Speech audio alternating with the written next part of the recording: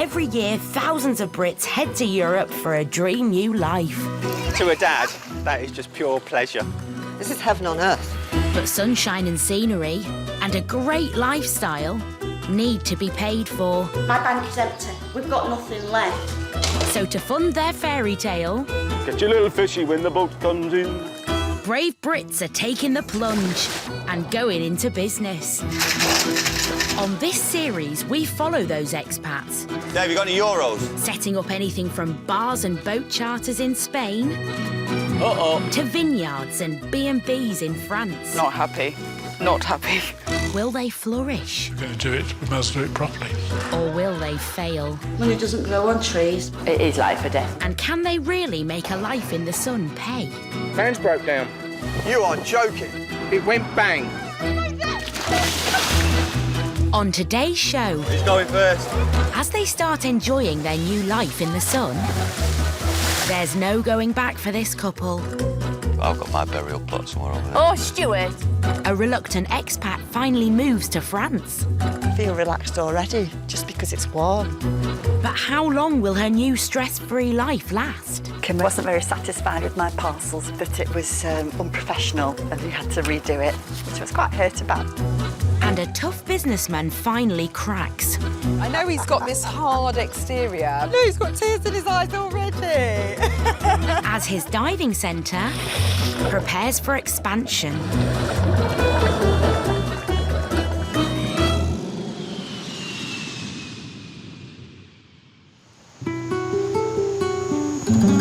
The province of Almeria, southern Spain. Since the thermometer was first invented, recorded temperatures have never gone below the freezing mark around here. The average yearly temperature is 16 degrees Celsius.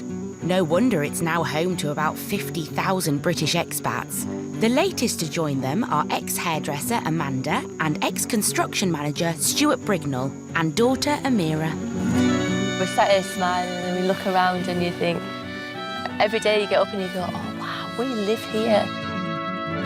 5 months ago, they left Whitby on the North Yorkshire coast for the tiny remote village of Piedra Amarilla, slap bang in the middle of Europe's only desert. They have now relocated to their dream 3-bedroom villa with a swimming pool and even an amphitheatre.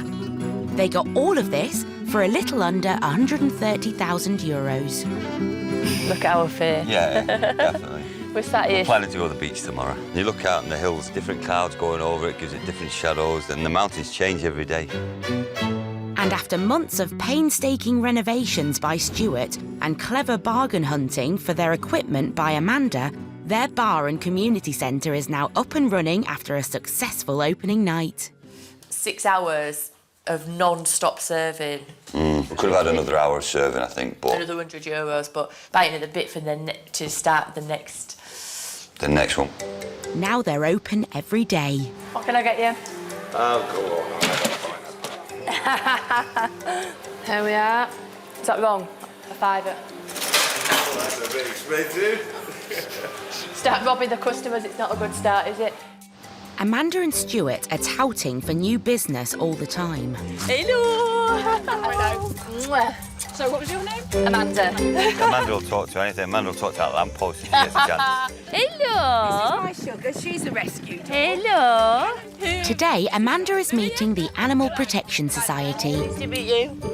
I am Stuart. a charity run by British expats in the nearby town of Albox. Amanda persuaded them to check out the community centre after meeting them at the supermarket. I've been eating alioli sauce, Steve. Great start. The charity is looking for a venue for its autumn fundraising event, so it's time for the hard sell. See what we've got to offer, and then if it's something that maybe you can utilise. It was originally like stables and then they converted it to this half-heartedly. Stu's had to rewire it, replumb it. Whatever you choose to do as your fundraising event, we'll adapt this building and amphitheatre to whatever you would like to use it for, really. The potential is amazing. Oh, it is. The meeting seems to have gone well. I'm a hairdresser, I haven't got any cards done for this, but that's my mobile number for my hairdressing. Oh, you're doing hairdressing as well? Yeah, Oh, yeah, heck. yeah. Wow, we're that busy, aren't we? Well, we'll see, yeah. No, do I nothing. Good luck. And although Amanda isn't willing to stretch her services as far as dog grooming, Take care, bye. the fundraisers have decided to rent the bar and community centre for their function. I still pencil it in. So is that a pencil booking? To me, having bookings in the book, in the diary, proves that it was the right thing to do. Excellent. Up to 75 people will soon join the fundraisers for El Teatro's first evening of food service. We're going to do a dinner dance, I think, and get live music on. That means more money. Yeah. With no experience at all in catering and just a second-hand kitchen to see them through, Sam, I'm going to fret now about them bowls. If you're saying we need more than one bowl per table... Oh, yeah. will this be a recipe for disaster?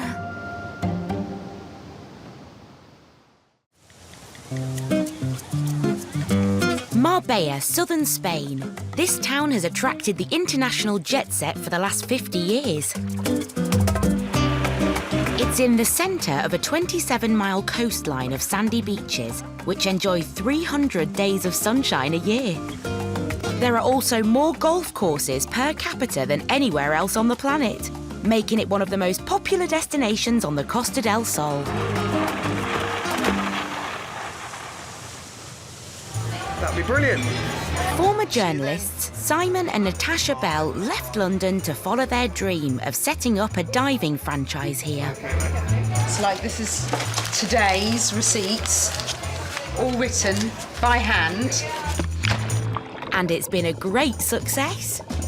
In the month of July, they have had 255 customers here, and the bookings have gone up tenfold since the start of the season.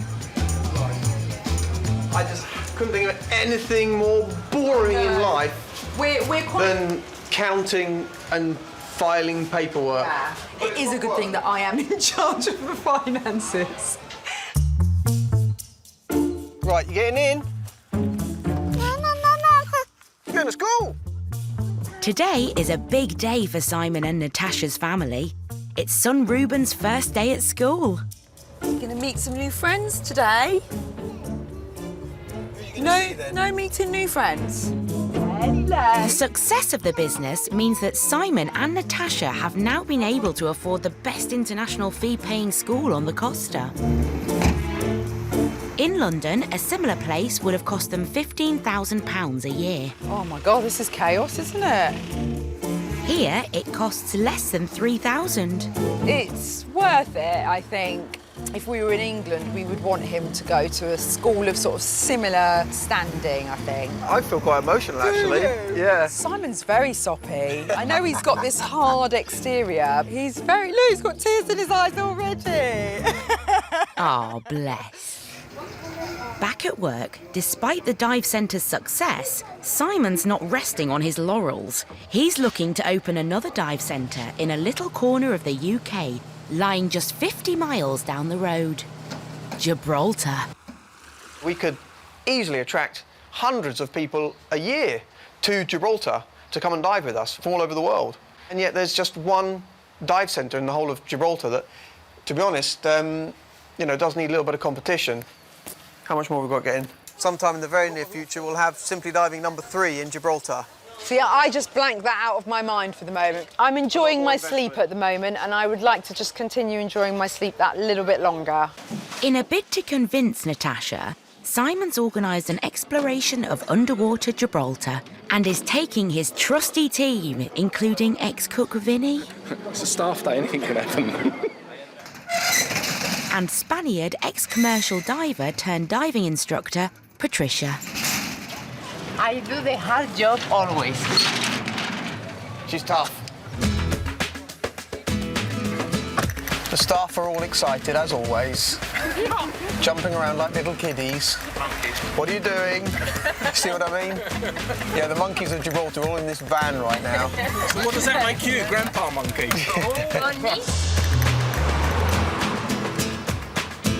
Perfect day for diving.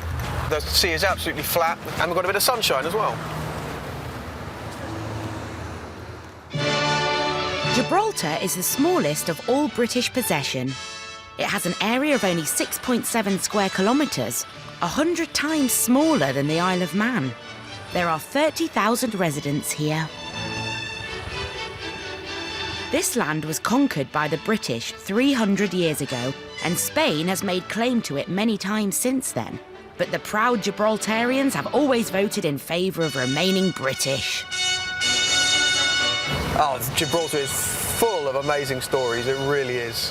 Where we're diving, in the very next bay, the story goes, is where Nelson's body was brought ashore after the Battle of Trafalgar in a barrel of rum. Oh, well, he's got lots of history lessons, hasn't he, Simon? He's got a story for every occasion. Simon's team are minutes away from Europe's first ever artificial reef and one of its best dive sites. But this is also a difficult market to break into. The startup cost will be double that of Simon's new Marbella shop, and he will need to gain permission from 3 different Gibraltar authorities. It's virtually impossible, which is why no one's really done it before. There's a lot of people have looked at it and run away, just because it is such a big struggle. Do you know, as well, What?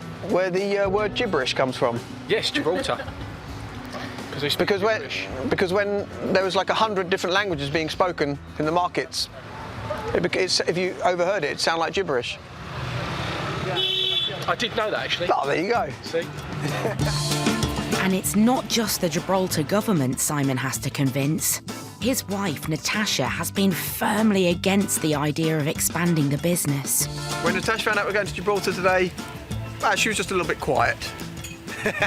She has feasible concerns. Behind me is Camp Bay. As Simon and his team prepare for their exploration, will they manage to persuade Natasha? The southern French town of Guesthouse is a real magnet for British expats, thanks to its fantastic food, wines, and landscape. 6 months ago, Kim Gilbert gave up his £50,000 a year job to settle in this area and take over a Land Rover spare parts business. It's all worked out. Everything that we aim to do, we have done. Changing our lifestyle to something that's sort of rural like this, in a country that we love. On the menu tonight is pork risotto. Being his own boss, Kim can now make the most of the relaxed lifestyle of his new adopted country. Caramelisation of the meat gives it all the flavour.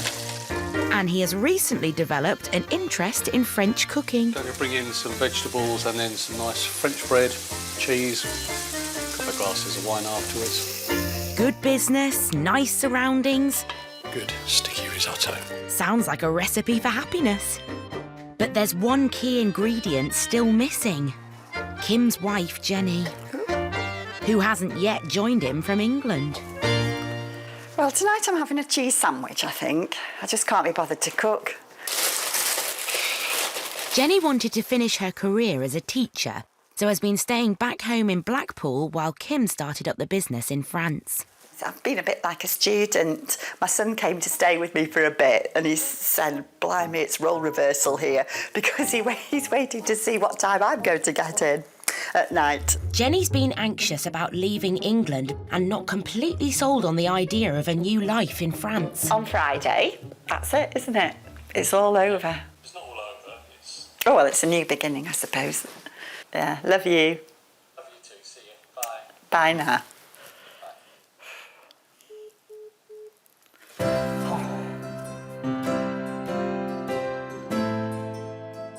Jenny's final countdown has started. In less than 48 hours, she will leave England for good. In preparation for Jenny's arrival, Kim has been working hard on restoring their French home with his team of British brickies. What I want to do is, in that room, have a radiator underneath the window and have electric fire sitting in the fireplace. And in that room, I just want to have a radiator under that window, radiator under that window. They have pinned the house together as they rebuild the internal structure. I'm really getting a vibe on this now and starting to realise that All right, we're standing on a few planks, but we could have a floor by the end of the week, so that's got to be good, and the ceiling downstairs as well. Kim hopes to be living here with Jenny while the final work is being completed. I've kind of suggested that the whole house wouldn't be ready, and she seemed to be reasonably relaxed about it. Wasn't mentioning anything about hotels or things like that. I think just being here, living here in a place that is going to be a home for the future, I think in itself is going to be really exciting, a bit of fun. We've had it too cushy for too long. We need to have something a bit rough to sort of have to contrast. In Blackpool, What's the first thing you've got to decide? Jenny is just finishing her last ever lesson. Right, boys and girls, shh. Listen, before you know it, you'll be in my position when it's your last time that you ever do something. So you've got to go out there and have good lives and take every opportunity that comes so that when your last time comes, it's a good one. Okay? Stand behind your desk, please. Jenny's teaching career is over. I will enjoy France. I will enjoy France. Okay, off you go. Although right now she doesn't quite believe that. Touching people's lives like this, it makes teaching a wonderful job to do. So to give it all up and go to France, it actually hurts very, very much.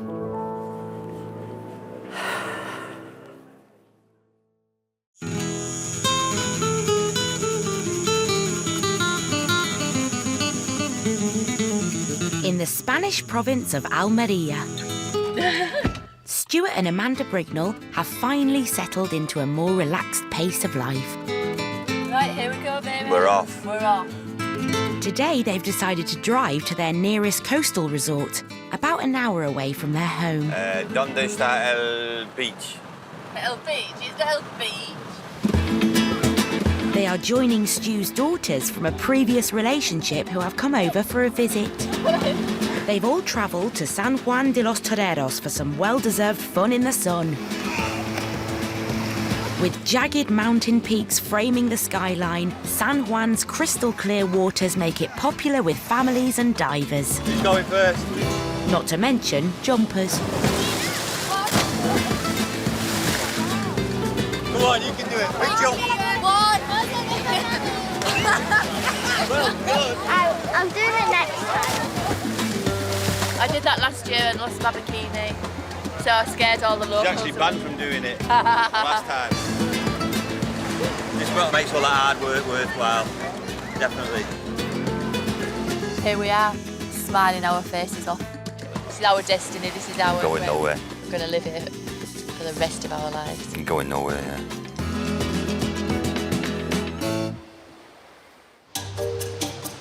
A month after the grand opening, today is a big day for El Teatro. This is sort of our first large event. It's hosting a fundraising evening for a local animal charity. We released the tickets and within 4 hours they were sold out. Catering for 75 people, with many more expected to see the live band. There's no flowers on this table. Yeah, Stu's going to get me a vase. I do think we're going to be quite hectic tonight. I think it's going to be on a par with, if not more, than the opening night, because we're serving food and that as well. Whereas on the opening night, all we really did was serve beer, wasn't it? We've got quite a few volunteers helping from the charity. I think it's going to be a busy one. Tonight, El Teatro will provide a meal entirely based on local ingredients. This is the biggest pig farming area in Spain, where most of the country's chorizo is made. On the menu tonight, pork loin with sautéed vegetables. It's not just like we're doing a chicken in a basket meal, we're doing a really posh meal, which is what we want. For the occasion, the Brignalls have called in a professional chef, fellow expat Steve.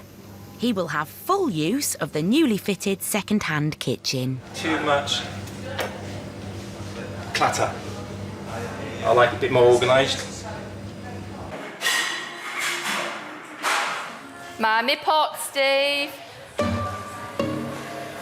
I've lost all my flowers now. Where's them flowers gone? People have moved all my stuff. And I don't know where my sprinkles are now. First job for Chef Steve is to roast 15 kilos of potatoes, which is not looking like it's going to happen anytime soon. God. You had it on, didn't you? I've had it on loads. The second-hand cooker isn't switching on. Take long though. I'll just change the bottles here. With 75 people due to arrive for a slap-up meal, El Teatro's reputation is on the line. I've looked at it loads of times. Yeah. If Stu and Amanda can't get this sorted, then they will be feeling the heat. Can you imagine? Well, it's work, it's actually happening, not imagining.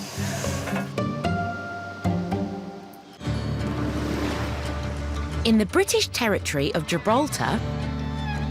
Thank you. Grab this way, please, children.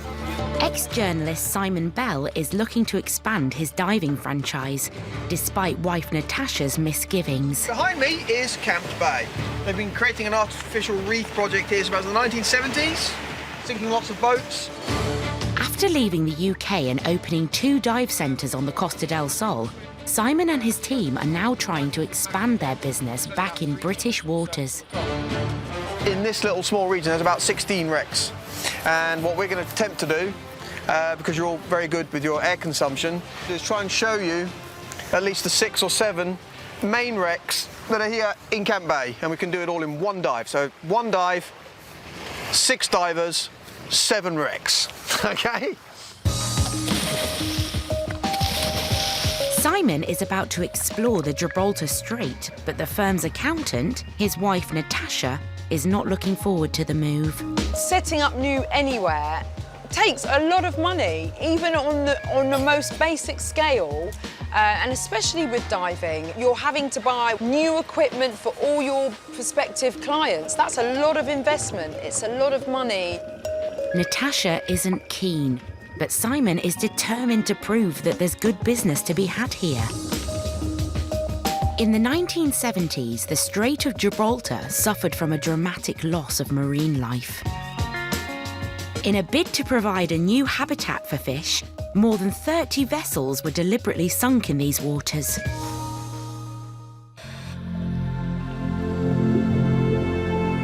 And here are the results of that pioneering experiment. 40 years on, these waters are now full of corals, sponges, and many different species of fish. And this is what most divers will be coming to see. The remains of a 1,000-ton vessel once used to lay telephone cables across the ocean, which has now become a new home for dozens of marine species. Despite being at the bottom of the ocean for 25 years, the vessel is still intact, so the team are able to explore every room. And so will Simon's future clients if he finally sets up shop here.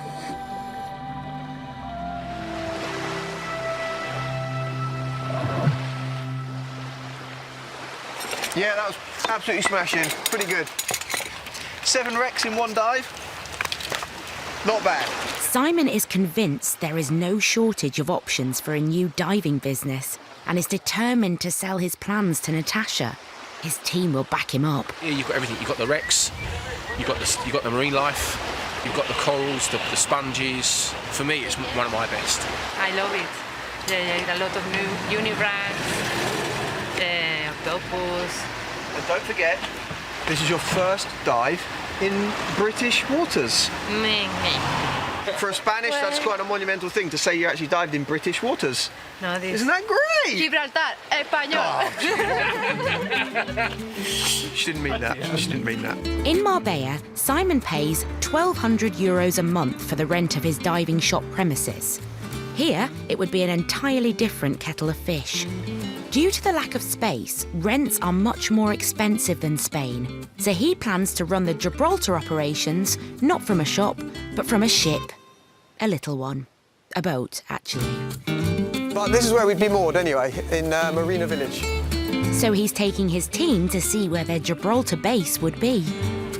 What I want, and what I'm encouraging Natasha to want, is to have a boat that's big enough for at least a couple of cabins that we could use on low season, and we can sail up and down the coast in it with Ruben. We can use it as an actual small dive centre, so we can have a classroom on it, and we can store equipment on it. And we've been told by Gibraltar that they would be happy for us to register the business at an address if we had a permanent mooring with a boat that was of the right size.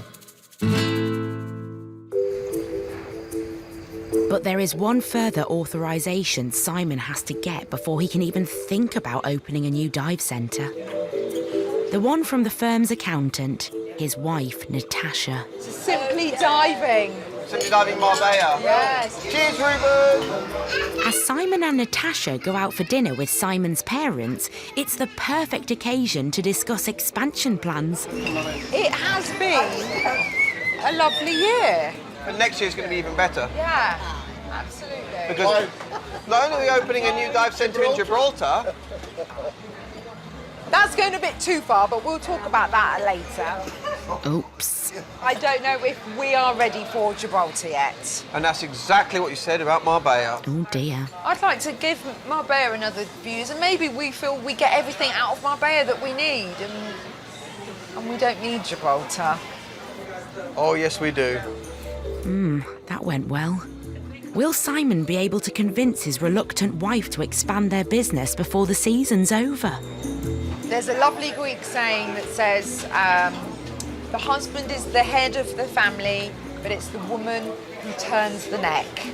I will be turning the neck. Away from Gibraltar.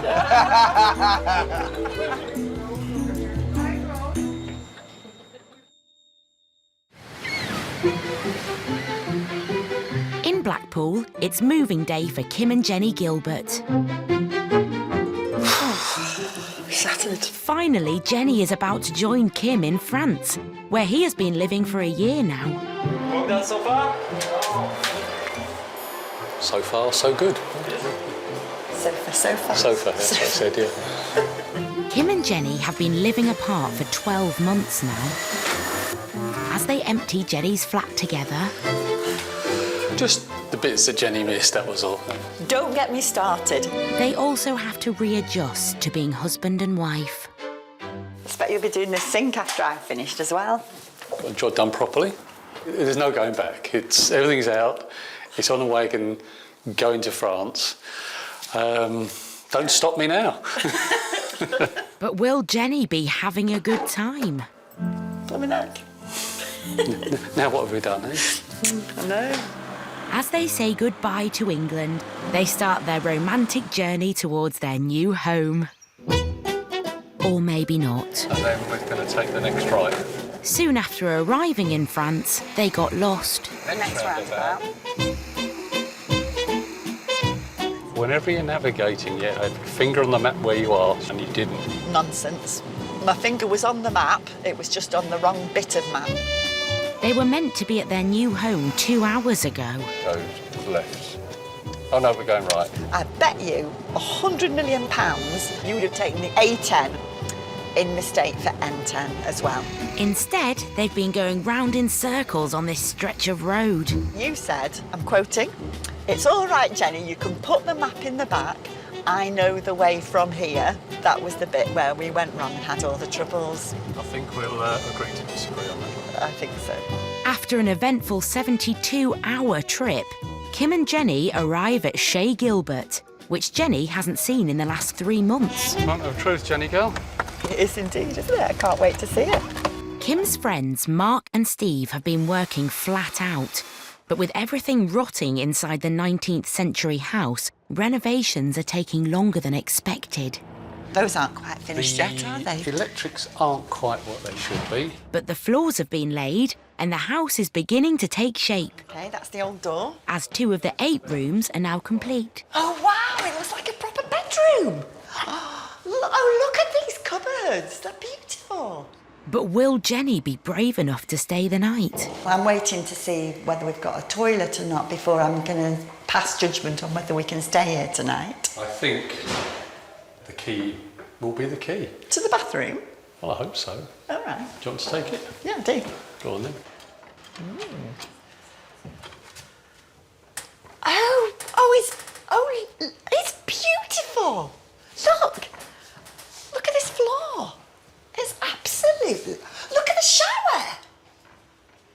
amazing. Truly. Look at these, put a curtain up.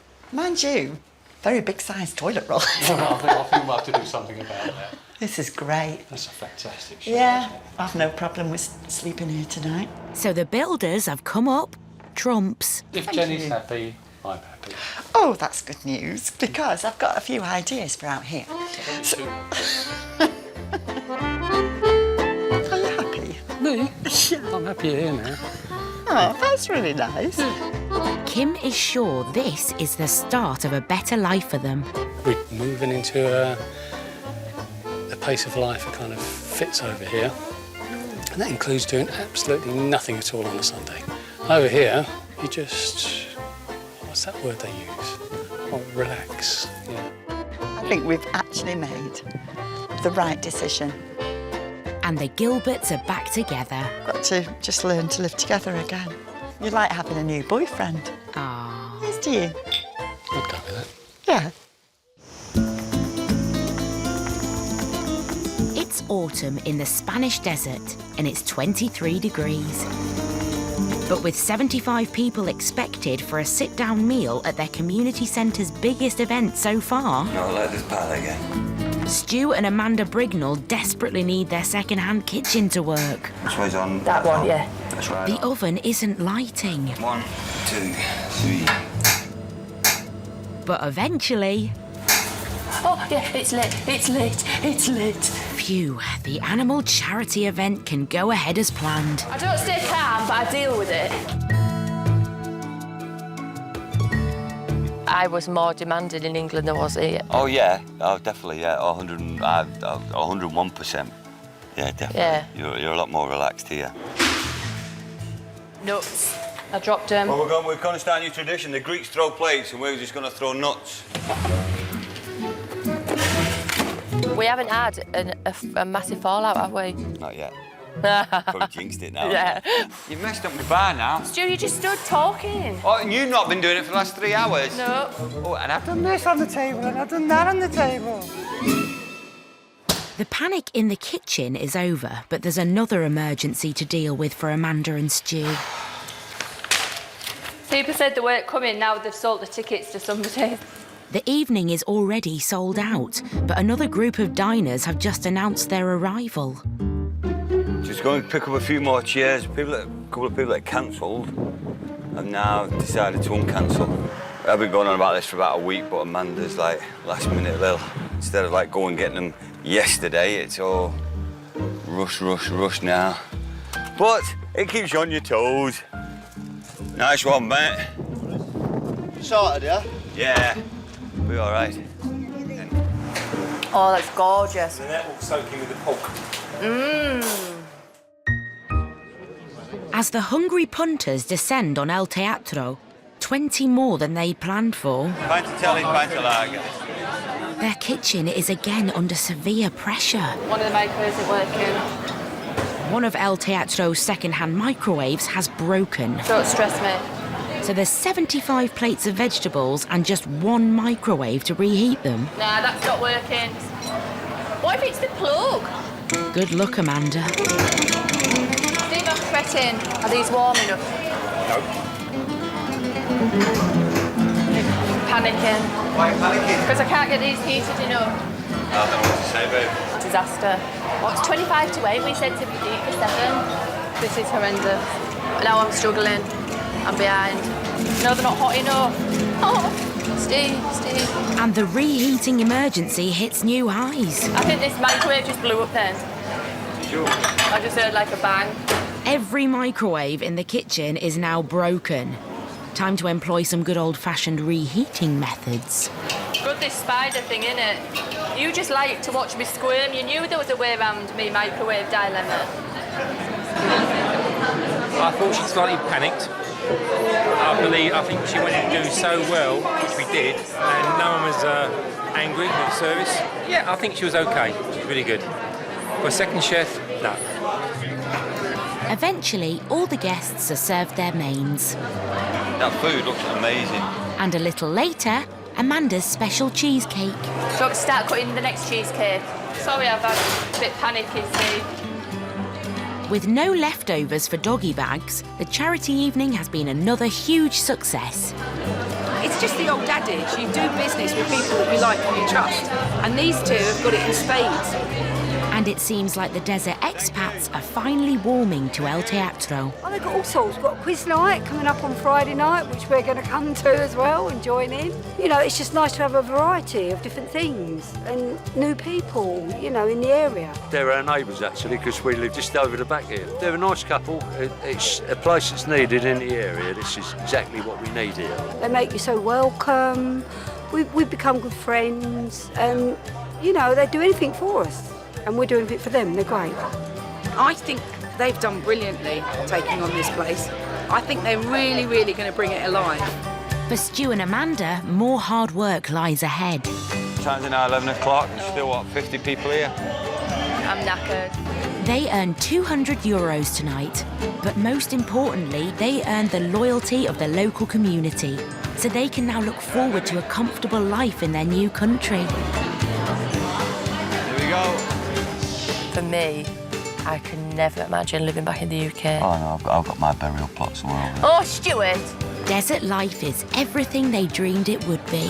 I am 100% happy that I've done it, and I can say that with hand on heart. Same as me. That's exactly.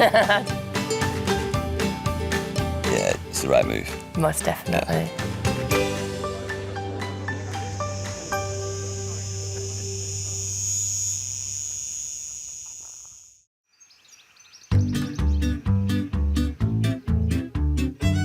Charente, southwest France. It's 4 days since ex-teacher Jenny Gilbert made the biggest move of her life and joined husband Kim. It feels great. I already feel stress-free. I thought usually in the summer holiday, it takes me probably 3 weeks before I actually relax, but I feel relaxed already just because it's warm and because I'm looking at a great view. Jenny may be finally warming to her new surroundings, but to fund her new dream life, she has to start working for the family business. How will she make the jump from the classroom to the world of car parts? 03 WFL. Kim wasn't very satisfied with my parcels yesterday and told me that it was unprofessional to send something out in such a state, and he had to redo it, which I was quite hurt about because I thought I'd been very inventive in my parcel making. Something which just doesn't work. It's your approach to packaging. I think that does the ticket. Whether Kim thinks so is another matter. Nothing that I do at the moment I can do properly. So everything I do, I'm still learning to do, and it's quite depressing. G again. Working with Kim, he's going to get very impatient with me. I can see myself being the cleaner here at some point. And perhaps that's for the best, really. E.g. After a lifetime of teaching, Jenny's struggling to learn a new trade. Teaching, it's what you're used to, it's what you're good at. Yeah. And then there's parcels. I'll turn it the other way around because it looks better. What's he trying to say? Big deal. I wish that were true. At the end of each working day, Kim and Jenny make the 10-minute leisurely commute through the French countryside towards their new house, where there's, well, more work to do. I've actually got a blister from painting. Who would have thought that? This classic French townhouse used to be a depository for car parts when Kim and Jenny bought their business. Kim has been renovating it for 5 months now, and the end is in sight. Pretty soon, they'll have a kitchen. I've given it a good coating of woodworm remover, so hopefully that works, because this is going to be a food cupboard. With Jenny working alongside Kim, the pace of work should pick up a bit. I've always done my own decorating, until you, really. Mind you, I remember once I'd used staples to staple the wallpaper to the walls, but it worked and no one noticed until they looked very, very, very closely. Which is why I'm doing the decorating now. Nothing like DIY to create a bit of marital tension. Are you just going to do a line across there as well? It just seems strange to do it in 2 halves like that. OK, Well, you staple wallpaper to walls. Carry on with your light. Didn't fall off. Pardon? It didn't fall off. Oof, awkward. Just a little overhang on the end. Perfect. Much like you, dear. As if the Gilberts weren't putting their relationship to the test enough today. You ready for your drive? Yes, I am actually. Kim's giving Jenny her first driving lesson on the right, the other side from the UK. Oh my God. He's got. Oh no! I was just thinking it's on my side of the road. Right. Priority was on the right. Go on, go. You have priority. This side of the car is away from the middle as much as possible. Yeah. It's like when his van comes round. Yeah. You want to be over there a bit more. Sunflowers are nice, aren't they? Yeah, just concentrate on the road. Okay. Oh, I shut my eyes then. I shouldn't do that when I'm driving, should I? No. I'm holding a few vehicles up here because I'm going a little bit slowly. Oh, look at the birds of prey. I just really enjoy seeing them. Okay, just... Oh, yeah. Watch the road. Cheers. It seems like it's not just French roads that Jenny needs to get used to. She still hasn't come to terms with being married to the boss. I feel sometimes I'm a bit taken aback by the way you talk to me. Nobody has ever talked to me in that sort of, well, bossy sort of way at school. I'm kind of usually giving the instructions myself. Well, you're no longer head of department, are you? No. Are you? No! That's awful, because what if you get power crazed? Next time, in Spain's trendiest town. We're blowing away. A new expat muscles in with her new business idea. I've left my job, I've left my house. It can fail, but it won't fail. Not if I've got anything to do with it. As orders take the plunge. I've got nothing to do. It's desperate measures for Kim and Jenny. Is that your vehicle there, sir? Yeah, that's right. Looks like you might need some parts. Look at that one, that's an amazing one. And a British couple's winemaking dream. I've always loved wine. I like growing fruit. I mean, it's sort of like gardening on a big scale. But will it turn sour? If we don't get a decent harvest this year, we know it won't work.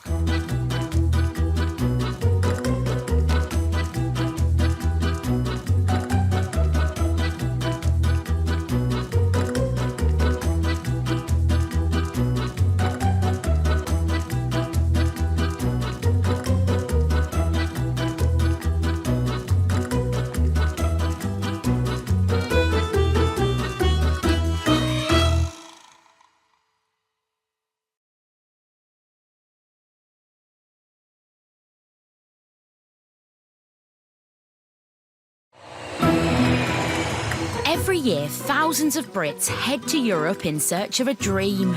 To a dad, that is just pure pleasure. This is heaven on earth. But sunshine and scenery and a great lifestyle need to be paid for. My bank is empty. We've got nothing left. So to fund their fairy tale, Get your little fishy when the boat comes in. brave Brits are taking the plunge and going into business.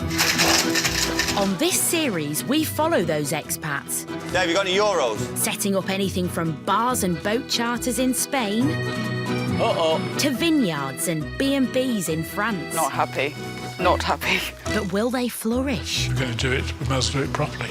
Or will they fail? Money doesn't grow on trees. It is life or death. And can they really make a life in the sun pay? Fans broke down. You are joking. It went bang. On today's show... I have no relationship in the UK. I've got nothing to go back for. It's decision time for the owner of Marbella's newest boot camp. If I had to choose between finding the love of my life and the business, I would choose the business. As the season closes at this British-run dive centre... My accountant, when I took the invoices to her, her face actually went white. Will these expats risk all their profits again? And I'm an ambitious bugger. Nice one, everyone. And a shock for the Brits trying to break into the French wine business. Well, I've broken my leg.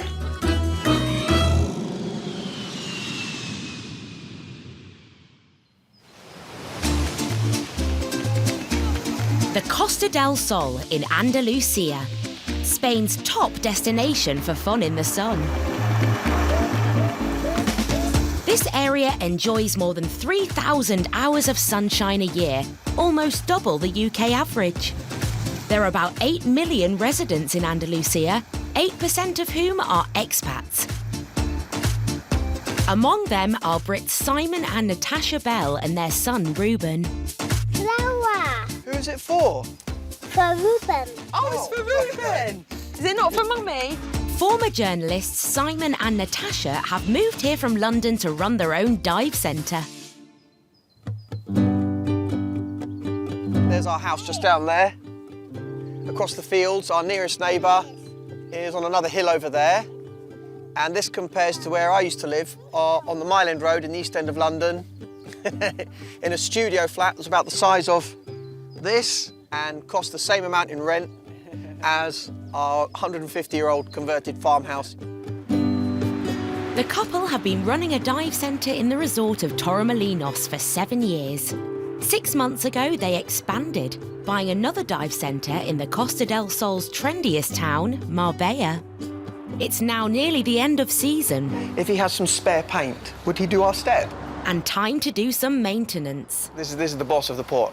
He's a good guy. If you have a little spare of that lovely blue, could he do my step? Oh, on the step in blue? Yeah. Sure. Oh, really? Yeah, sure. Are you sure? Yeah. You see, it just goes to show, if you don't ask, you don't get, right? I know. Quien no llora, no She's mama. too polite. Sorry? Yeah, in Spanish is quien no llora, no mama. If you don't cry, you don't get booby. That is when you have a baby. Yeah. So if you don't cry, you don't get booby. Ah, booby. I didn't know that was booby. But it's also time to take stock and decide if the expansion's been a success. Come on, Vinny, we know you're old. I can't help it if I dive with style. Simon's team have worked flat out to establish their new dive centre. A job which has had its ups 1, 2, 3. and its downs. Van's broke down. You are joking. It went bang. This year has really been just paying off the investment. So, yeah, the coming year and the coming years will definitely be able to afford to expand even more. When you see something grow slightly, you can see then the capacity for it to grow really, really big. Now the season has ended and it's time to count the cash. The last couple of days has just been the deadline to hand all of our accounts into our accountant. And it probably is the most hellish part of the entire season. For the 2 dive centres, we can have anything up to 30 or 40 invoices on a busy day. So my accountant, when I took the invoices to her a couple of days ago, her face actually went white. It's been lots of paperwork for Natasha, but the takings are looking good. All black, ninja style. And Simon thinks he knows exactly where they should spend all that profit. Sometime in the very near future, we'll have Simply Diving number 3 in Gibraltar. See, I just blanked that out of my mind for the moment. I'm enjoying my sleep at the moment, and I would like to just continue enjoying my sleep that little bit longer. Natasha has not been keen to risk their savings again to open another dive centre. I don't know if we are ready for Gibraltar yet. And that's exactly what you said about Marbella. Despite Natasha's misgivings, Simon is determined to push until he gets what he wants, even raising the subject at a night out with his parents. We don't need Gibraltar. Oh, yes, we do. There's a lovely Greek saying that says, the husband is the head of the family, but it's the woman who turns the neck. I will be turning the neck. Away from Gibraltar.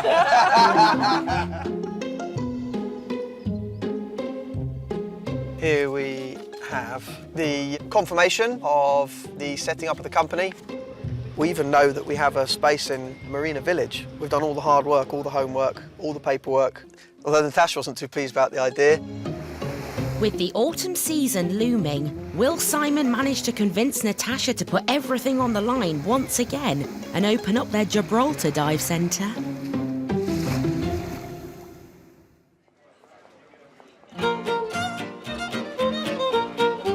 Southwest France, a draw for millions of tourists each year. many of whom are lured by its world-famous wines. In this area, about 1,000 registered vineyards grow a variety of selected regional grapes. Sue and Humphrey Temperley moved to this area to produce their own wine after selling their farm in Somerset. Now they're settled in the village of Gajac-et-Rouillac. England has become, over my lifetime, incredibly crowded, incredibly stressy, and I don't actually miss any of that. No traffic noise, no hassle, no commuting to work, all of those kind of things are great. But after years of bad weather and mistakes in timing previous harvests, Sue and Humphrey haven't turned a profit yet. You wouldn't want to be harvesting that this week, would you? If they don't get a good crop this year, they will be forced to give up the vineyard. There's no plan B about this project. We make this project work, or we have to sell up and go and live in a bungalow by the seaside. This year, Sue and Humphrey think they're onto a winner. The weather has been ideal so far, with the right mixture of sunshine and rain. And they've managed to keep their vines healthy and strong. This is our 6th summer, and I hope we'll all enjoy the wine. But now they're faced with a big decision, one that they got wrong in the past. When exactly should they harvest their grapes? We have to wait for the Malbec to be ripe before we can really harvest the Muller. It's nearly autumn and the weather could turn any moment and ruin the crop. But Humphrey is feeling lucky and has decided to gamble and postpone harvest for a week in the hope of more sunshine. They aren't fully ripe, and so if I was really jumpy and worried, I could take them now and deal with some of the consequences, but I'd much rather leave them out there for another week and get a super quality product, which is what we will do if they don't come to some horrible end in the meantime. If you want something good, you've got to go for it, and going for it means taking some risks. But a risk of a different sort has caused unexpected new problems. Right, do you want to be on those or do you want that? Well, I've broken my leg. Just before the start of the red grape harvest, Humphrey has fallen over and badly injured himself. Got very tired on Saturday evening and missed my footing coming down from top of one of the wine tanks. Swung down and fell onto the concrete wall, so now got 2 pins in my upper leg, upper tibia. Right, let's see if that gets into that one. And can't put much weight on it for a month or so. This is a massive blow. Not only was Humphrey due to direct operations on harvest day, but he was also going to be the only tractor driver. So let your bit slack, Sue. Now supervise and wave my crutches and get the harvest finished. His apprentice, ex-cook Matt, is standing in for Humphrey, but he's never driven a tractor before. We won't laugh at you, we promise. So today, Sue and Humphrey are putting him through his paces. If he can't get it right, they'll have to hire a driver and cut into their profits. It's quite difficult driving big trailers backwards, which you can't see where you're going. Some people can do it, some people can't. And the people who are kind of hopeless at reversing trailers.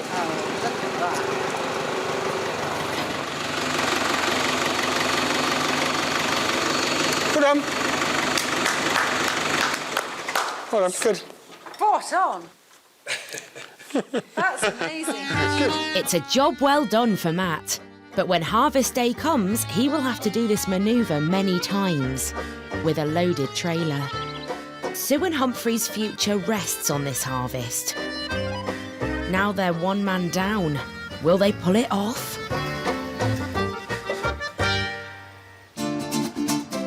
The Spanish town of Marbella is the most glamorous place on the Costa del Sol. It's the second greenest city in Europe, with just 23% of its land urbanised. Here, €20 million villas rub shoulders with flats costing just €80,000. Rosanna Gorman from Doncaster has given up her job as a medical rep and poured more than £35,000 into starting up a residential boot camp and fitness centre. I got here, I feel, you know, much better in myself. I love this weather. I love being in the sun. It makes me feel better. It's like paradise, isn't it? Beautiful. Rosanna is renting a 5-bedroom villa that can cater for up to 11 people. It's a very, very good place. Very nice. And she has given herself a year to see if she should make this move permanent. I do like to watch them. I sometimes watch them when they don't think I'm watching as well, which is quite good. It's been a slow start with just 30 customers in the first 5 weeks. Hi, how you doing? So Rosanna is trying to drum up business using an online consultant to update her marketing. This is your storefront. Well, there's no other way for people to find me other than online. Yeah, and then really. The things that I'm worried about, obviously, are not getting enough customers and you know, not being able to go forward. Rosanna is also exploring the local markets for quality products to improve the food on offer for her guests. Wow, this is amazing. Look at this. Just fruit and vegetables everywhere. And it seems like things are looking up. Rosanna just welcomed her first returning guest. Lisa, who signed up for a week of one-to-one intensive training to get the dream body she's always wanted. Fabulous. That's great. You can get off now. Okay. So we'll do exactly the same measurements we did last time. So we'll do the bust, the waist, the hips, the thigh and bicep.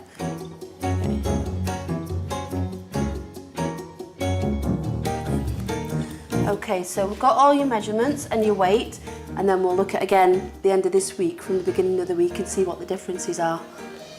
It's not necessarily about what I want to lose, it's what I want to feel like in my clothes, etc. The inches and everything that come off my body rather than the weight. Rosanna has miles of sandy beaches just a kilometre away from the villa. Ready? They are the perfect location to put Lisa through her intensive training programme. Couple more. Oh, I love working in sand. I love it. I've got sand where sand really shouldn't be.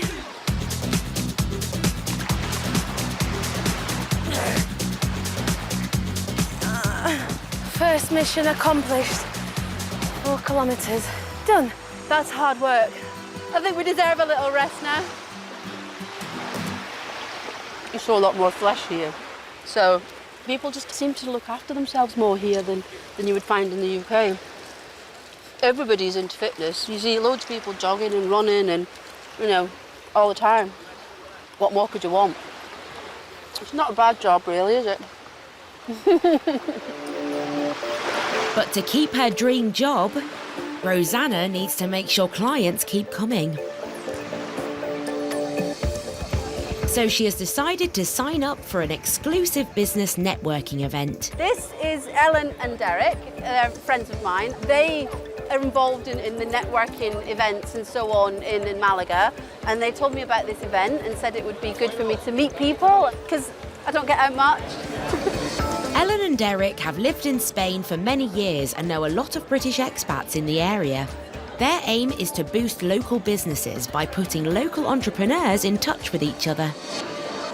There could be some business networking.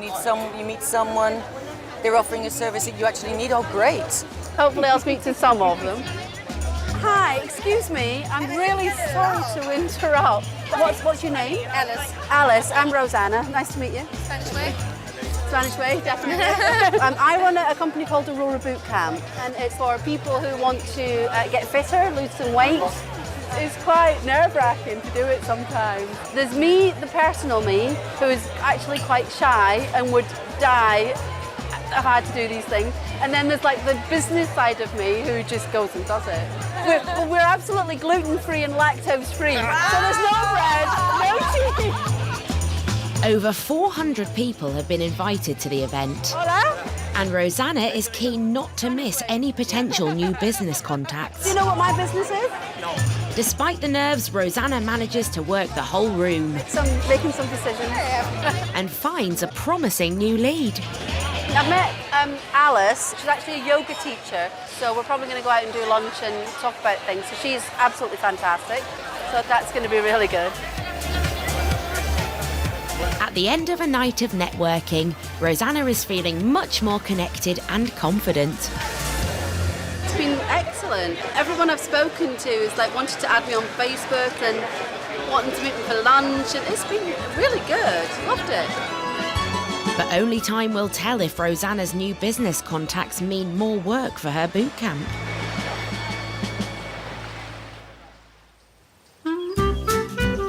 In Gajac et Rouillac, southwest France, finally it's harvest day for Sue and Humphrey Temperley. To say, when the grapes get this ripe, it is one of the best parts of the job. I love it. After a few unprofitable years, this harvest is make or break for their business. The grapes look good, but they are short of a winemaker, Humphrey, who has broken his leg. It's just as well they shaved your leg. When you go to a French chemist, normally end up with a carry bag of stuff. In this case, it was a bit more extreme than that. Now I've got 2 pins in my upper leg. I can't put much weight on it for a month or so. Their most important harvest is about to start, but Humphrey is under strict doctor's orders not to do any work. It's 8 a.m. So the plan for this morning is the harvester will arrive hopefully in the next 10 minutes, quarter of an hour. The harvester will harvest the grapes and Matthew will bring them from where the harvester is in the field with the tractor and trailer into the shay. And then we pump the grapes from the trailers into the big vats. It's been a long slog to produce the perfect crop. Apprentice Matt will have the crucial job of bringing home the grapes today. A lot of anticipation. I've been here for 6 months now, so I've been waiting for this day. I was up since 5 with butterflies in my stomach, getting really excited, so looking forward to it. What could go wrong? It's not long before the grape harvester arrives. Right on time as well. This €300,000 beast is shared with the neighbouring vineyards. When harvest starts, it will travel along the vine, sucking off the grapes like a giant vacuum cleaner. Matthew? Once harvested, Apprentice Matt will load the grapes and tow them back to the tanks with his tractor, a job he's never done before. Kelsey, if there's any problem, just hoot. Okay. I only started driving the tractor and trailer yesterday properly. Had half an hour's rehearsals and did a few backings in. So it's learning quick in the deep end, really. There's a lot riding on it. Obviously, there's a harvester there worth hundreds of thousands. One little move wrong and I could crash into that. I've obviously got the tractor and the trailer, which is worth a lot of money, and the load as well. It's the whole year's work riding on this, really. Sue and Humphrey's livelihood depends on the success of this harvest. I just want to tell Humphrey it started, but he isn't answering his phone at the moment.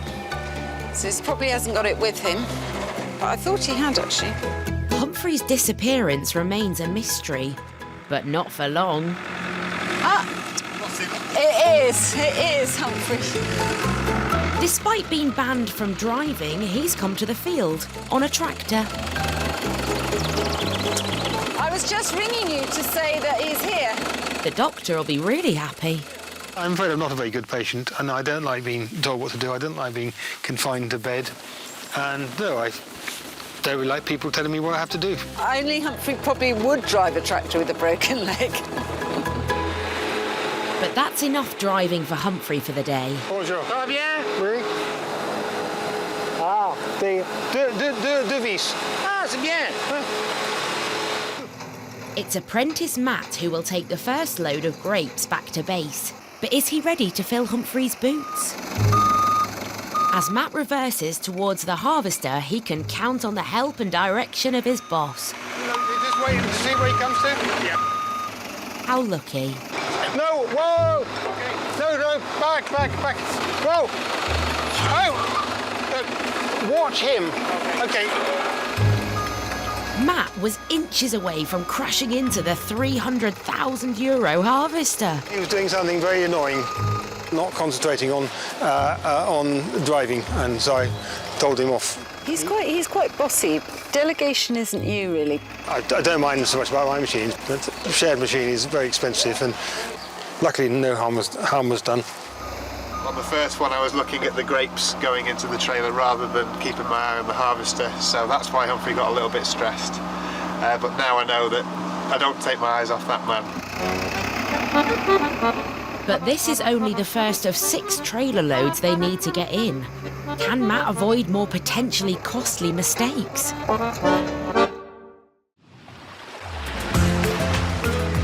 In Marbella on the Costa del Sol, Rosanna Gorman has been putting returning guest Lisa through her paces during a week-long stay at her boot camp retreat, the Aurora.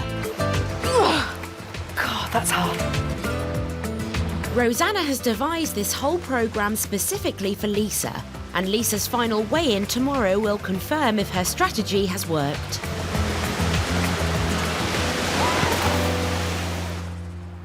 Only 10 weeks ago, Rosanna was living in the UK with her boyfriend and working as a medical rep. So these are all notes that I'm doing now. She's still wondering whether her move to Spain will be permanent, but her private life has recently taken a dramatic turn.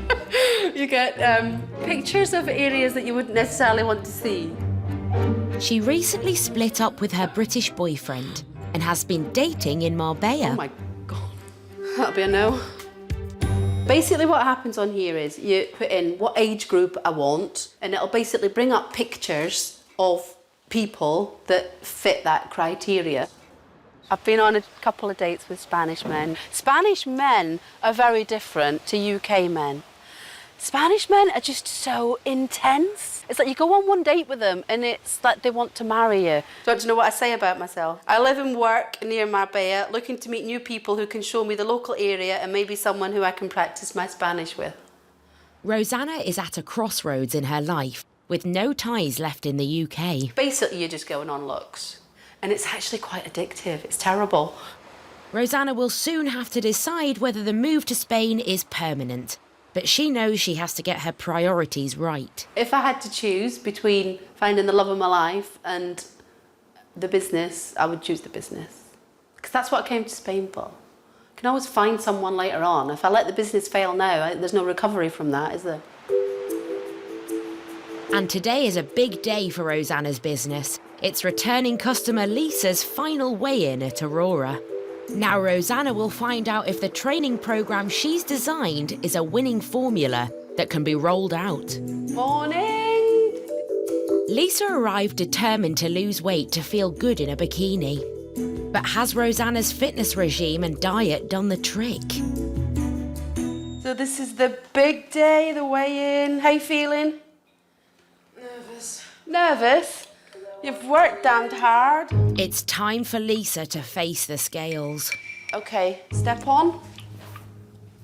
So that is 4.5 off. 4.5 pounds. Yeah. You can see my belly. I can see a massive difference there. Muscle woman. It seems like Rosanna's first one-to-one training week has paid off. Okay, so 4.5 pounds off. 2 centimetres off your bust, 6 centimetres off your waist, 4 centimetres off your hips, and 1 off your bicep. Well done. Are you pleased with that? Yeah, definitely. Good. Definitely. She's done amazingly well. She should be very proud of herself. I would definitely recommend it. You know, you get rid of everything, you come out, there's no computer, there's no phone, there's just sun and the beach, and the training is really good. Everybody's so motivating. So yeah, it's very good. Thank you for everything. And I'll see you hopefully in September. Thanks very much, Rosie. Every single customer who's been to me has given fantastic feedback. I've had no one really who has said, you know, they didn't like it, they wouldn't come back. Rosanna knows the regular returning business will be the key to success for her and her clients. A lot of the reasons why people have come here is to sort of find themselves, and you can't really do that in a week. You know, it's not a quick fix thing, it's a long-term thing.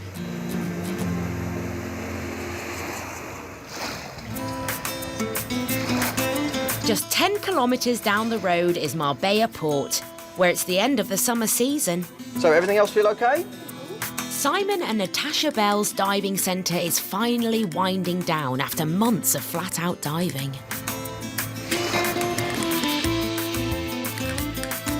The couple have taken a rare day off. They're spending it with their son Ruben in the hills surrounding their house.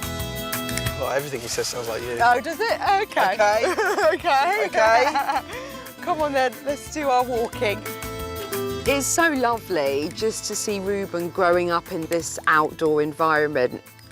I don't think he would have that as much if he lived in the UK. Simon and Natasha have worked hard this year to establish their new dive centre. Will this couple risk everything they have once again by following Simon's expansion plans to Gibraltar? I'm just one of these people, I get bored very easily, you know? Things kind of reach a plateau and it's nice, and then just gets a little bit boring. So you have to think of something else to do.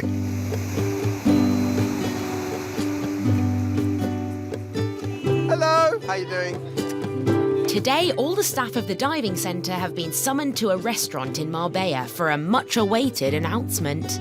Because they know what I'm like, they know that if ever there's an announcement, it's always going to be something bigger and better. They know I'm an ambitious bugger. Natasha has a few things she'd like to say. Oh, here we go. Okay. You stand up and you start there. Very quickly, honestly, from the bottom of my heart, I just want to say thank you to all of you. I never imagined that in expanding, we would have such a good year, and it's all down to you. Thank you. Honestly, it really does. You have improved our quality of life. But following their explorations of the Gibraltar dive sites, the staff's eyes are firmly on the boss, Simon, as he prepares to make his speech. It's been a very, very special year for Simply Diving. And the great news is, of course, that you knowing that I get very bored very, very easily, is that, of course, Simply Diving is going to expand even further. And, we're going to tackle a little part of the UK, which is Gibraltar, and obviously we're going to need you guys here. We're going to need you for that. We've already got an official company registered in Gibraltar. Thank you, everyone, for your really, really hard work this year. I would not swap any of you lot for anybody. I wouldn't even swap Vinny. Nice one, guys. Despite Natasha's reservations, once again, boss Simon has decided to power on with his expansion plans, aiming to open next summer. It's great news for the staff, but a risk for the company. Gibraltar's got a really good dive sites. That's going to be great. Can't wait, actually. The more I think about it, it's like, yeah, definitely. Really up for that. Can't wait. Of the two of us, I'm definitely more resistant to the Gibraltar project. Not resistant permanently. It's really good to have that plan there, but right now, all I can think about is the end of season, putting my feet up and recharging really for a new year. Right, let's go! Simon! Hang on a minute. It's time to celebrate the achievements of a bunch of British expats and their Spanish colleagues. Going up in the sky. And look forward to a bright future.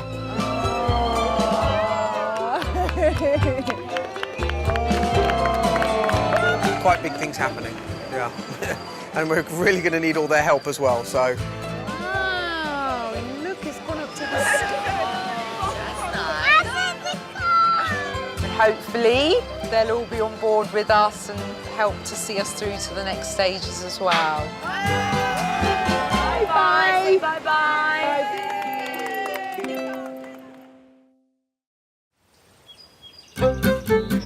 It's harvest day at Sue and Humphrey Templey's Chateau Leicester Veni. They are sweet, juicy and delicious. Absolutely perfect. Its owner's dream of a life in France rests on today. They need to get a bumper crop and bring it home safely, all with an injured winemaker. How's your leg feeling now? Fine. And an apprentice standing in. When you see the thingies tip up and tip all those grapes into the trailer and you think, well, that's basically 11 3/4 months work of pruning and tying and all the rest of it, and that's the result. So when it's a huge full trailer like that, it really is amazing. Looks like quite a decent volume, and the quality is very nice, so everything I could ask for, really. Now with the first load of grapes in the trailer, Matt has to reverse it without damaging the grapes or the machinery. Go forward again. Stop! He's had a narrow escape with the harvester earlier.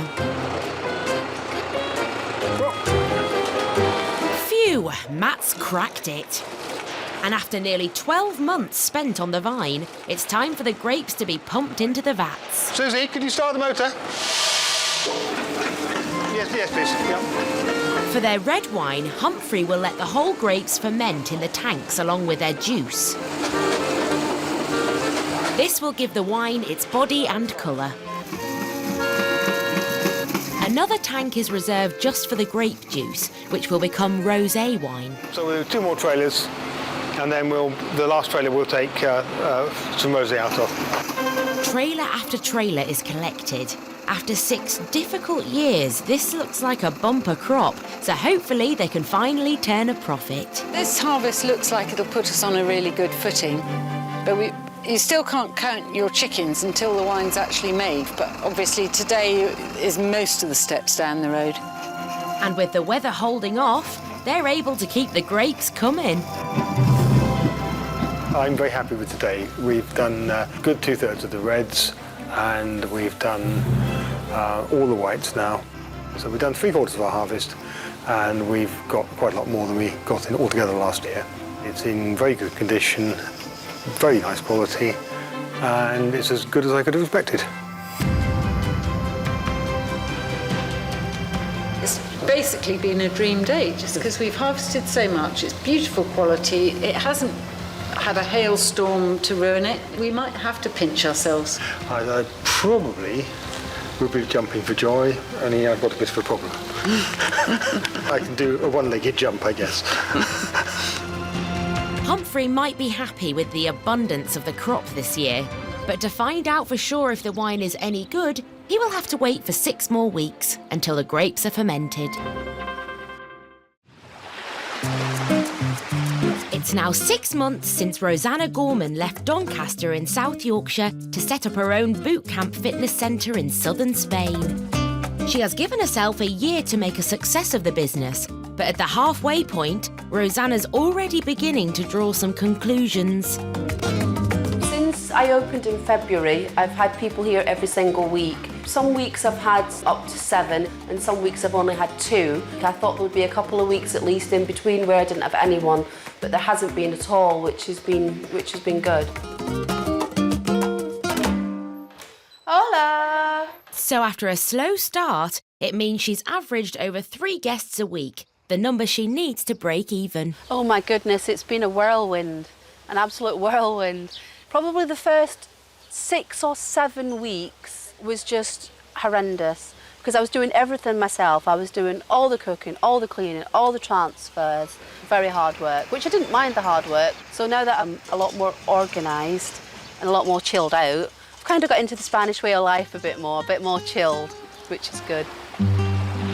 It's now the height of summer, with temperatures reaching 35 degrees almost every day. Rosanna has decided to give herself a much-needed summer break. Anything to report broken or no?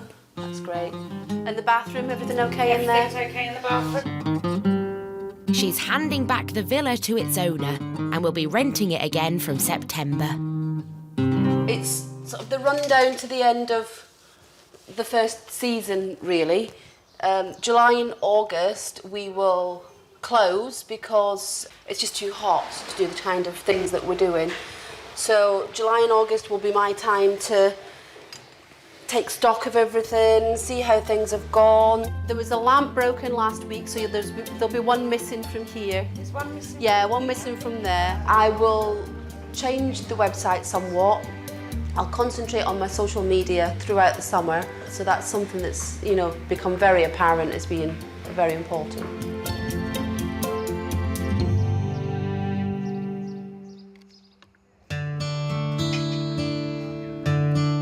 But first, Rosanna needs to make one final journey back to Doncaster to move out permanently from the home that she and her ex-boyfriend have shared for the past 8 years.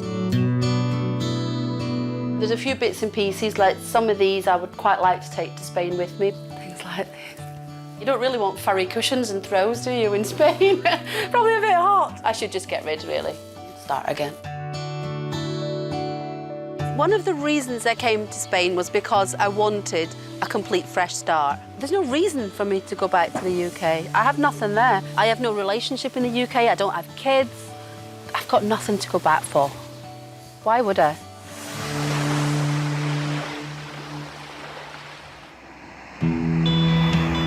With her boot camp villa rented out, Rosanna is moving into a small apartment in the Andalusian mountains to make preparations for when she reopens in September.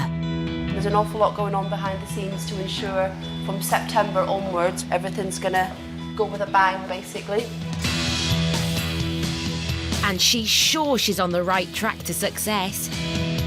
It's just an opportunity that I've given myself. No one else has given it to me, I've given it to myself. Given myself this opportunity to change my life, do what I want to do for a change. I do want to show people that I can do things on my own and that I don't particularly need anyone else to help me with that. I can do it on my own, which is where I want to be, really.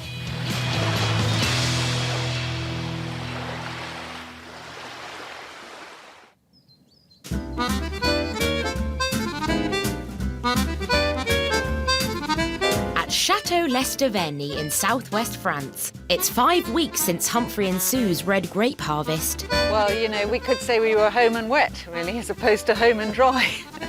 You're never dry here. After a bumper crop, they're checking on the fermentation. OK, that's lovely. This is the most crucial moment of the year. A bit hard. When they find out if the wine's good enough for them to turn a profit. By the end of the day, we'll have all our wine in the tanks, ready to blend and bottle and everything else that goes afterwards. Humphrey may be able to walk again, but won't be able to do any hard work. So apprentice Matt is stepping in. Again. With a dodgy leg at the moment, my shoveling abilities are limited. And so I'm relegated to a sort of supervisory pottering around role for today. Oh, I thought the supervisor was the boss. Well, perhaps. But who's the boss? Are there many berries on the top? Yeah. Get them out now. No, let's do that another day. We don't. As long as you can reach them. Quite a lot of juice to that. Oh, it smells wonderful, doesn't it? It's also quite alcoholic in the air as well, because it starts to make you feel a little bit lightheaded. After spending the last 6 weeks together in the tank, the grapes will be separated from the wine. Once Humphrey sees the grapes, he'll be able to tell if the wine will be any good. Humphrey finally has a chance to check if the grapes are fermented properly. There's a berry that's come through the pressing and so on, virtually intact. It's actually not been squashed at all. If you can do that with your grapes, it actually does produce really good quality wine. With a bumper crop and a perfect fermentation, Sue and Humphrey are on their way to their first successful year. There we are.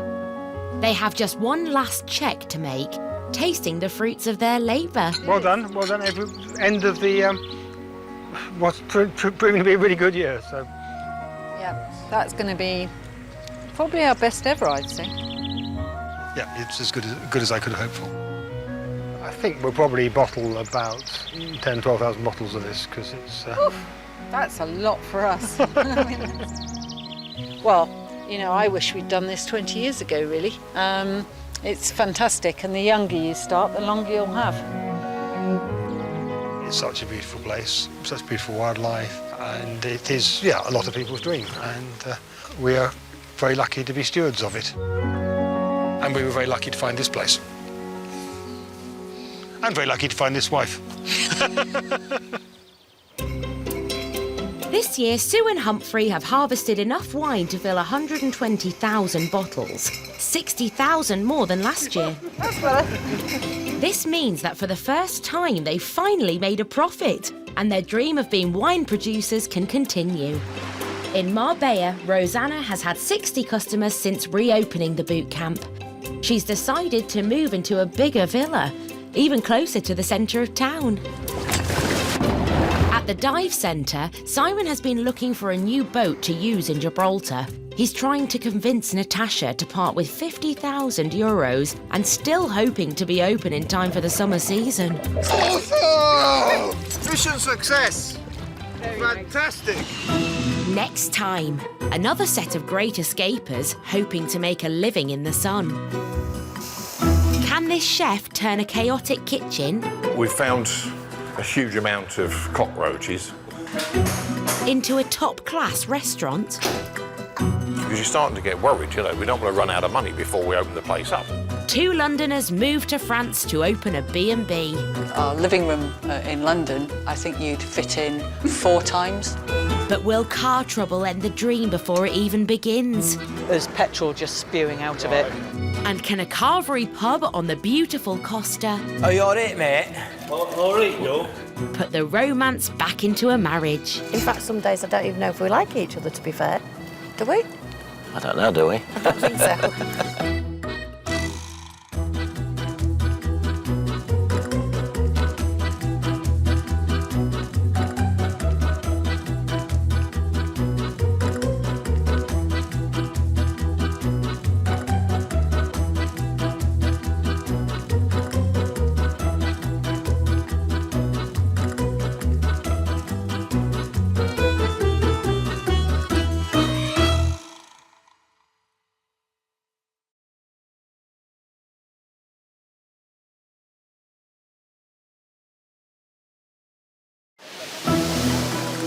Every year, thousands of Brits head to Europe for a dream new life. I feel relaxed already. And breathe. But sunshine and scenery and a great lifestyle need to be paid for. We have to get going, because that's what we're here for, to run a B&B. So to fund their fairy tale, Champagne tastes and lemonade money. brave Brits are taking the plunge and going into business. What could go wrong?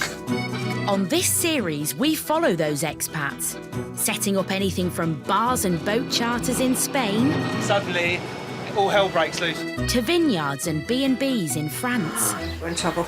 But will they flourish? Or will they fail? We'd have no money. Oh, la la. And can they really make a life in the sun pay? If we don't give it a go now, there's always going to be that what if. No pain, no gain. On today's show, Almost to the end. Or the beginning, should I say. as Spain's newest fish restaurant attempts to open its doors, will its expat chef overcome some last-minute hurdles? It looks the same, smells the same, but it's set the rice a really strange colour. 2 Londoners arrive in France, Whoa, here comes the lorry. but can they get their B&B open before the start of the season? Because I'm very conscious that time's ticking by and I have no income at the moment. And can a British pub in the Costa del Sol Happy Easter! pull in the punters with its Easter Sunday service? Watch this space. This is going to be the best bar in Fuengirola.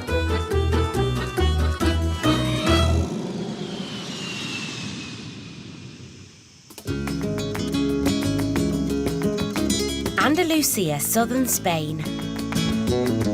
Home to some of the country's most spectacular scenery, it also produces world-class food. The region is the world's largest producer of olive oil. It is the birthplace of tapas and the world's most expensive spice, saffron. The crystal blue seas are home to over 700 species of fish, and now thousands of people come here to enjoy the unique gastronomic delights on offer. Chef Steve Hyatt and his wife Alison moved here from Dundee to open their own fine dining fish restaurant. I've always wanted to move to Spain, you see. I've always loved Spain. You've got Malaga just up the road. Malaga's a lovely, lovely city. It's where Picasso comes from as well. You're not that far, really, to get to Portugal. Alison likes the skiing. We've been skiing in Sierra Nevada a few years ago. 26 years ago. Was it? That was a few years ago, wasn't it? And you don't look a day older, darling. Yeah. Sadly, you do. Oh, OK. The Hyatts are hoping their new restaurant will pay for a dream life. But already they've had to delay the opening by a month because of unexpected problems with everything from kitchens to bathrooms. But we can't wait to get going. You know, we need to get going because we're going to run out of money otherwise. So we've really got to get going. Now they're finally on the verge of opening. Almost to the end. Or the beginning, should I say. But first, Steve needs to sort the menu, so today he has an appointment with the fish rep. She's supposed to have been here at 2 o'clock, but I don't know if it's 2 o'clock Spanish time or our time, I'm not quite sure yet. Oh, that's her, is it? Yes. Yeah. Gorgeous. I don't really want any fish, I've just got her to come in. But after facing delays and problems with the renovation, there's another hurdle to overcome. Hablas español, Steve? When you move somewhere, you think it's awkward, but because you forget what it was like in the UK, of all the problems you had there as well. But you don't have a language problem in the UK. I did in Dundee. That's because you kept using the F word. As you can see, even look at cod, how many different types of cod there are. They sell, I mean, it's a great range. And then calamari, I just want to order calamari, and it starts here, it goes all the way down to, where are we? There. So you've got 20 calamari there, and then you find them on another page. So I don't know which calamari I want. Today, Steve has enlisted the help of their new Spanish waiter, Oscar. So if you just take a seat here, Laura. So his fish wish list isn't lost in translation. So he's going to translate. He's happy, he's got a lovely lady. Ah, no, you'll be fine. You'll be absolutely fine. Okay. Lobsters. Lobsters. You have fresh lobsters? He still thinks he's got it. Alive? Yeah. Bailando? Yeah. Dancing. Yeah. Do you actually do tuna steaks? Que si hace filetes de tuna. 12? 12? Or 10? No, not kilo, not kilo. No. Individual. Or is it? Yeah, fillet. Oysters. The box 25, yeah. What about fish bones? Vale. For stock. Las espinas de algún pescado, ¿no? Sí. Vale, para hacer el caldo, ¿no? Yeah. Vale. Perfecto. Yeah, is everything okay? See, easy. Easy, come on. You don't need me, you know?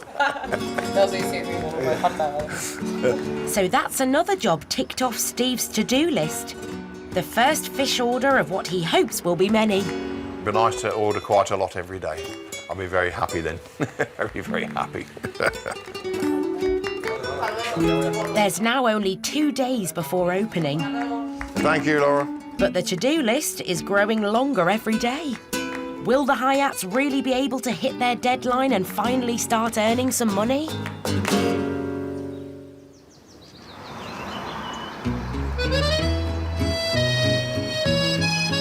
In the southwest corner of France, midway between Toulouse and Bordeaux, is a little corner of paradise. Lot-et-Garonne is home to dozens of unspoilt villages and fortified towns. The mild climate and rolling landscapes make it a popular place for expats chasing a dream. And the cost of houses are staggeringly low, less than half of that in the UK. 2 days ago, project manager Catherine Morgan and her partner Kim Butler paid just €250,000 or £180,000 for this. Set in its own grounds, with a separate barn. This particular bit of France is beautiful.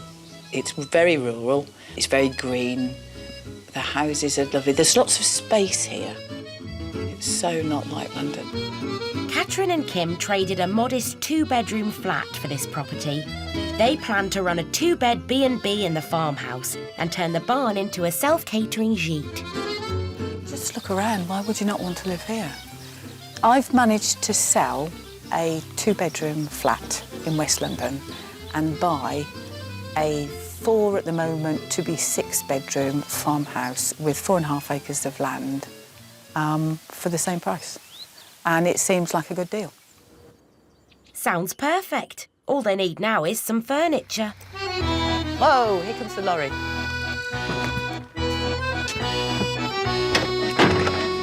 And now project manager Catherine can put her organisational skills to good use. Where would you like your cactus? Before you make any rude comments. Round mirror, the gold one. In the salon. Boxes everywhere, and such a lot to unpack. It doesn't have to happen in one day, does it? No. So I think it's going to take us weeks to finally get everything straight. Yeah. But time isn't on their side.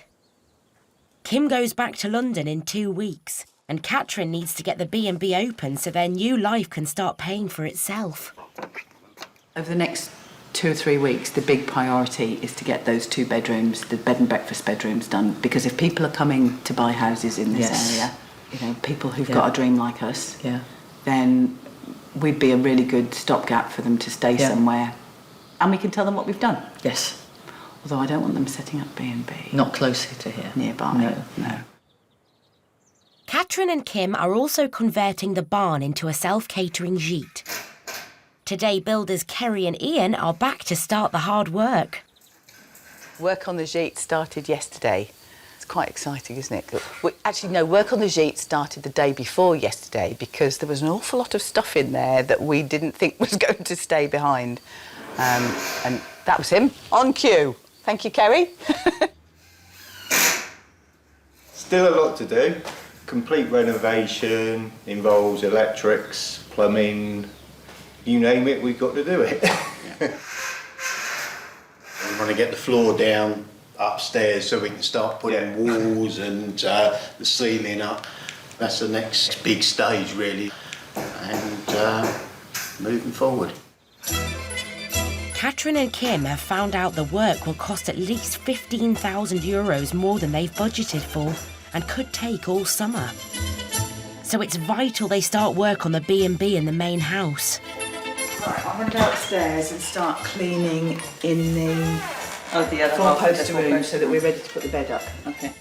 We're prioritising on getting the B&B ready. You've had a workout in the bathroom, haven't you? Certainly did. Cleaned every single surface. If it didn't move, you cleaned it. That's right. This isn't my thorough cleaning. It's just to get the worst of it up so you don't walk it all around all the time.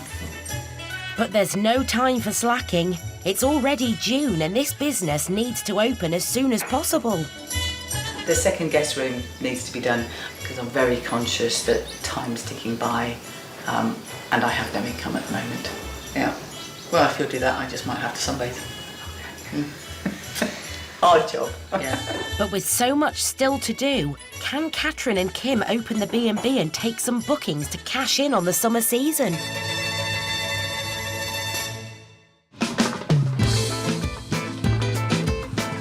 The Costa del Sol, an area of Spain where the sun rarely stops shining. Summer temperatures can hit the 40s, and even in winter they rarely fall below 15 degrees centigrade. Compared to the UK's below freezing winters, it's easy to see the attraction of moving here to set up home. And for Steve and Jill Lewis, that weather is proving totally life-changing. When the sun's out, everybody's happy. I just think, yeah, it makes you feel better. It's a big difference. You've got the same problems. You've got exactly the same problems. How are you going to pay your bills? Whatever, you've got exactly the same problems. But it's just nice when you get up in the morning and you're not thinking, shining. Do I need my coat? Do I need an umbrella? Do I need a jumper? Do I need a change of clothes just in case it gets warm? Publican Steve and Jill moved here from Barrow upon Humber, hoping the sunshine of the Costa would put the spark back into their marriage. Well, no, we came for a better way of life, really. We definitely certainly weren't escaping the hard work because it's been hard work, hasn't it? We knew that was going to be. But a better quality of life, you know, the sunshine, happy people. Life's very, very short and anything can happen at any time. So if you want to do something and you can do it, do it. Steve and Jill have just opened their traditional British pub on the beautiful Fuengirola Marina, serving home-cooked English food.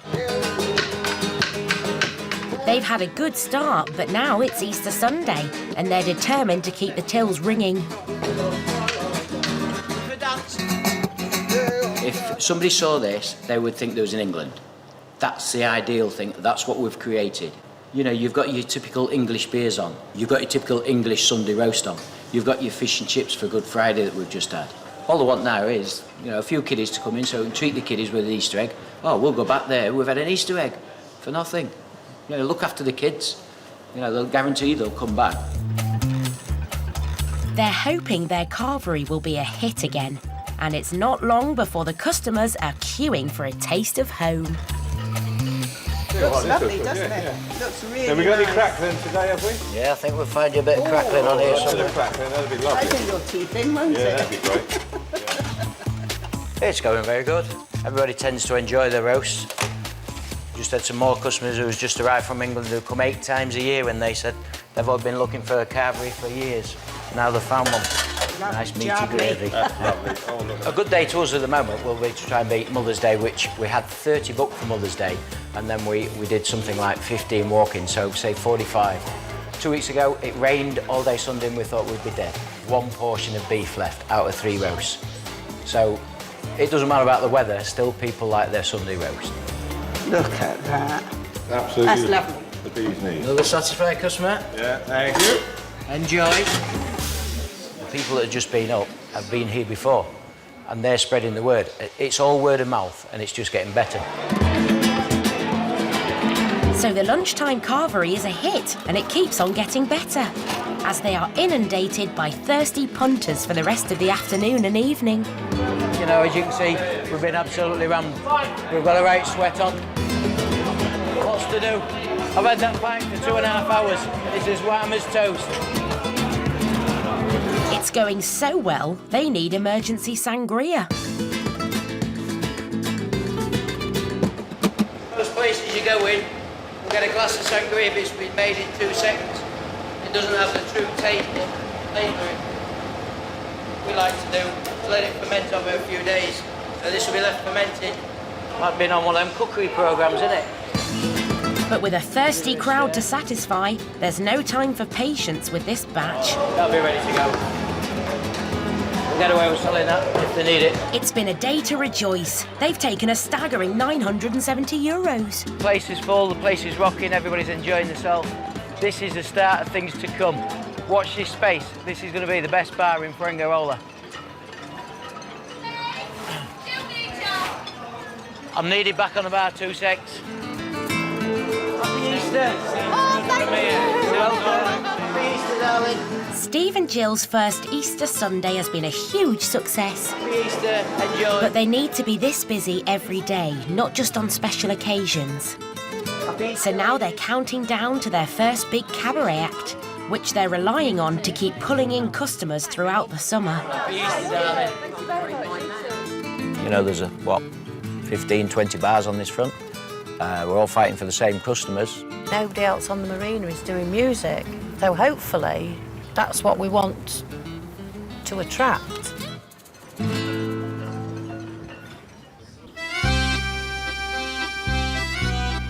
In a quiet hamlet on the outskirts of Guérin in southwest France, Londoners Catherine and Kim are getting used to a very different outlook on life. I'm getting away from city life, from the stress of a 9 to 5, from travelling on the tube, from a polluted, stressful city environment that actually made me feel quite ill. This new home couldn't be more different to London. Catherine and Kim have swapped a small back garden for a lush meadow with fig trees and orchards. Ultimately, this will be the place that people come and relax in. I mean, this is one of the big sellers for this as a holiday location. And it needs to look nice, doesn't it? I mean, just have this as a nice environment that looks well kept, because it's the first impression that they'll see when they turn up. Kim is convinced this chore is for her, but it's a bit different to home. So this one puts the cutters down. From the moment we saw this grass cutter, he said, I want to do that. Yep. Yeah. I've always wanted to ride a lawnmower. It was love at first sight. And you sit at a desk, and I now sit you at can a desk, sit and on now the I can sit on a lawnmower. Time for these city girls to have their first lesson in country living. Reverse, neutral, and then Yeah, I think graded. it gets faster and faster as you move it forward. So everything has to be in neutral, and this has to be off. Yeah, okay.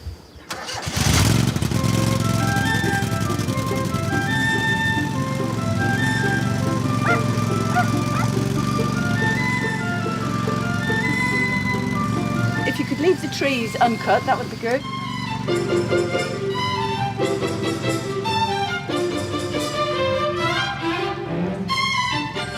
I like doing stuff like this, DIY, but we're both very hands-on, which probably help here. Yeah. I might be allowed to do some more, you never know. We have a very, very small garden back in the UK. You swapped, you know, not cutting any grass to mowing a meadow. Yes. When she arrived, Kim was not sure about leaving London, but it seems she's falling for the French way of life. Settling in here has been quite easy. It's just so much more relaxed here, and the thought of going back knowing that I've got to get on the tube in London and, you know, go and do a paid job is quite a tough one. I do love it here. It's great. It's the not seeing Catherine for, I mean, this time it's going to be 2 weeks that I won't see Catherine and Louis. It's not the material things, it's the people and dog things that I think is going to hit me as, you know, I'm not going to see these for a couple of weeks. Right now, I want to stay here and I don't want to go back. But, and you know, the reality is, you know, I've got to, but I'll cross that bridge when I get to it, I guess. It's 3 days later, and today's the day Kim has to go home. Going back to the UK today, I suppose very, very mixed. It'd be nice to get back.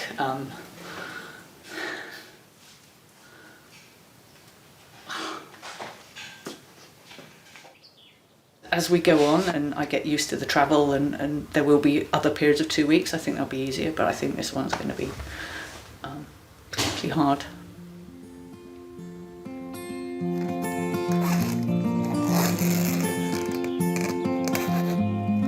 Today is very much a mixture of feelings. It's a mixture of sadness that I'm saying goodbye,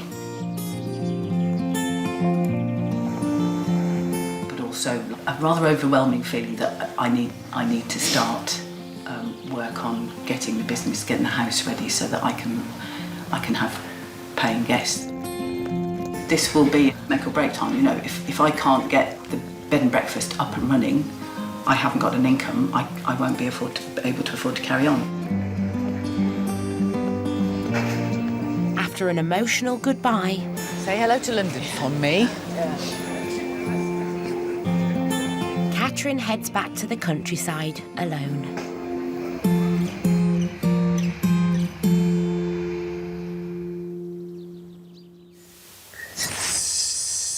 She'll be in the air, she'll have done an hour by now.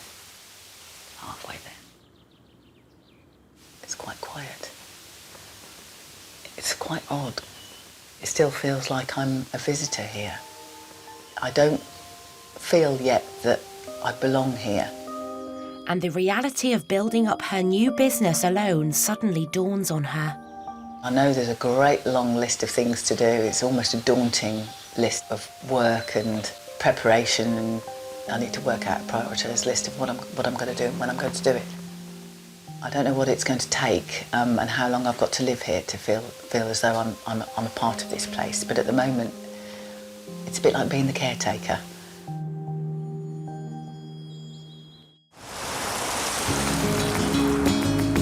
In Mijas Costa on the Spanish coast, Steve and Alison Hyatt believe they've found the perfect place to escape to. So lovely here, isn't it?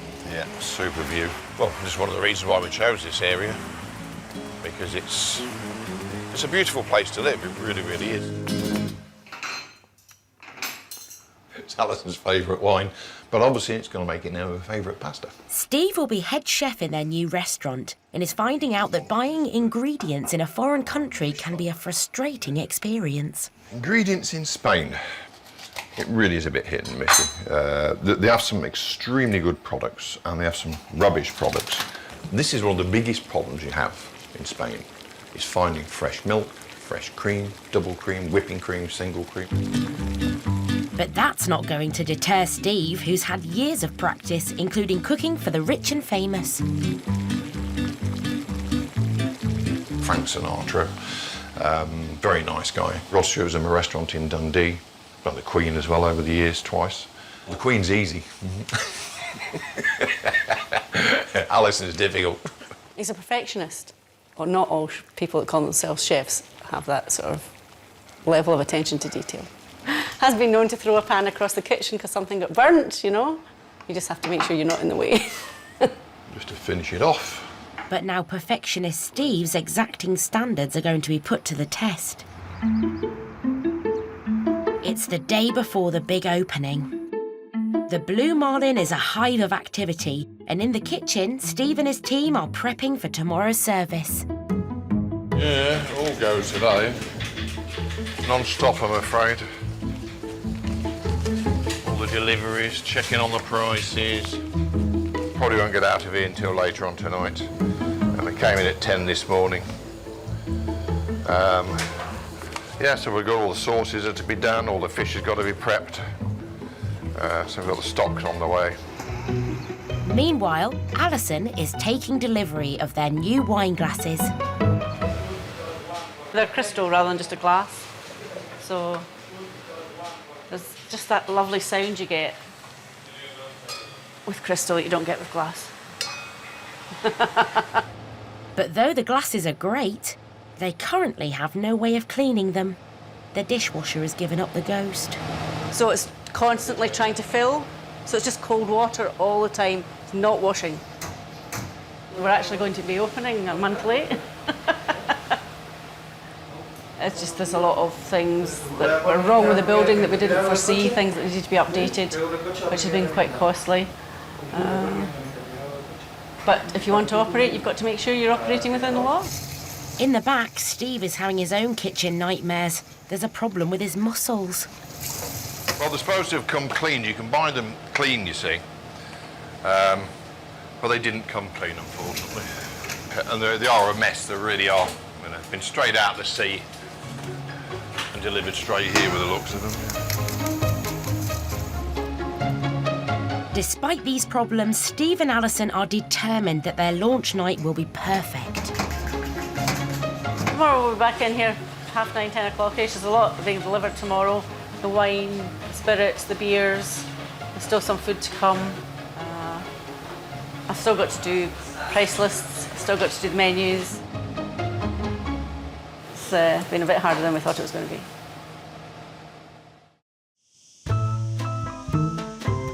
But the next morning, there are more problems to solve. Steve and Alison are missing some special pasta plates, oil, and to top all that, they've got the wrong tuna.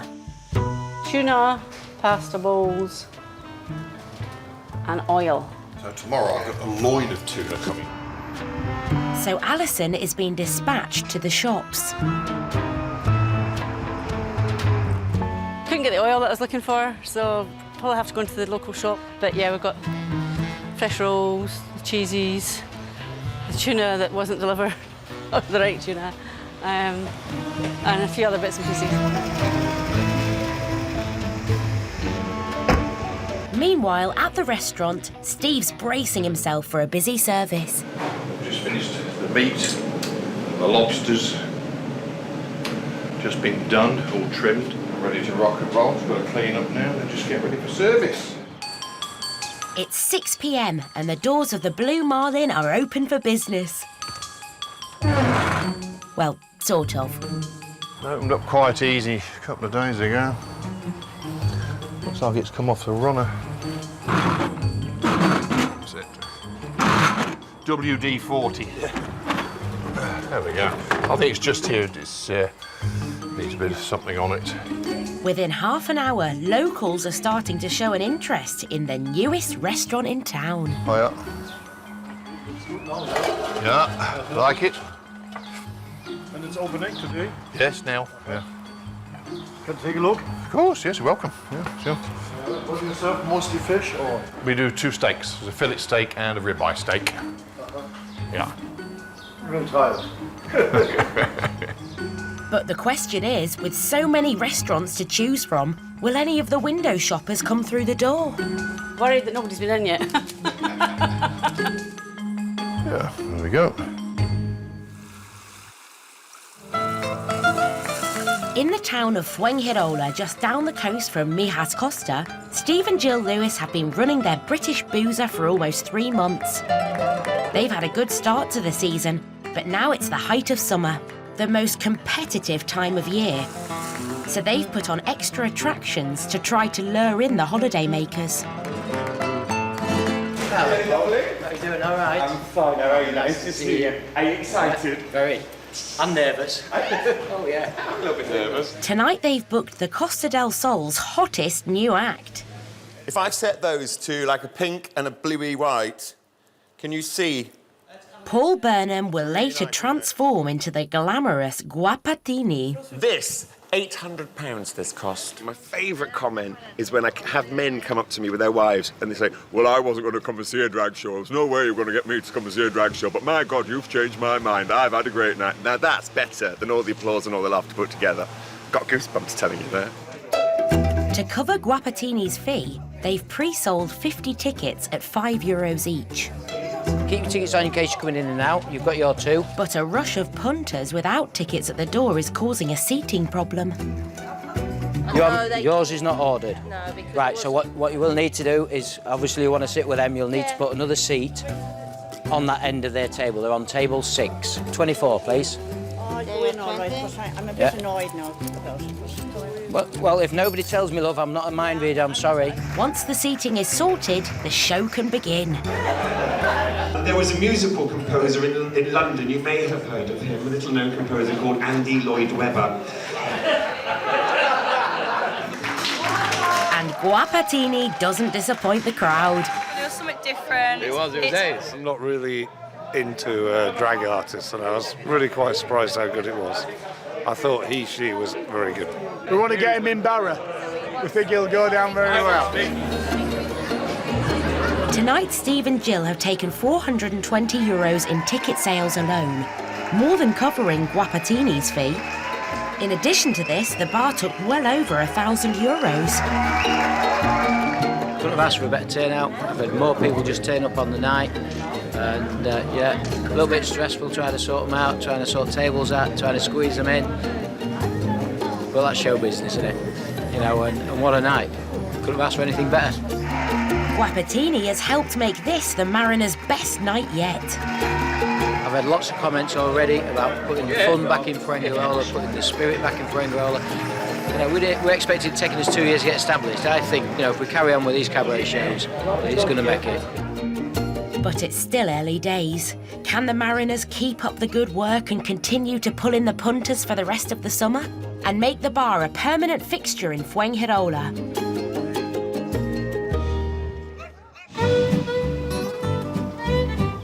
The Lot-et-Garonne in the south of France. And brand new B&B owner Catherine Morgan has no regrets about swapping a daily commute on the tube in London for a more laid-back life. I find living here, I'm permanently aware of what the weather's doing. I'm aware of the sunrise and the sunset and what the sky looks like and what's happening out in the garden. And, you know, as the fruits start to ripen on the trees, there's nothing so wonderful as picking plums off your own tree and making jam and things like that. As well as a B&B, Catherine is turning the barn into a self-catering gîte. So today, Catherine is in the town of Casteljaloux, 14 miles from home, for an important meeting with the tourist office. It's fantastic here. It's absolutely delightful. The town's name translates to Jealous Castle. Set amongst rolling hills, it's famous for being a historic spa town, with people coming here to enjoy its stunning architecture and find rest and relaxation in the historical baths. Catherine's turning her attention towards the business of B&Bs, but she's never done this in England, let alone in France. I've got an appointment with the director of the tourist office here, and we're going to have a meeting about setting up the gîtes and B&B and what she can do, marketing, advertising, that kind of thing. Ah, vous êtes Madame Casala? Oui, on Bonjour. s'est pas vu encore. Bonjour. Bonjour. Okay. You want to start a new activity for self-catering cottage and maybe guest houses also? And also, if I can do some advertising on the tourist information website and your Always advice. possible. Catherine's rural location means she's unlikely to get passing trade, so she needs help to put her property on the map. It's outside Guérin. It's a little tiny hamlet, like a tiny, tiny village called Lodé. We are in charge of the promotion of 27 villages on our area, and Guérin belongs to the area. Yes. Okay, so it's possible to work with us. This kind of advertisement, a photography, a description, tariffs. But before she can market the property, Catherine needs to learn the law of the land. And this is the complete law for guest houses. Nice thick. Thank you very much. Very large. Even in French, it's not very easy to read. Really? But if you have someone to translate. Yes. There's a lot of admin. I think l'administration in France is almost like the mill round your neck. For the guest house, there are things to know. There's rules about what kind of food I can offer. There's rules about breakfast. There are things to know. Yes. Important things to know. You have to have a drinks licence to serve tea and coffee at breakfast. And you think, it's not alcoholic. I suppose it's the caffeine. Because This has been a real wake-up call for Catherine. I think what worries me is there might be things that I don't know about that somebody hasn't said, and I'm culpable because I'm ignorant. As long as nobody dies, it should be all right. She may not be able to serve tea to paying guests yet, but Catherine can make a brew for the neighbours. So as a dress rehearsal for her B&B, she's planning to host a traditional English tea party, complete with homemade scones and cake. And back at her rural retreat, the preparations are underway. If it's not under chuffer cheese, it'll be under puffer pastry. Cheese straws, 366. Inviting people to a pendaison de crémaillère. So that's housewarming. And I've said it's going to be in the style of an English afternoon tea with traditional cakes and pastries. So I'm committed now. There's no backing out. Sage, brilliant. And I did ask for people to call me to let me know the number of invitations. Some people called me and said, could I call them back? And I called them back and I didn't really understand what they said, whether they were coming or not coming. So I don't know how many people I'm catering for. So I'm just going to do lots. Rough puff pastry is a cross between flaky and puff. And it's easy to make. Thank goodness for that. Well, we're about to find out if I'm a good baker or not. I haven't made pastry since I was at school. It can't be grilling things because that's just doing the top. That's cake. That's roasting things, so that's got the turning round thing in it. Cuisson multiples. I'm doing cuisson multiples, I'm sure I am.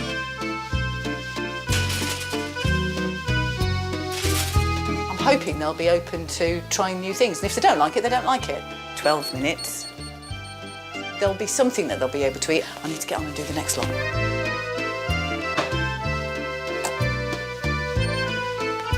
Right, I'm coming. Stop bleeping. It looks like Catherine could use some help. Now, hang on a minute. I'm going to leave them on for a bit longer. Thankfully, though, Kim will be back tomorrow to lend a hand.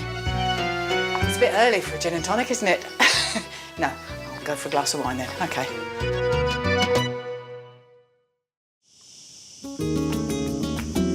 In Mias Costa on the Costa del Sol, it's the opening night of the town's newest fish restaurant. But the Hyatts still haven't managed to reel in a single customer. Worried that nobody's been in yet. I don't think anybody's anywhere at the minute. In the kitchen, Steve's raring to go. Now I've got the lobsters done, and the pepper sauce is done, and all the bits and pieces for the monkfish, and the balls have wrapped all the meat and stuff a bit better now. So I think I'm just about there. And a potential disaster caused by lack of plates has been averted. Steve has found some emergency crockery. We'll do it for tonight, but it's not the same pattern as we've got on all the rest of the plates.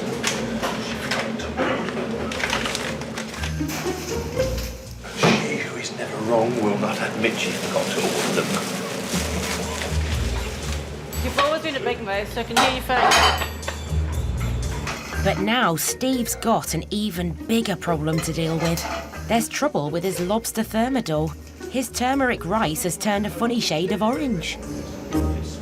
Rice that I bought, the basmati rice here, I don't know, I've never seen a rice cooked like it. It was like 5 minutes in the water and went to mush. And the turmeric here is not very good either. It looks the same, smells the same, but it's set the rice a really strange colour. So I may have to give him something else instead, but unfortunately it's already on the menu. So maybe I'll talk to the Indian restaurant and see what he's got. Did you get basmati rice, love? Yes, it's in there. Thank you. Get that on then. Steve has no choice because within an hour, it's the moment everyone's been waiting for. The customers start to arrive in force. So where would you like to sit tonight, gents? Do you want to be inside or out there? After setting up a new life overseas and a stressful renovation, Alison has taken her very first order in her new dream business. That's great. It's like, at last. Achieved it. Oh, they're eating off our daily special menu, which is 2 courses for €20. So they're having tuna, and then the gentleman is having our catfish with the Cajun. Good day, good day. And within minutes, more customers arrive and Steve is rushed off his feet.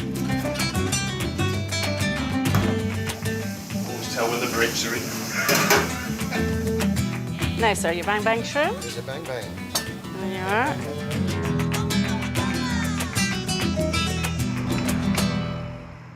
It's been a bit stressful, obviously, because it's your first time, most of it, but it's gone very well.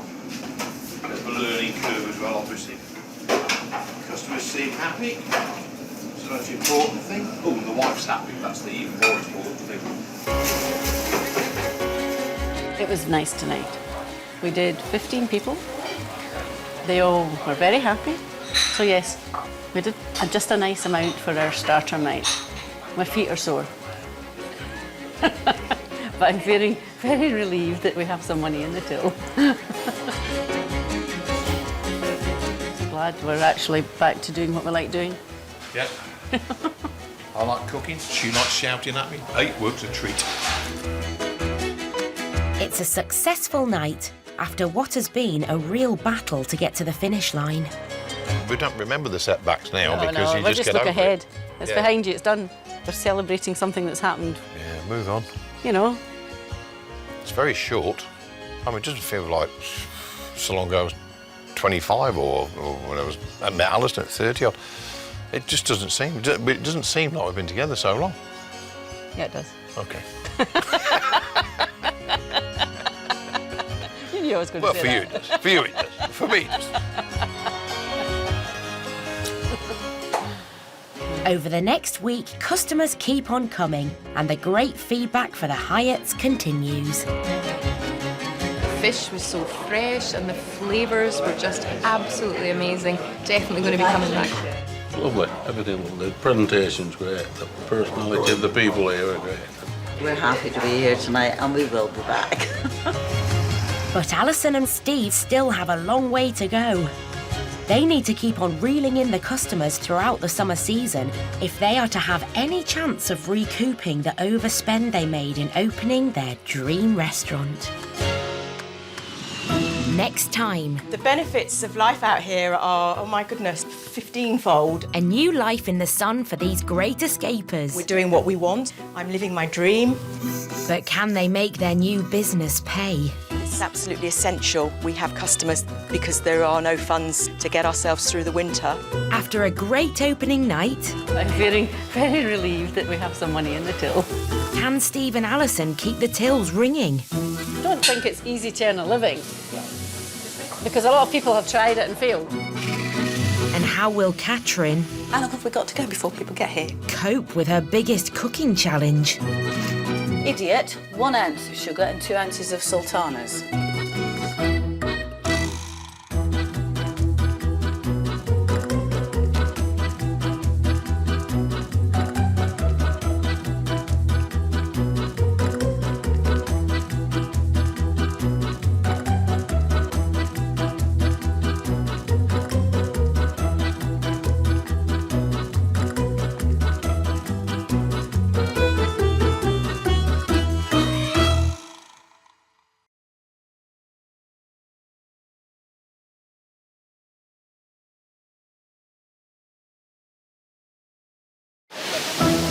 It's a dream chased by thousands of Brits each year. Number one's the weather.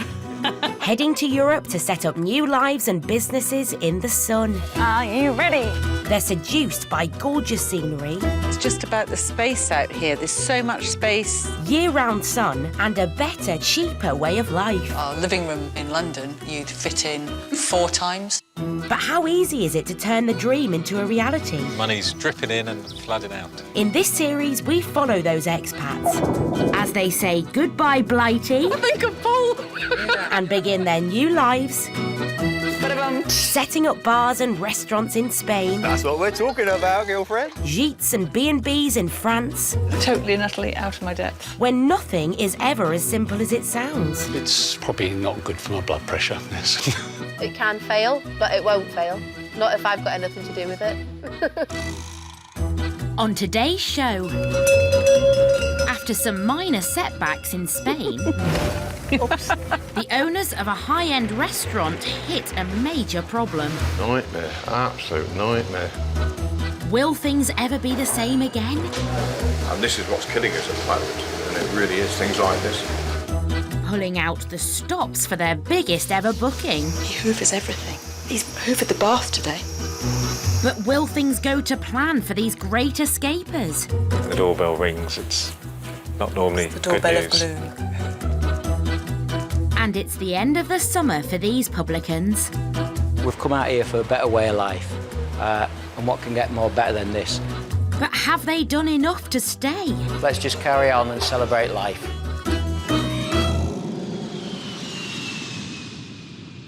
With its sparkling seas and endless summer sunshine, Spain is now the most popular destination for British expats in the whole of Europe. Living costs are around 1/3 of those in the UK, which means that those brave enough to take the plunge can reap rich rewards. Among the jewels of the Andalusia coast is the village of Mijas Costa, now home to Steve and Alison Hyatt, who moved here from Dundee to set up a high-class fish restaurant. Things about living here is, obviously the cost of living here is so much cheaper than the UK. Well, the outdoor life, I think, is the main thing. You can actually go out and you're not having to dress for every weather eventuality there might be. No. You know, you can wear the right clothes here. Earlier in the spring, the Hyatts took over and transformed a rundown restaurant. And your lobster. There we are. 3 months on, it's the height of the summer and the Blue Marlin is now one of the most popular spots in town. The fish was so fresh and the flavours were just absolutely amazing. With over 6,000 restaurants on the Costa del Sol, Steve and Alison need to stand out from the crowds. They want to become known for offering an exclusive food and wine experience. So need to become experts in Spanish vino. And today is the first step. They're off to a vineyard in Ronda, up in the Andalusian mountains with wine suppliers Alicia and Paolo. I love that it's so green up here. Reminds me very much of Scotland and the hills in the north. The journey is a chance for Alison to check on the restaurant's review rankings. I'm still on #1. Yep. Are you #1 today in the We've been #1 for quite a few days on TripAdvisor now, yeah. Such a short space of time as well. Wow. After a short journey and with only minor delays... Oh, don't break the car, please. They arrive at the 6-hectare vineyard. I mean, it's like a painting when you look up here. It's just so beautiful, it really is. Now see where some of our wine's made. So, brilliant.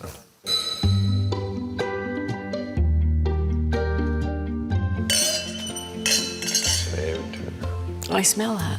Hello. Cheers. Cheers. Sanjibar. It's beautiful. It's lovely, isn't it? No, it's lovely, that. I think it's a fantastic setup.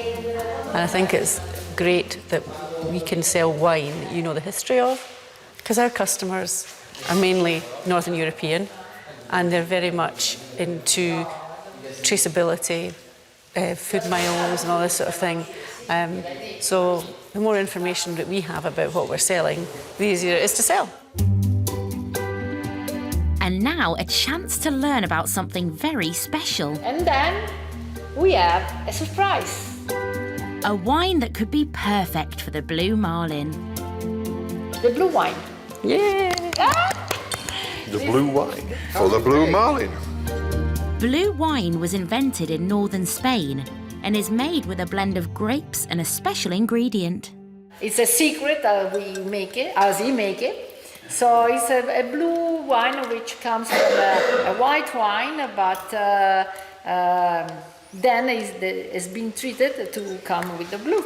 So it's a surprise. So this is the Viognier Sauvignon Blanc. This is a Sauvignon, yeah. Oh, look at the colour, darling. Chin chin. Well done, Lucia. That's absolutely amazing. Lovely. Beautiful. Despite not knowing the mystery ingredient, Steve and Alison are so impressed they decide to put in an order. They source things that nobody else has. Right? It's unique. It's unique. And not only that, I mean, they give us the opportunity to see where it's made. Come and meet the people that make it. It's wonderful here. And you're getting it direct near enough, you know. And because it's such a limited production, you cannot find it on a shop shelf anywhere. And with their newfound wine knowledge, they feel ready to make a real go of the busy summer season. But just a couple of days later, there's a major setback for the Hyatts, and one that could threaten their entire future. A blocked drain has caused a flood in their restaurant. The worst has been mopped up, but the bar and whole dining area is still unusable. We're making great headway, certainly with customers and things, but we keep getting these setbacks, and they're all financially quite hard. This couldn't have come at a worse time. Spain is now packed with tourists, and the Blue Marlin will have to close. The Hyatts have no idea how long the repairs will take, but from today, their dreams of success are on hold.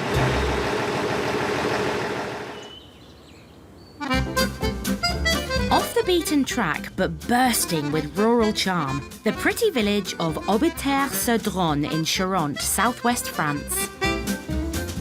Officially one of the country's most beautiful villages, it's the perfect place to take your foot off the pedal and immerse yourself in the laid-back French way of life. One couple doing just that is Carol Hedditch Gray and her husband Richard. Who's an ex-driving instructor. What a lovely view. Ask for better. Look at that.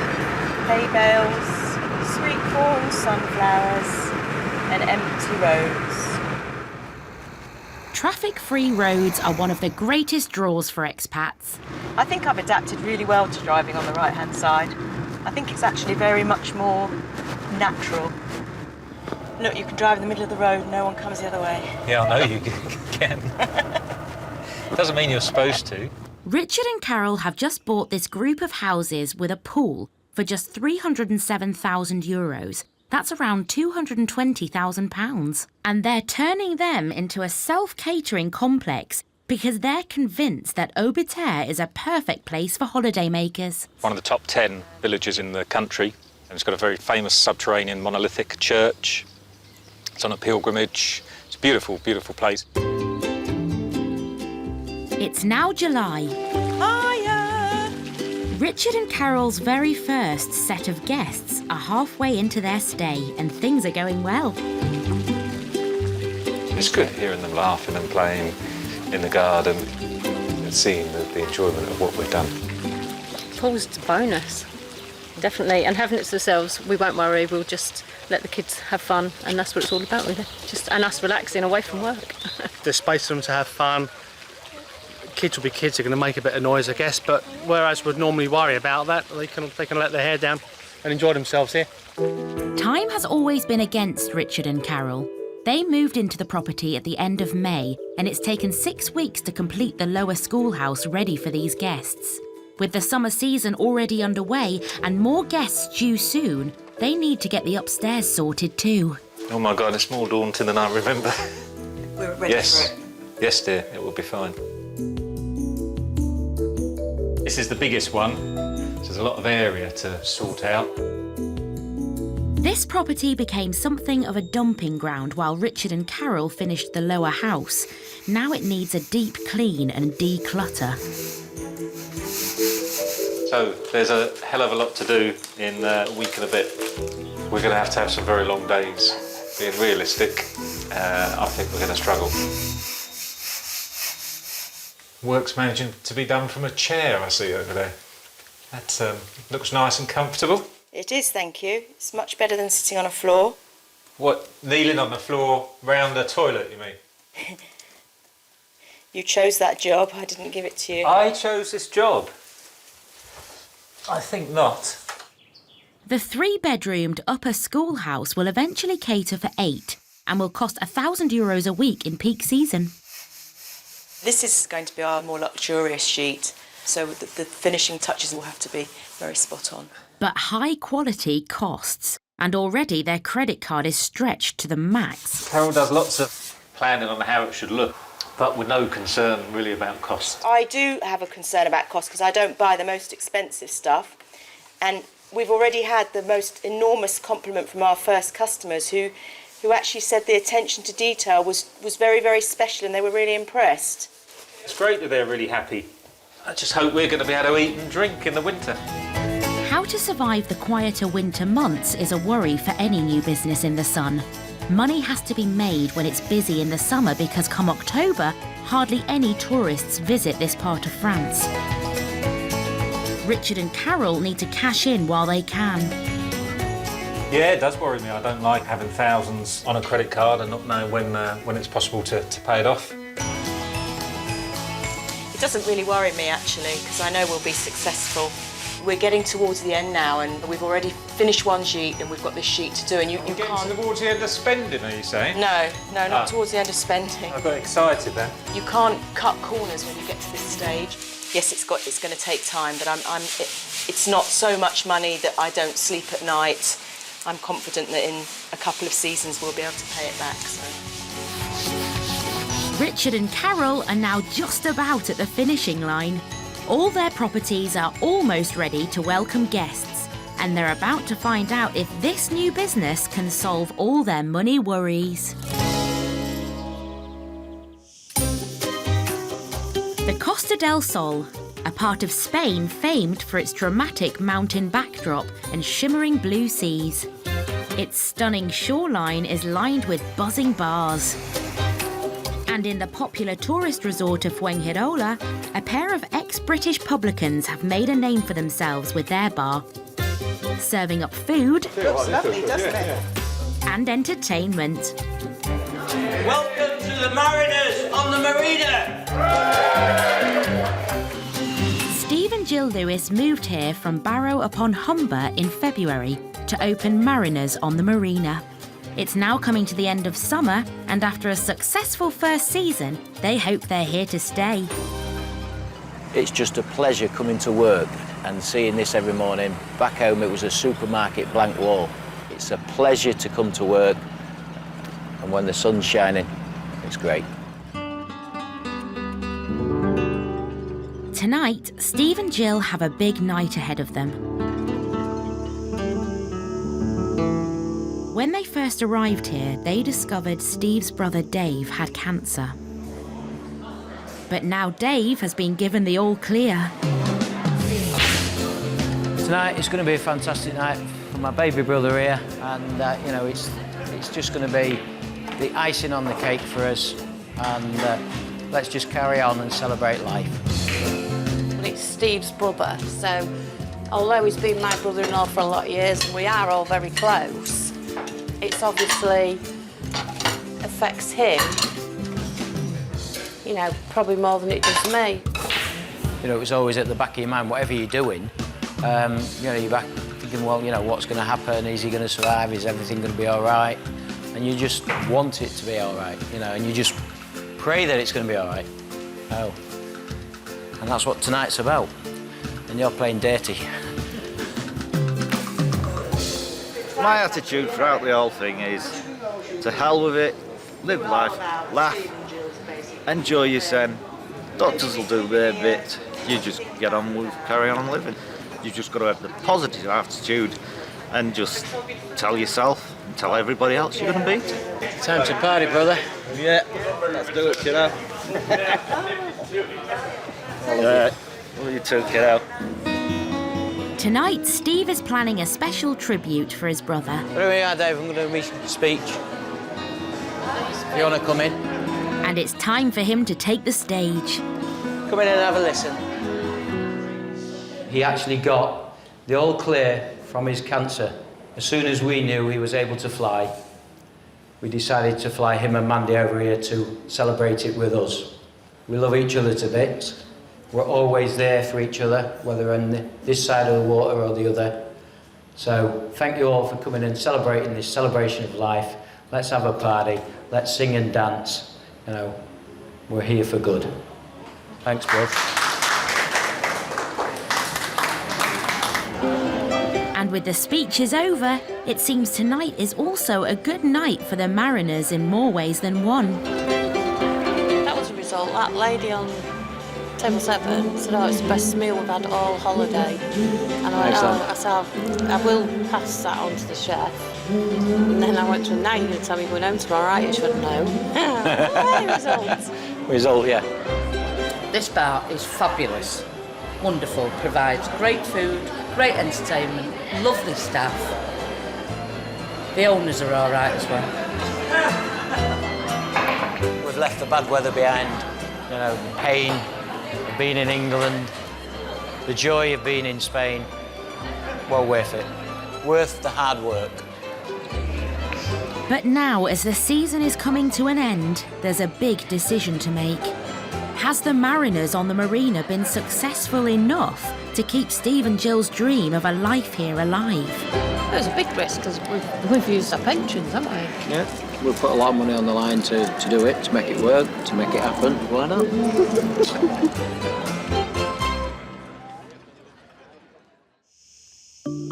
At the Blue Marlin in Mijas Costa, disaster has struck. A blocked drain has caused water to flood across the restaurant. Steve and Alison's usually pristine dining area is in chaos, and now they've had to close their doors at what should be their busiest time of the year. With no idea how long it will take to fix, their whole future is hanging in the balance. The water looked clean, but just smelt a bit, and then it started to get worse. It got worse and worse. It got greyer and dirtier, so we had a problem. Then the sinks were draining very slowly. Basically, building's not fit for purpose. No. The plumbers are struggling to find the source of the blockage. Steve and Alison have no idea how much this could cost. Laughing now. Yeah, you got to laugh. Because if not, you'll just cry. Lovely restaurant demolished. Not exactly demolished, but the cleaning job's got to be something else. Obviously, you've got to sterilise it. Get somebody to refit the toilets. Yeah. It's obviously been concreted in, so they had to rip it up. It's full of rubble, hand wipes, grease. You know, it's a smell you never get used to. And now you can hear it going down the pipe, all the rubble. Though they've now found the source, the extent of the blockage is more serious than first feared. I don't even know how much it's going to cost. It's going to be a horrendous price, this. It's not going to be a couple of £100, that's for sure. And that's the biggest problem that we have. Because we don't want to go into the winter, because you don't know what the winter months are like here, but we don't go into the winter without any sort of backup financially. And this is what's killing us at the moment, and it really is, things like this.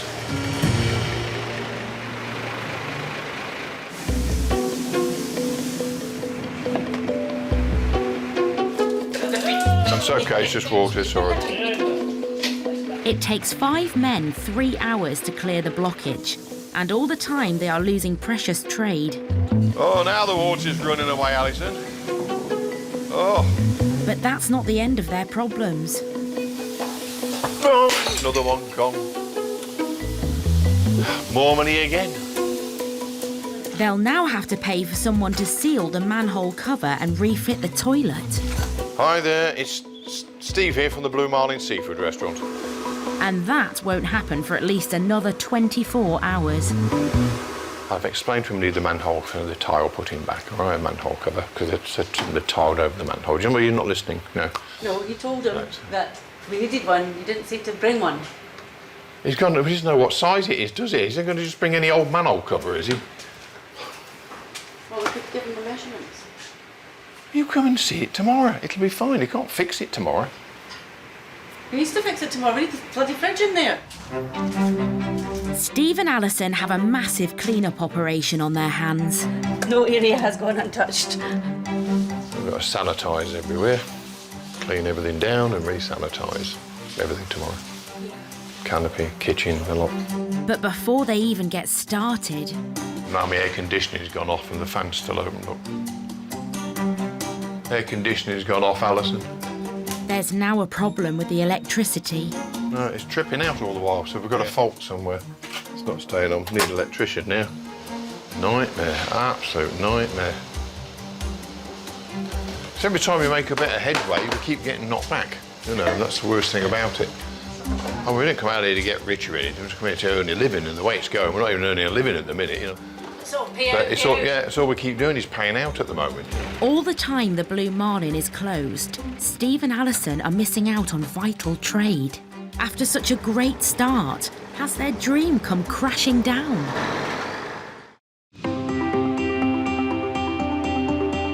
For the past 2 months, Richard and Carol Hedditch-Gray have been working round the clock on their new self-catering complex.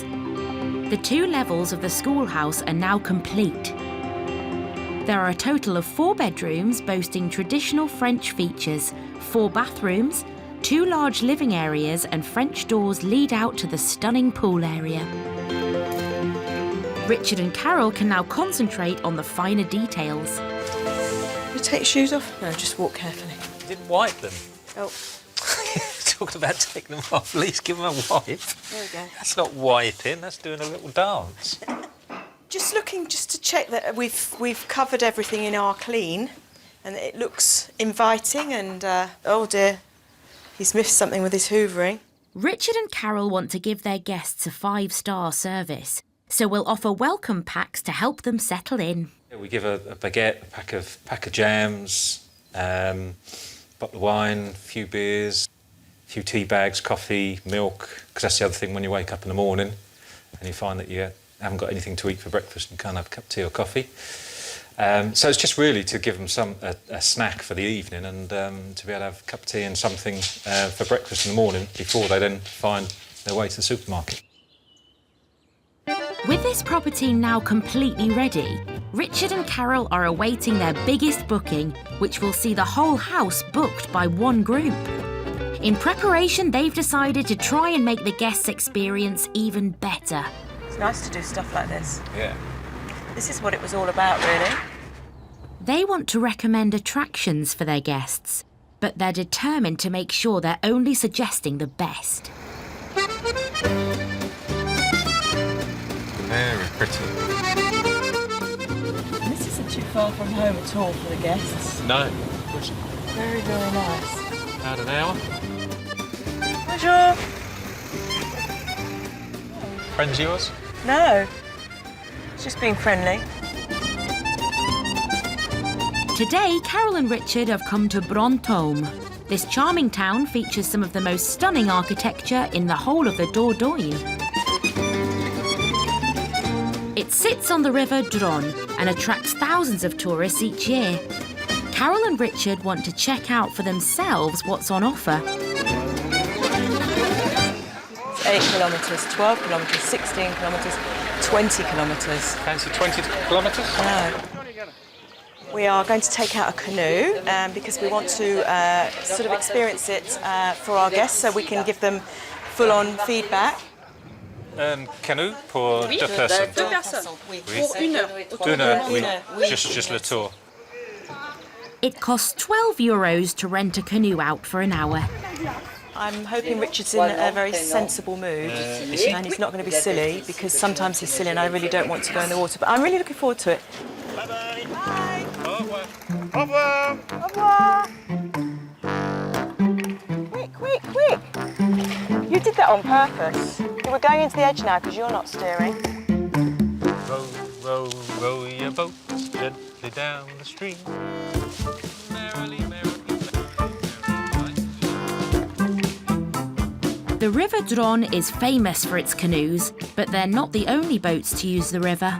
Oh, I'm going to have a crash. Paddle! But we have to get out of the way over to the left. But even a close call doesn't take the shine off their day. How's it going at the front? I'm just taking in the scenery and... Well, I'm thinking, Cantom's just amazing. I'd be coming home from work now, I guess. It would be probably raining and cold. And this is my job here, which is just amazing. Beautiful. So canoeing on the Dron will be added to Richard and Carol's activity list, ready for when their next guests arrive. But when the big day arrives for the biggest booking yet, there's an unexpected problem. It's basically been raining since about 3 o'clock this morning. Not what we're used to, which is a bit sad for our guests. We have 2 families coming, so it should be a lot of fun. It's the first time we've actually let the whole property. The rain hasn't stopped all day and it's causing Carol problems with the bedding. Can't believe we've had rain on the one day I didn't need rain. Normally when I do the washing and ironing, I can wash in the morning, I can put it out on the line to dry. It'll be dry in about 30 minutes. My plan hasn't worked. God, it's really damp out here now. It's probably not making these any better. We really pride ourselves on the first impression. I want them to arrive and see it in its glory and then to be able to enjoy it. It's a mistake, so I'm hopeful I can remedy it before they get here and then they won't know. It's all the fault of the weather. As well as the last-minute drying, Carol's flat out in the kitchen. The guests have booked her special welcome meal at €10 per person. I really love cooking, so I suppose I do get the easy job here because it is something I enjoy. Preparing chicken in white wine sauce with rice. It'll be hot for them. They can just sort of sit down to dinner whenever they've settled and unpacked. I cook it so it's nearly ready and then I'll put it in a slow cooker and put it in their gîte.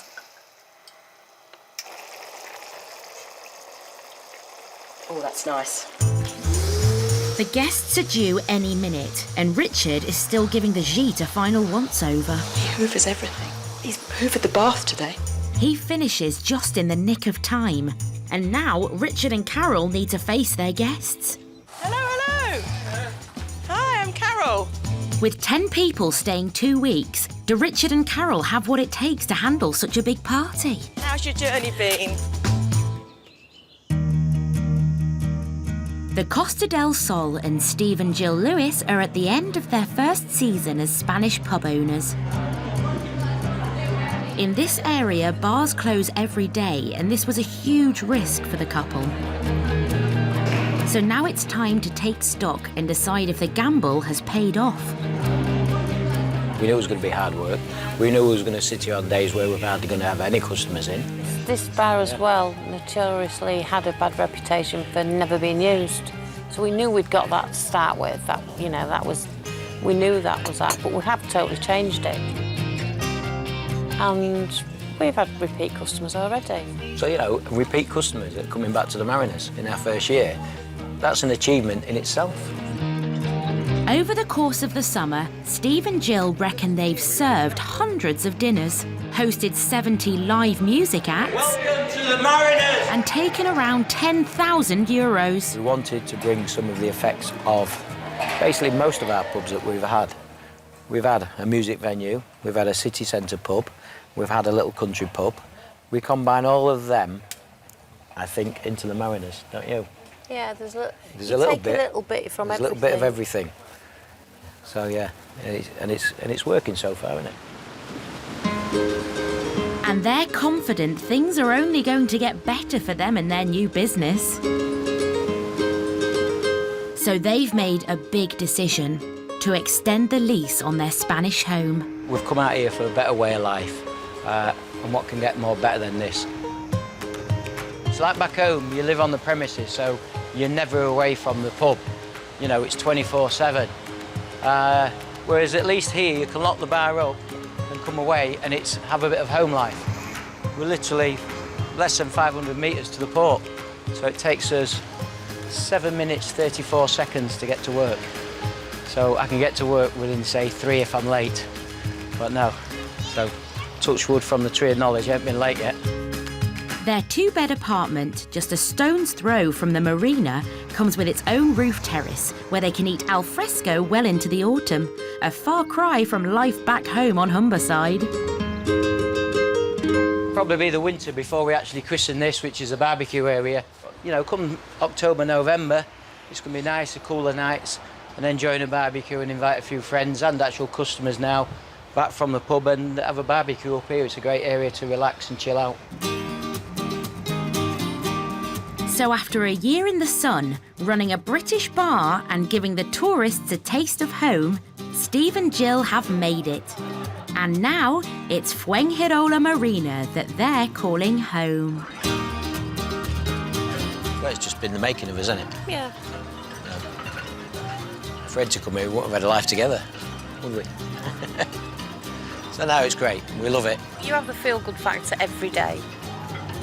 And you just get up in the morning and you feel good, don't you? Yep, sun shining, happy people. Yeah. As we said when we come, we're here for a good time and we're here for a long time. Ain't no plans on going back.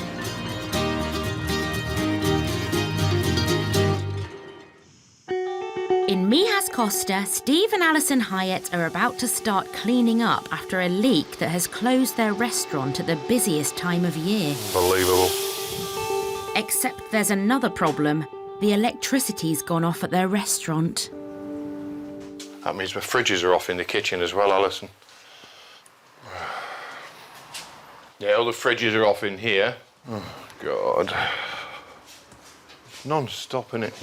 With the fridges and freezers full, a delay in restoring power could force them to throw out €500 of lost food. This has gone off too, look.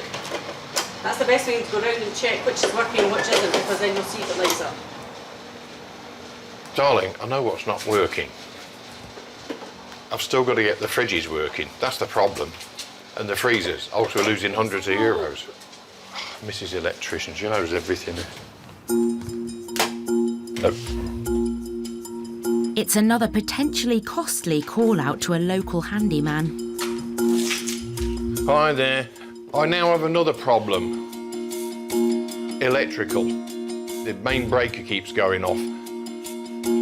OK, right, I'll try that then. The handyman suggests unplugging everything to isolate any faulty piece of machinery. Well, literally everything unplugged. But it doesn't fix the problem. Hi there.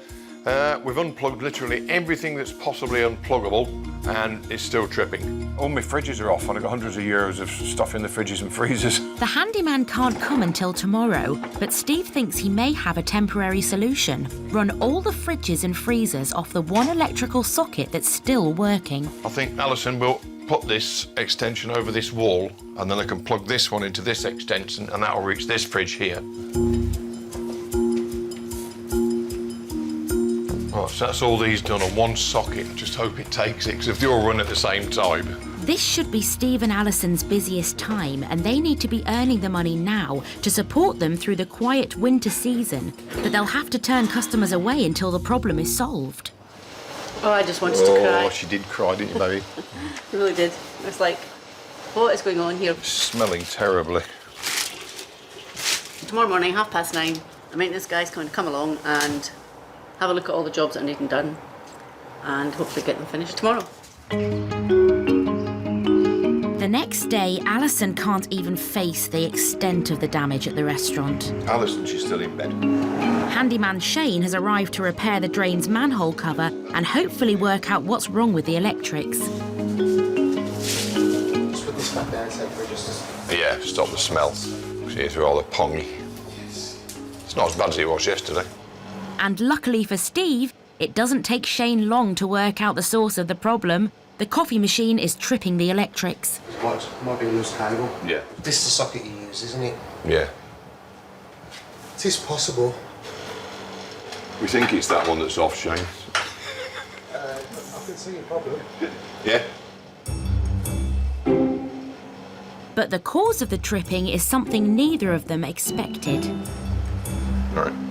Oh, yeah. What is it? Cockroach. Shorted out between the 2 hours. They get everywhere, don't they? A cockroach just sitting there, look. Basically, it's just caused a circuit between the live and the neutral, which has fried the cockroach completely. And it just caused it to keep tripping out. Here she is. Hiya.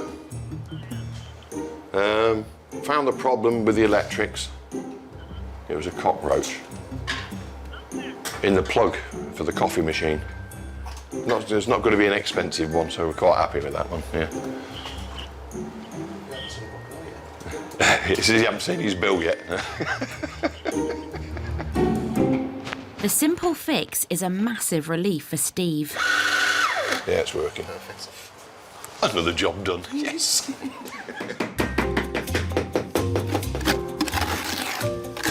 After fitting a permanent manhole cover... Looking good now. And replumbing the toilet... Got the toilet back, yeah! Hopefully the Blue Marlin will open for business tomorrow. He's got that coffee machine going now. Once that's done there, we can then get everything back behind the bar and get all beers cooled and everything else, and that's the biggest thing we have at the moment. And once reopen, they'll do all they can to make a success of what's left of the season.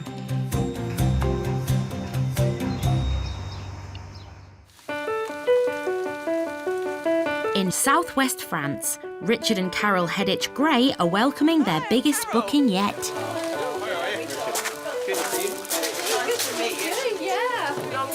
Long journey.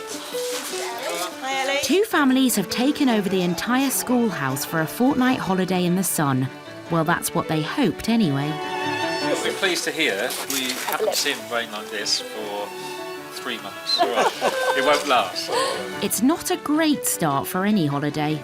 Carol's hoping to win them over with their accommodation. Lovely in the sunshine. This is the upper schoolhouse. Obviously, you must decide who's going to sleep where, so it's entirely up to you. Nice big lounge, and that's the double sofa bed. Okay, so this is the attic bedroom. We use the words quirky and character a lot. Yeah. There's some stone walls like at the bottom of the stairs, and the beams, and it doesn't matter. We can hoover all day, and tomorrow there'll be they are what they are, and the dust comes off the walls. Is if you touch the walls, the dust will just fall. It's just. So, how long have you been working in this place? We moved here on the 18th of May this year. This year? So it's like you're not here since 1789. No. I look well, don't I? This is lovely. Yes, that's the original sink. Oh, really? Yeah, it's lovely, isn't it? We've worked very hard on it. Yeah. Really lovely. I like looking at their faces because they all look quite excited, and I think they like the character, and it's good. Richard and Carol have thought of everything. That building you're looking at with the vines on, that's the local shop. That's the supermarket. That's the back. It's quite a hike. It is a long way. You might have to take the car. The croissants are paid for the morning. You just got to collect them and say that you're here with Carol and Richard. Okay. Very good. And Madame Dupree will give you a croissant. Good. I think it's really lovely. Yeah, no, we're delighted with it. Yeah, it's lovely. Have a nice welcome and not just sort of be given a set of keys and said, there you go. And finally, after a long journey here, what better welcome than a home-cooked meal? Your rice and your apple tart and cream and bits are all in here, and your chicken and white wine sauce is just in the slow cooker there. It's lovely to have a meal ready for us when we arrive. Yeah, that's great. That's it, thank goodness. Some people brought more stuff than others. Very good, yeah, super. Plenty of room, plenty of space for us. And when the sun shines, it'll be perfect. We'll leave you to your first evening. Enjoy. All right, thank you. See you later. Bye. With the guests settled in, Richard and Carol can finally put their feet up. It's good. It's all good. Cheers. That's going to be fun 2 weeks.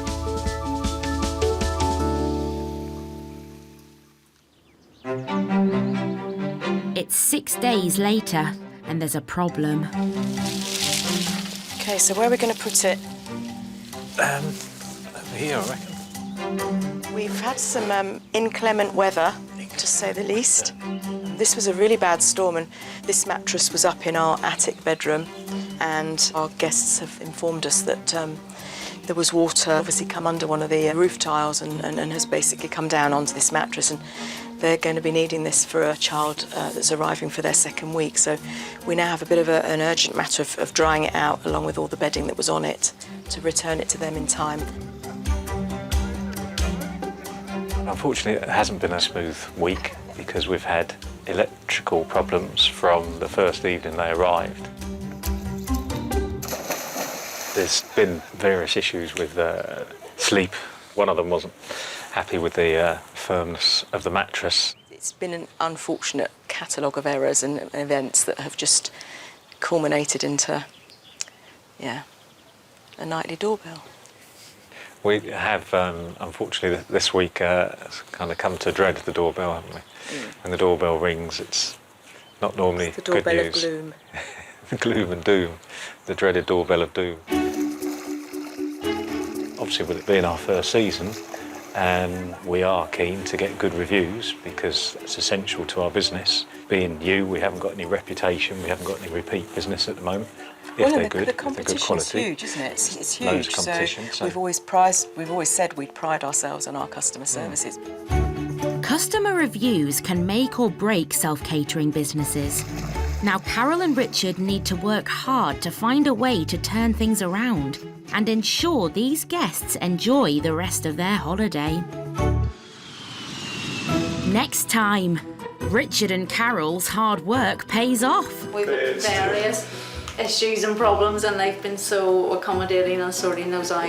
Whenever we ask them, it's not a problem. As their season draws to a close, Check on a la carte, please. 1 cod cake, 1 salmon. have Steve and Alison done enough to secure their dream home? What would you want that it doesn't have? A lower rent. And after a quiet summer, What's at stake is having to go back to the thing that I escaped from. will a final flurry of guests mean this B&B ends on a high? The reality has then dawned. Somebody physical has turned up and I've had to sort of get going, and I wasn't ready.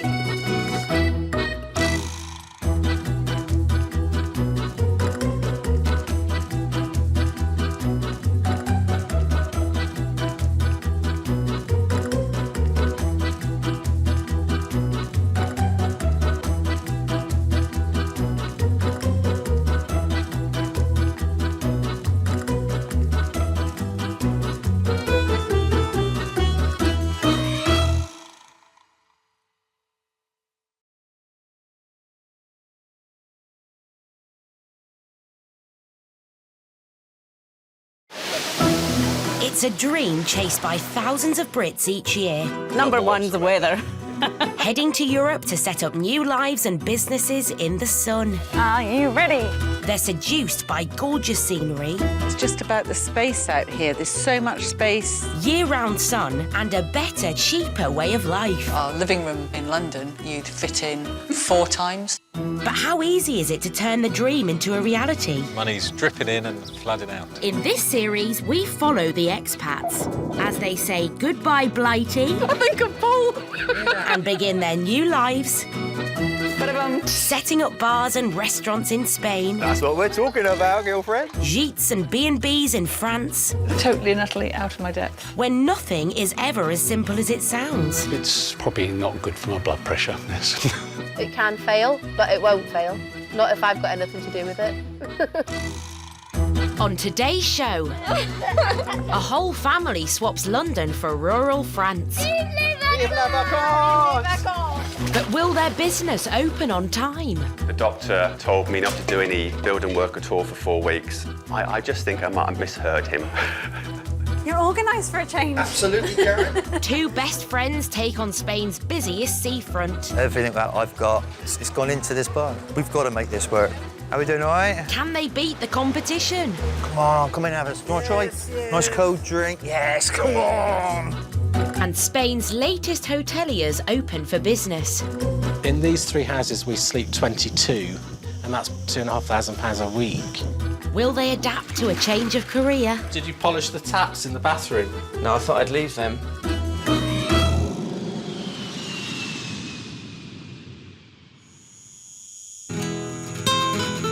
Almeria, southern Spain. Its sensational landscapes make it a sought-after area for expats. And with a population of just 79 people per square kilometre compared to an average 255 in the UK, there's plenty of room for newcomers. A new-build 2-bedroom villa with swimming pool can cost as little as £80,000 here, and even less if you're prepared to do some renovations. Yeah, we're not too fast. We're not going so fast. Partners Peter Thompson and Lee Bradford have recently fallen in love with the area. We've always liked Spain. You wake up in the morning and this is what you see out of your bedroom window. It's peaceful, it's quiet, there's no noise. We can sit on the terrace and watch the eagle fly over. Thanks to an inheritance, Peter and Lee have given up their jobs in marketing and catering. That cleanses the palate. And moved from Watford to the tiny desert village of El Puertecico. We were looking because your mum died. Yeah, true. And you hated your job. So it was either do something and change your life completely or buy like a 3-bed semi in Watford. And this one hands down. And this is what they swapped their 2-bedroom flat back home for. A massive complex made of 4 self-catering houses with 2 swimming pools, which they bought for just under £175,000. In Hertfordshire, this would have cost them well over £1 million. The oldest part's about 300 years old. Structurally, most of it was there, but inside, nothing had been done. There was no bathrooms, toilets. So this is the bedroom. We've kept this because this was the original olive press. We thought, well, we could use that as like a coffee table or something. Peter and Lee renovated the complex over the last 18 months at a cost of just under £40,000. We worked out the other week, we've done 167 beams altogether, which if I'd known that to start off with. With the whole inheritance spent on the project, Peter and Lee now need to make money, so they plan to open their complex to the public. In these 3 houses, we sleep 22, and the money you can make for a group is, what, £1,800 to £2,500 a week, and that's pounds. And at the moment, the exchange rate is amazing. The economics might be sound, but there's one snag. They've never run a holiday complex before. OK, I was going to do mine when I put the bedding on. I've done it. It'll be dusty again. It's all done. Do you want to do the living room? No. God, you're not at work now, Lee. I hate to disappoint you. In his last job, Caterer Lee used to run a team of nearly 200. So guess who's in charge? That's what he's done for all his jobs all his life. So he's been in charge of people, telling them what to do. So you have to get your head around that bit. Did you polish the taps in the bathroom? No, I thought I'd leave them. We worked together at the university, but in different departments. So working together has been, what you're going to say, horrendous. Yeah. Just for you. Do you want to go look? What? Come look. Come on. Oh, you brought a cloth with you. See? Look on top of the shower head. Careful you don't drown. So that's all right then? Yes. Blimey. It was a yes. If they found it difficult to work together to restore the house, things might be about to get interesting. They've just received their first booking. We have a a wedding party, and they've got family coming over, so they're renting the 4-bed, the 1-bed and the 2-bed. In a month's time, all the bedrooms in the house will be taken up by this big booking. Will these 2 inexperienced hoteliers be able to cope?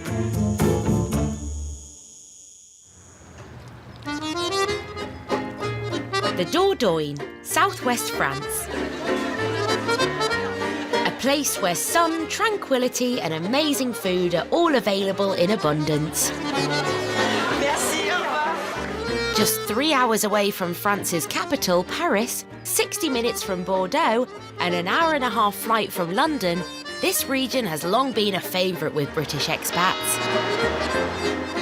Here, a 3-bedroom cottage costs half as much as in Kent. Surrounded by the rolling hills of the central Dordogne, Rouffignac-Saint-Sernin-de-Reillac is a small town with a big name, which Mark and Sylvie Young fell for when pursuing their dream of living in France. Along with their 2 children, 8-year-old Dylan and 9-year-old April, the family have moved here with the dream of opening their own gîte business. When I was in England running my own business, I was working sometimes till sort of like 8 o'clock at night. Work, money, wasn't it? My turn. But we've come here is a lot more slowed down. Life is good.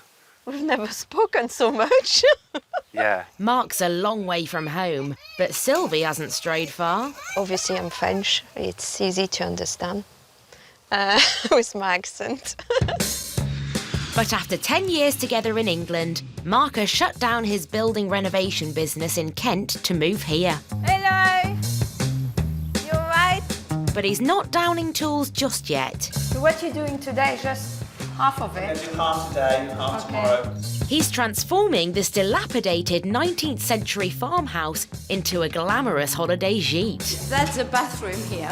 The bathroom's going to come to here, like across there, up to the chimney breast, a lounge, and then diner kitchen. Double French doors with the patio there, so the people who come here have their own barbecue area. And the stairs would come up the side, go upstairs into 2 bedrooms, a large bedroom and a smaller bedroom. Big window there for the bedroom, so you got the view on the valley. We drove into the front in complete silence. We got out of the car, we didn't say a word. Sylvie went one way, I went the other way, and we just walked around in complete silence. And I looked at Sylvie and said, this is too big. We don't have enough money for this. And Sylvie sort of looked at me and went, And I looked at her and I said, but I love it.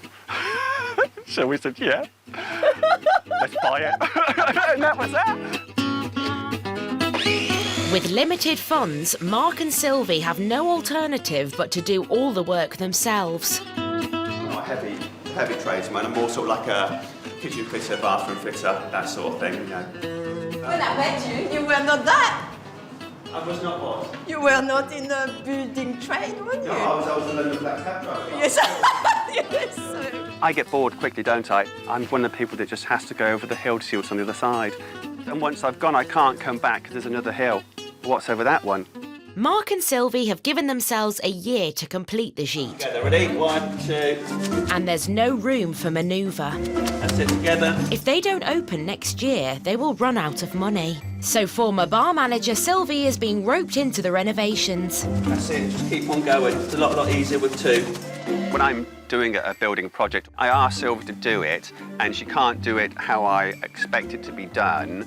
I get frustrated because I think, well, why can't you do that? But I'm experienced in that, and Sylvie's doing it for the first time. I sometimes forget that. Yes, you forget it. Yes. Hang on, stop. Mark and Sylvie are going to need their combined skills to make this business work. They paid €150,000 for the site, funded by the sale of their cottage in England. It's a lot easier to pull. Huh? It's a lot easier to pull. Spin it round. That's it. Their goal over the next 5 years is to create 3 holiday homes alongside their 4-bedroom house. The first gîte should be ready within the year. No, the first gîte will be ready within the year. Well, if it all goes to plan. But it's a bold statement for a couple doing all the work themselves. Are You've got to take risk in life. The renovations have only just started. Will Mark and Sylvie's big gamble on this project pay off?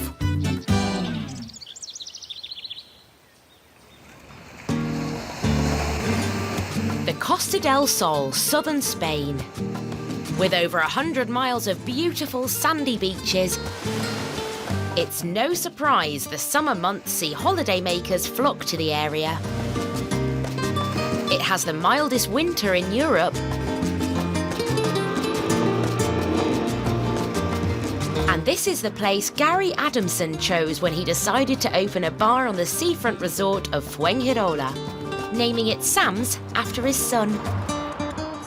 It's on my bucket list. My dream, my aim, my goal, if you like, was to always get a bar in Spain. I've holidayed in Spain many, many years, and that was always my dream. No, there's a lot worse places to live. Los Boliches in Fuengirola is a prime spot where about 1 million holidaymakers come every year. Good afternoon. How are we doing, all right? Good, good, good. West Country boy Gary left his job at an energy company in Lowestoft and bought a lease for Sam's Bar for €25,000. Small or large? Small. One small beer and one white wine small. But he's not come here alone. He's brought his best friend with him. Morning, Gert, at last. The one-armed wonders arrived. 39-year-old Karen Hiles, whom he first met working for Pontins. Get back on that bar. Come on, off you go. You're late. She's just arrived from England to realise her own dream of a life in the sun. It was something that I've always wanted to do from an early age, but not been brave enough to do it on my own.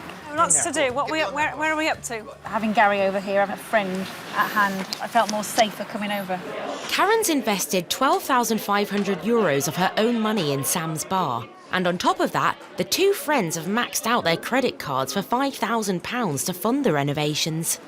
Thank you very much. I'll take that away from you. All right. Yeah, everything rides on this. What's that saying when you like, you roll red and it comes up and we toss a coin? We've put everything into everything and some, isn't it now? Gary and Karen are about to test their friendship to the limit. Tonight, they've planned an opening party to promote their bar amongst the tourists and the locals. 8 o'clock, we've got our official opening night tonight. 8 o'clock, mind? Yeah, 8 o'clock. And they're already up against it. Karen won't be much use behind the bar. One-armed barmaid. I slipped over coming out of the bathroom, so I've broken my shoulder in 2 places. Just had an operation, up and down, unfortunately, but these things come to try us. For tonight to be a success, Gary and Karen need to attract as many tourists as they can. How are we doing, all right? Good, good, good. There's a free buffet, champagne when you first come in. Yeah, please come along, you're more than welcome. There's a lot of people on holiday at the moment, so people on their holidays. There's a lot of people who live here as well, so they've been invited tonight. No drinks? Any drinks? Maybe later? 8 o'clock. Hello, ladies, all right? Time for former Pontins bluecoat Gary to turn on the charm. Is it also today? No, because that says Sunday and today's Saturday, which means it's tomorrow. Yeah. It's very, very lively. Nice cold drink. Yes, come on. Lots and lots of energy, which is absolutely fantastic. You come in here. I said, do you want to go? You want to sit there we go. It's not sunset yet, but guests are already trickling in. It's very, very nice here. Very pleasant, beautiful outlook.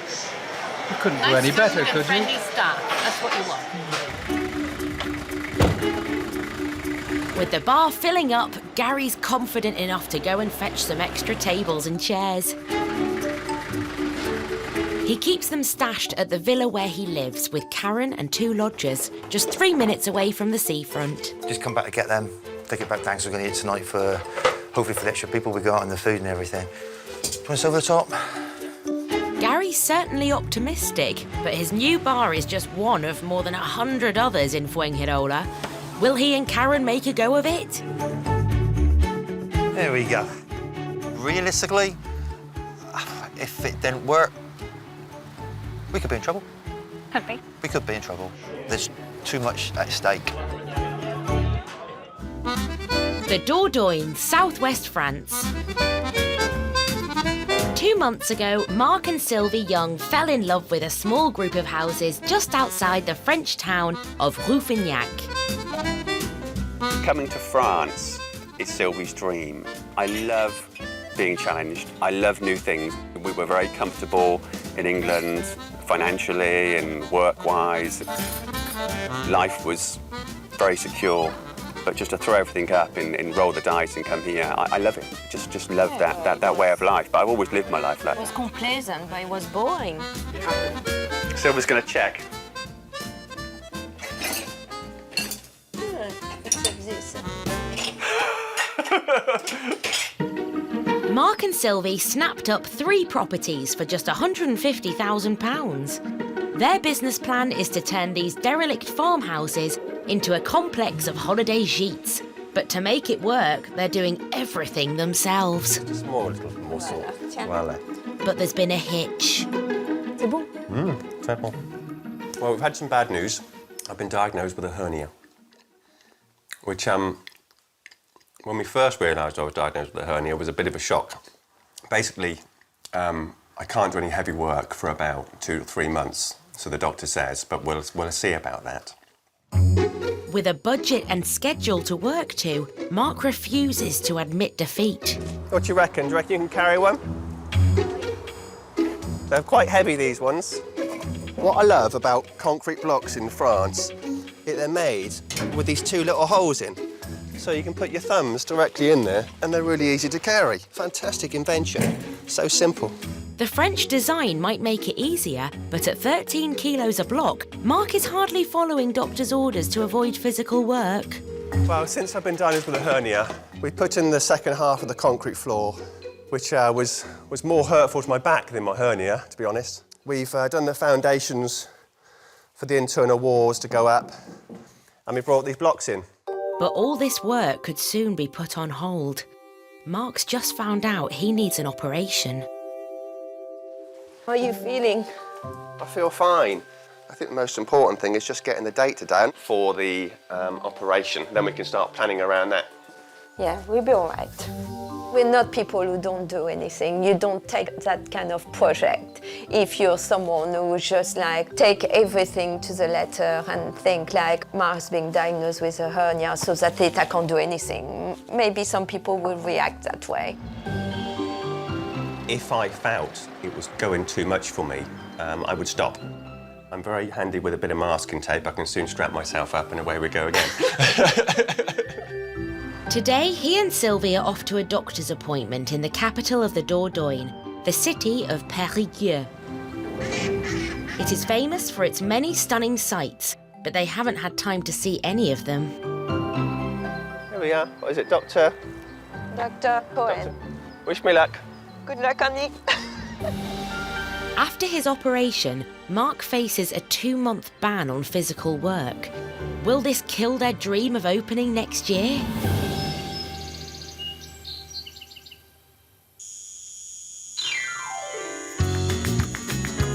In the Spanish region of Almeria, Peter Thompson and partner Lee Bradford are preparing for their first booking. If we do separate rooms, then there's no arguing. When 12 people descend on their house in 3 weeks' time, every bedroom in the house will be full. I'm just moving it around the room, really. Peter and Lee stand to make a big profit from this booking, but they know they have to get everything right. These people turn up and they'll need single beds and whatever, whereas Lee will just go, fine, we'll do it on the day, but I'm more... Let's analyse it to death. Let's panic. Let's... Shut up. Nothing phases me. No. Not at all. Not at all. It's quite scary. Right, that's me done. Fortunately, Peter and Lee are about to get a chance to have a dry run at managing guests. Today, Lee's aunt, Sharon, has come for a visit from drizzly England with her husband and son for a fortnight. Wow, this is really nice. As Lee told you, we're ready for another heat wave. It's 43 today. Last week down in Herculaveria it was 48. And we left raining, and well, we had t-shirts on, but I think, you know, mid-afternoon you need to put something else on. Sharon and husband Christopher are staying in Peter and Lee's biggest self-catering house, which has 4 bedrooms and a pool. I'm not moving for a fortnight. I'm not going anywhere or doing anything. Just staying here.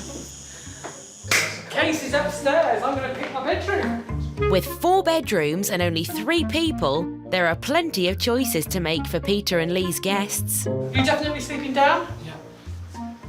Yeah? You could have your own room. Would you like your own room? Please have your own room. And you can break your neck when you come out in the morning. Got insurance. For the next 15 days, Peter and Lee will practice the art of running a holiday let in preparation for their first booking. Those seats, them white seats look like they've come out of disabled toilet. It's important that they like it and they feel comfortable, and it's good that we get feedback from them. And she's from Yorkshire, so she's not scared to... she's not scared to hold back, let's put it like that. Oh, the old people should sleep downstairs, I think. Oh, should have a bit of glass, have a glass. It tastes better out of the bottle. So I'm going to go and unpack. Okay. Get the kettle on there.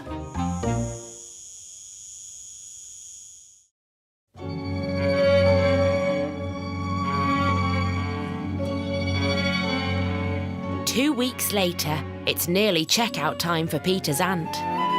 It has been perfect for us. Idyllic, really. It's been very, very relaxing and more than what I expected.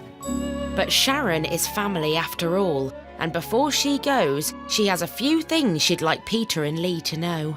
We've been keeping a list. It's just, you know, little things like, oh, that mirror shouldn't be there, it should be here. Things that they've not necessarily missed, but not thought of because they're men. Are you ready for the list? Do you want the list? I've heard a lot. You've said a lot of it already. I have, but I found out some more. Coasters. Yes. Because I don't want your furniture marked. Melamine crockery for children.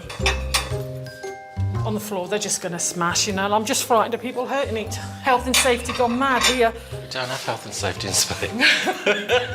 Socket the left-hand side of the cooker. It's the wrong nozzle. That's as low as it goes. Laundry basket. If it's a big family house, they need a laundry basket. Ironing board, the foot's missing off the ironing board, Lee. Serving spoons, oven gloves, hand towels in the kitchen, bag clips, salad servers. But apart from that, everything's absolutely fine. I hope that's what you want. I haven't been too critical. No, not at all. What? No, you haven't been critical at all. There's nothing. There's not fixable and changeable very easily. So. Yeah. I'm from Yorkshire. I can't say any more. Speak my mind. Upset a lot of people a lot of the time. That's why we don't talk to half the family. I'm looking forward to coming back. I haven't gone yet, but I'm looking forward to coming back. Peter and Lee's first real guests are due soon. Will these novice hoteliers put everything right on time? Los Boliches in Fuengirola, smack bang in the middle of the Costa del Sol. In a prime spot on the seafront, today is the official opening night of Sam's Bar, run by best friends Gary and Karen. We're ready to rock and roll it, like, you know. Gary and Karen have organised their opening night to let tourists and residents know that their new bar is open for business. If we had anywhere near 80 people, it would be an absolutely fantastic night for us. Karen's off to get herself ready now for the night. I know. So she's going to go and put some makeup on there, get herself ready for the evening. But I said to her, you've only got an hour and a half, now hurry up, because it takes a while, like, you know. Gary and Karen have ploughed their entire life savings into their new business. Everything is dependent on this venture. Everything that I've got, that Karen's got as well, it's gone into this bar. We've got to make this work. Hi, Daddy. You and Karen have a really good night. Make my bar the best in Los Boliches. Yeah. That's what gets you going, do you know what I mean? As the evening falls on Fuengirola, the opening of Gary and Karen's bar is the biggest event on the seafront tonight. getting exciting now, people arriving, lots of people we don't actually know at the moment, so hopefully all our friends will come over as well. But with a broken shoulder, Karen won't be much use behind the bar. One-armed, I'm doing very well. So she and Gary have hired 2 more staff. It's a big expense, and one more reason why tonight has to be a success. We're running out of room. We've got friends of ours who are turning up, friends who are on holiday here, and we're getting people in the doors already, you know, so it's looking good. It's looking good. At this stage, we're quietly confident. Right, is that the same? Is that the same? It looks like Gary's touting has worked. It's 8 o'clock and the bar's filling up. Sangria, made fresh. The best sangria in Los Beliches, apparently. Is it nice, yeah? Very nice. Enjoy your drinks anyway, OK? We came in lunchtime, just on the off chance, and we thought, what a nice place. So we were going to come back this evening, because it was an open night, so here we are. It's absolutely wonderful. Halfway through the evening, even one-armed Karen is roped in for service, as more than 100 people turn up for their free glass of champagne. A good coffee? Yes. We do the best. You do the best. We do the best in the Costa del Sol. Have you not heard? It's true.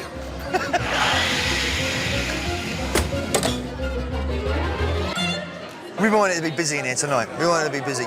We're up against it a little bit, but tonight's proven that for us, it's both good. It both good for the year ahead. Among tonight's guests is Expat Paul, who designed the new sign for Sam's Bar.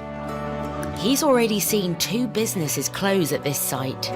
People do come to Spain and want the dream to run a bar. So you change all the signs to their names normally. Paul's Bar, John's Bar, Fred's Bar. I've changed the sign 3 times on one bar in a year. It's a stark reminder of how tricky business can be on the Costa del Sol. But for now, Gary and Karen are happy with their official debut. OK, guys, a very warm welcome to Sam's Bar. On behalf of myself and Gary, I'd like to thank you all for coming this evening. It's been a tough 5 months, but we finally got there, and now the bar is open. Thank you. Thank you very much.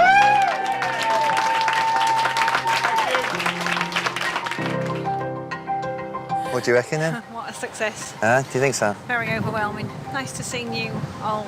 It's fantastic, isn't it? Really good, yeah. It's good just to get just a couple of seconds for ourselves, like, do you know what I mean? And rock and roll, eh? Rock finger roller. Sam's Bar, come on. Come on, let's get back in. Tonight has been a success, but it's easy being full when free food and drink are on offer. Can Gary and Karen keep it up until the season starts?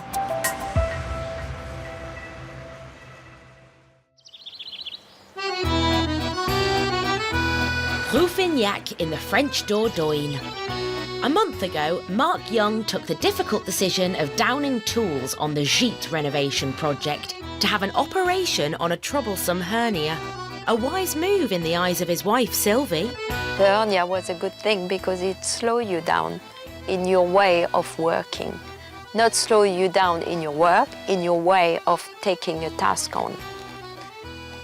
You're more aware of what can happen. Yes, because when I pick something up, it hurts. As he starts his recovery, at least Mark can enjoy some family downtime.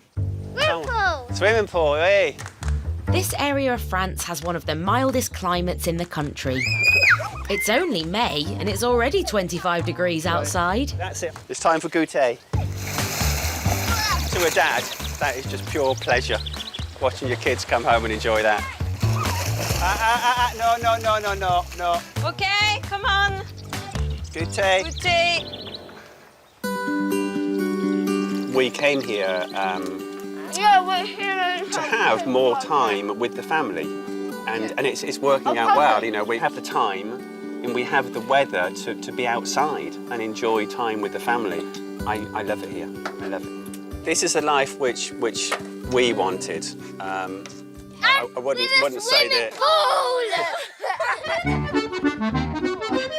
With Mark's operation meaning no heavy lifting for 2 months and a timetable to stick to, it means somebody else has to do the hard work. It's heavy. Do you want a hand? During the recovery period, Mark is allowed on the building site only to direct the operations, with a complete ban on physical work. It's just been over 4 weeks since the operation. But the last couple of weeks especially, I've sort of moved into first gear sort of thing, doing a few gardening jobs.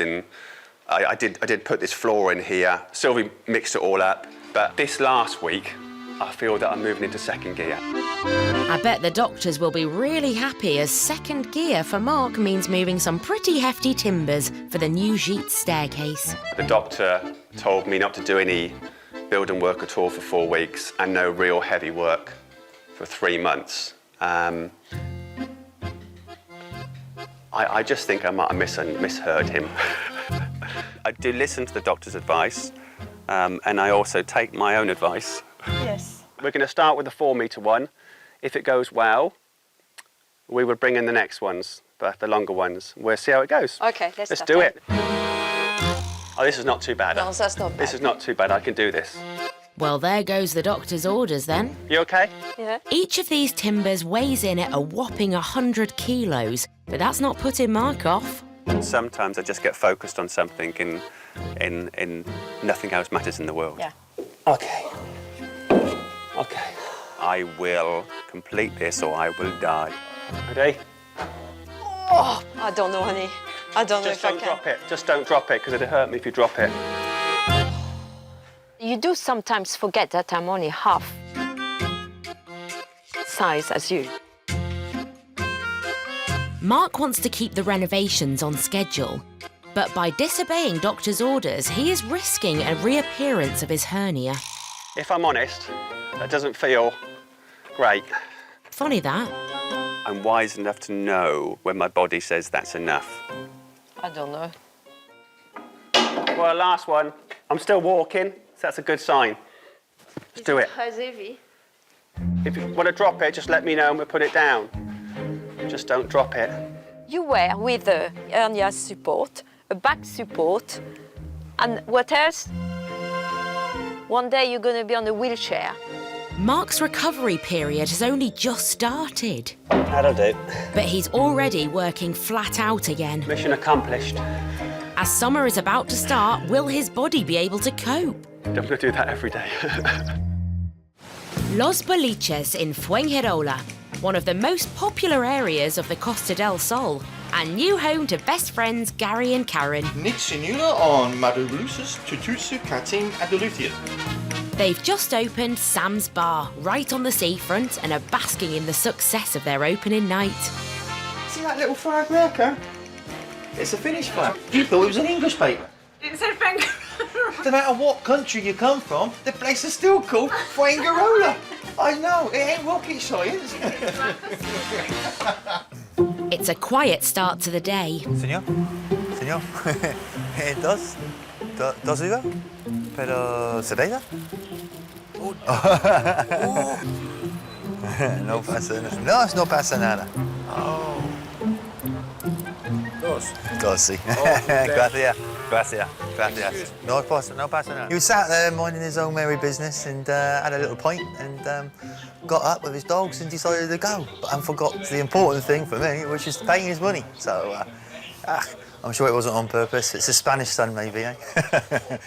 Right then. Come on, my little ladder holder.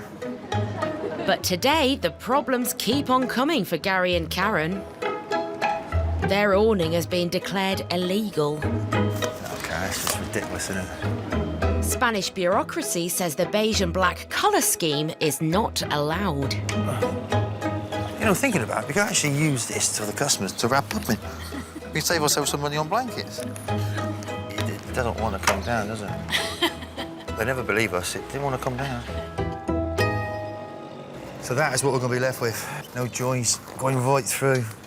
The wind is literally just going to be whipping into here now. Basically, the black in the tolo for now has to come out, which is going to open up my tolo to the elements, which means the whole terrace, if you like, is open to the wind. So it means no one's going to come in here. There's a meeting going on, apparently, towards the back end of this week in the town hall, and they're going to decide whether it's legal or not. They've already decided it's illegal, but I think it just gives someone to have a little chance to have some more tapas and a café con leche again. They have been ordered to take down the black trim. And down. Okay. But they are appealing against the order to remove the beige one as well. We're all organised and ready to go, and then now we have to take it down and kind of start again, so it's a bit frustrating, really. Look at that, it looks rotten, doesn't it? And you can see our speakers now, that's going to our terrace. Yeah, what was an improvement to the terrace and to the area, now it's looking like a mess again, you know? If they lose the appeal, it will cost them €3,500 to put a new one in. It's not that bad. Come on, man up. We didn't like black anyway, do we? Not particularly fan of beige either, to be honest with you. With the council's decision on Gary and Karen's appeal due in a week, will they realise their dream of making Sam's the best bar in the Costa? It is a risk. It's a massive risk, isn't it? Massive. And it's going to push us. I believe we can do it. It's We will do it. We will do it.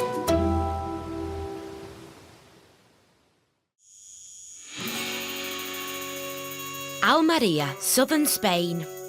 The driest place in the whole of Europe. On average, it rains a total of just 25 days a year here, compared to 131 in the UK. The desert village of El Puertecico has recently become the new home of Lee Bradford and Peter Thompson. This is your private terrace. When we moved in, the pool had never had water in it. They have swapped their two-bedroom flat in Watford for this huge complex of 4 country houses, which they're turning into holiday lets. Everyone who's been to see it go, oh, I want to live here. We've got a 4-bed house there. Why do you want to live in a 1-bed? Oh no, I really like it, don't they? And it's still bigger than most people's houses in London. I know. Peter and Lee have no previous experience at running a holiday business. So they've decided to take a busman's holiday and check out the local competition in the town of Bedar for their first break since they came to Spain. Bennett. Take care approaching alongside the village of Los Coladas as the police are very hot. There is a 60-kilometre limit. Lee Bradford. Please slow down. Please, can you slow down? I'm slowing down. Yeah, well, you're not. That's the point, as usual. Oops, looks like they do need a holiday. 30 miles down the road lies the town of Bedar. It is only 15 miles from the southern Spanish coast, but it has some stunning countryside too. Today, Peter and Lee are staying at a B&B run by British expat Jane and Terry for the last 8 years. Hello. Hello, you're Hello. Jane. And Hello. you're somebody, either Lee or Peter. I'm Lee. Hello, Lee. Nice to meet you. Peter. Hello, How do you do? Peter. Welcome. Good to Welcome. meet you. And you must be Rufus. And this is yeah, Spooks. absolutely. Right, so here's your outside area, which has its little sort of summer kitchen area where with lots of different appliances to make food with and a barbecue. Rufus, come on. Jane and Terry have successfully tapped into the dog lovers market, hosting couples from all over Europe. And then the 2 bedrooms are here. You can choose which one. This one has an ensuite with a bathroom. As somebody who stayed recently says, so if we fall out, we can have one each. As they have never run a holiday let, Peter and Lee need to observe and learn from this established business. They're one up on us. They've got water. Back in Yorkshire.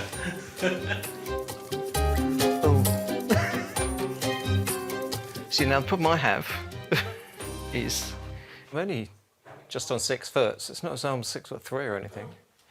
Which bed did you want? I'll go on this one. OK. We could have this one because you put your little legs on it. Hello. Oh, no. No, I don't want special licks, thank you. Jane and Terry attract German and French visitors, as well as English. Oh, that's interesting. They got it in Spanish and French.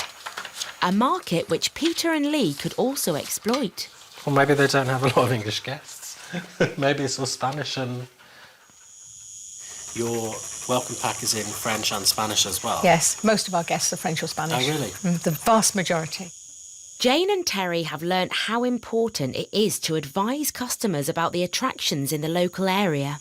We've got plenty of places that people can go to eat. They just have to drive 5 minutes into the village. Is there a restaurant or a bar in your village? See, that's the issue for you, isn't it? It's hard to do, I think. After spending the night at Jane and Terry's,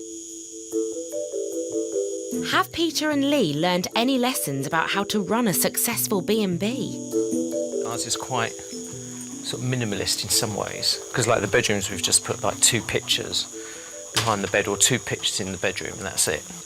Have a bit more of a look round, see what we can find. But just seeing it's like you think, oh, I wish ours could look like that, but we're at the very beginning, so everything looks so it's small and new. It doesn't look established like all this, so. I'm very jealous of the garden. Yeah. There's way much more vegetation here than we have. A lot of the stuff we can't grow. Peter and Lee are about to go home and launch into their first tourist season. Thank you very much. Yeah, it's been beautiful. Okay. Well, it was really, really nice to have you. Thank you very much. Yes. You saying bye-bye? Will these 2 inexperienced hoteliers become as successful as their hosts?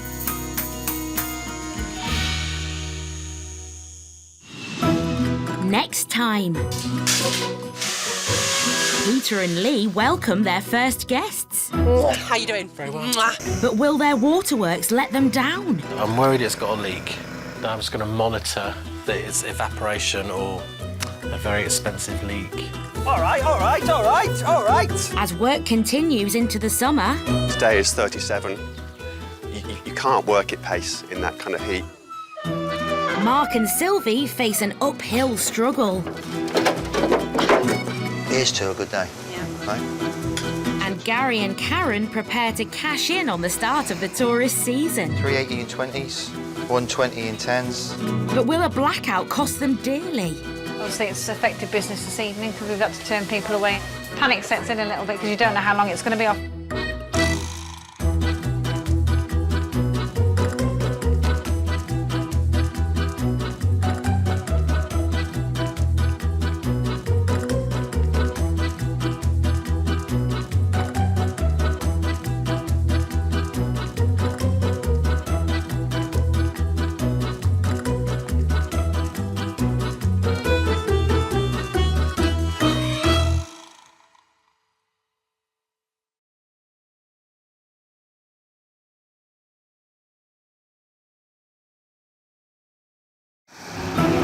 It's a dream chased by thousands of Brits each year.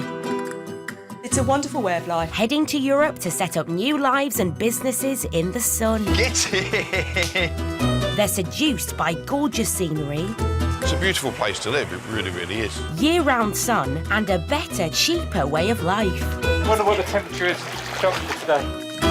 But how easy is it to turn the dream into a reality? This is like the final frontier. In this series, we follow the expats as they say goodbye Blighty. There's no reason for me to go back to the UK. I have nothing there.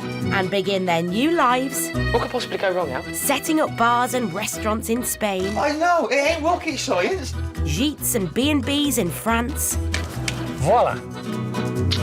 When nothing is ever as simple as it sounds. We're starting to get sleepless nights because you're starting to get worried. It's great.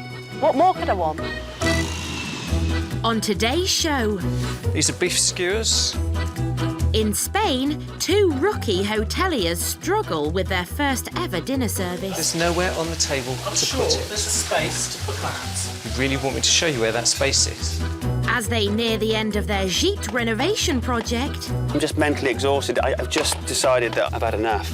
Will this couple manage to finish the job? When he's like that, I just don't talk to him. And a new family moves to Spain to open their dream bar. Well, kids, this is ours. We've got to make it. But are they in for a bumpy ride? My bank is empty. We've got nothing left. We need to open the bar.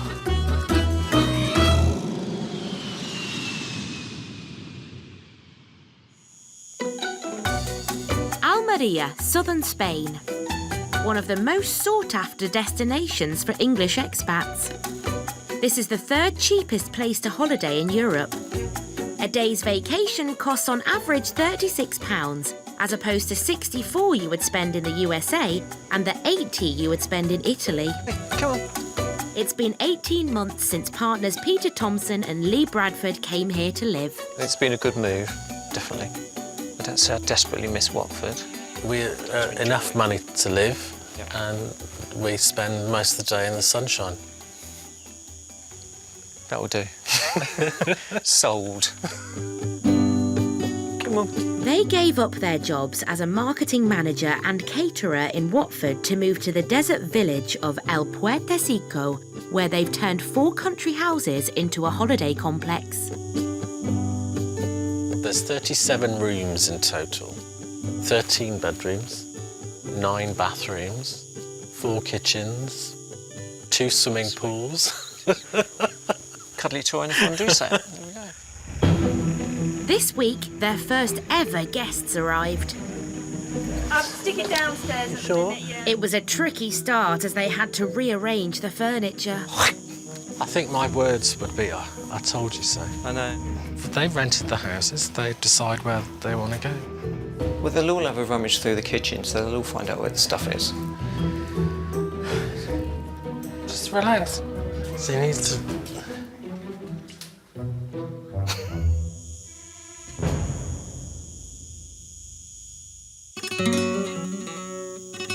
Now it's their guests' final day and Peter and Lee are hoping for some good reviews. So they're organising a farewell dinner. Chicken with smoked paprika, meatballs, albondigas, beef pinchos. It doesn't mean anything. What? Beef skewers. Thank you. Preparing the food should be a doddle for caterer Lee. He used to oversee a team feeding 13,000 people every day at his job at the University of Hertfordshire. I'm more practical, so I tend to do the more practical things. Yeah, whatever. And Peter's more admin-based.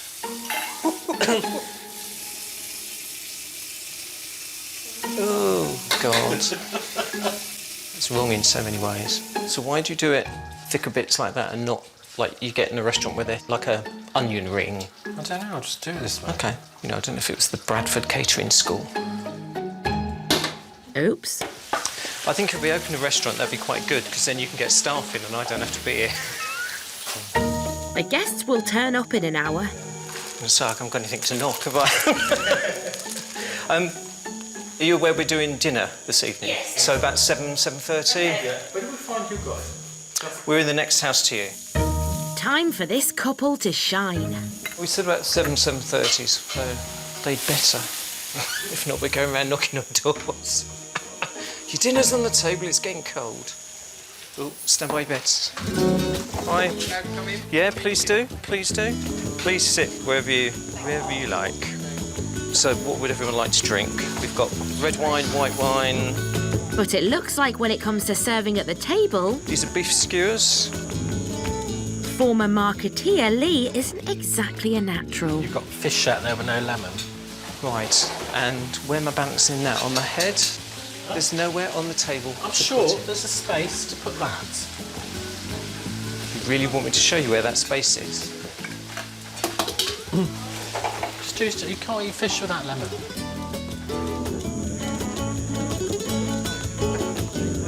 They're tucking into everything, Lee.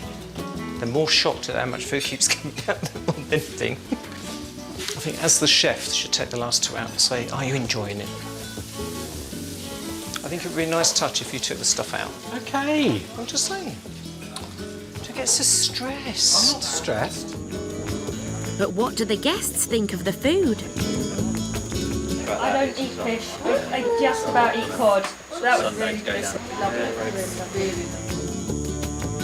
It was cooked by Lee, served by Peter, and it was wonderful. Perfect. And obviously I did too much food. As the guests turn in for the night, will Peter and Lee get the good reviews they need?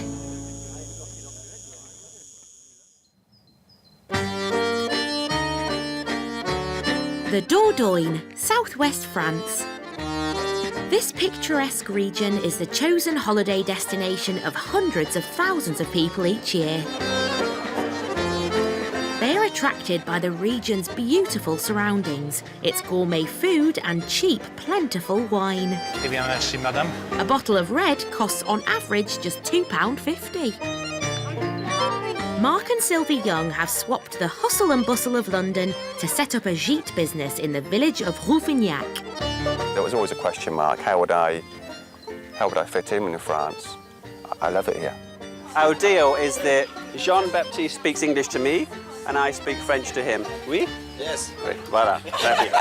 Like this. Mark and his French wife Sylvie gave up their jobs in England 6 months ago to restore these 3 houses. They spent all their money on buying the properties, which means they now have to do all the renovation work themselves. I should be knocking these down and laying them in so fast. Everything is taking so much longer. Yeah, that's not good, is it? Yeah, I'm struggling. So far, Mark and Sylvie have completely stripped the interior of this old farmhouse, which they want to convert into a 3-bedroom self-catering gîte. They have built a loft with stunning views over the countryside, despite Mark's crippling hernia, which forced him to stop working for a month. Mark has now started to tackle the trickiest job of all. He has 5,000 tiny tiles to lay on the front patio. This has taken over a week longer than I thought it would have taken. Replicating the original French paving will make the villa look more authentic, but builder Mark has drastically underestimated the amount of work needed. I'm just mentally exhausted. I don't know whether it is the patio. I've just thanks, Jess. I've just decided that I've had enough. When he's like that, it's just best to just leave him to it. Yeah. And just do this meal. I just don't talk to him. My heart's not in it. It's not good. And it seems like no one can do anything right. Ah, Panda, no! Off! Go on, go away! Go away! Oh. Least of all, his wife. Can I just point something out? Because you know you're going to be out. This area here, there's about 15 stones with no red. But then you told me you don't like to have, you like to have the reds that touch each other. No, they don't all have to touch each other. If you look, there's lots and lots of single ones about. I just said no more than 3. Ah. Mark and Sylvie originally hoped to finish the first sheet this summer. Delays now mean they won't reach their goal. So sadly, I think the objective of completion of the summer is now gone. The actual light at the end of the tunnel, somebody's just put a shutter over the top of it, and we're not going to be able to get there. I failed. Doesn't sit easy with me, failure. But the couple need to complete the exterior of this sheet, so they can take photos and advertise the complex in time for next season. If I was doing it for a customer in England, I would complete it. So I failed because of lack of effort. It's a real low point for Mark. A bit disappointed and a bit drained. I feel like I've sort of let Sylvie down a bit, but anyway. Will he pick himself up to finish the outside by the end of summer? The Spanish town of Benalmádena, twice voted the best marina in the world. Every year, 1 million tourists come here to soak up the sun and spend their hard-earned cash. Here, bars and pubs provide great value for money. A pint of beer can cost as little as €1.50.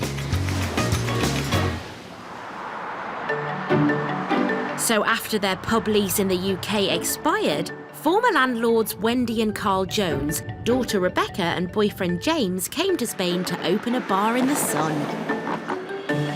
Right, what do you do here?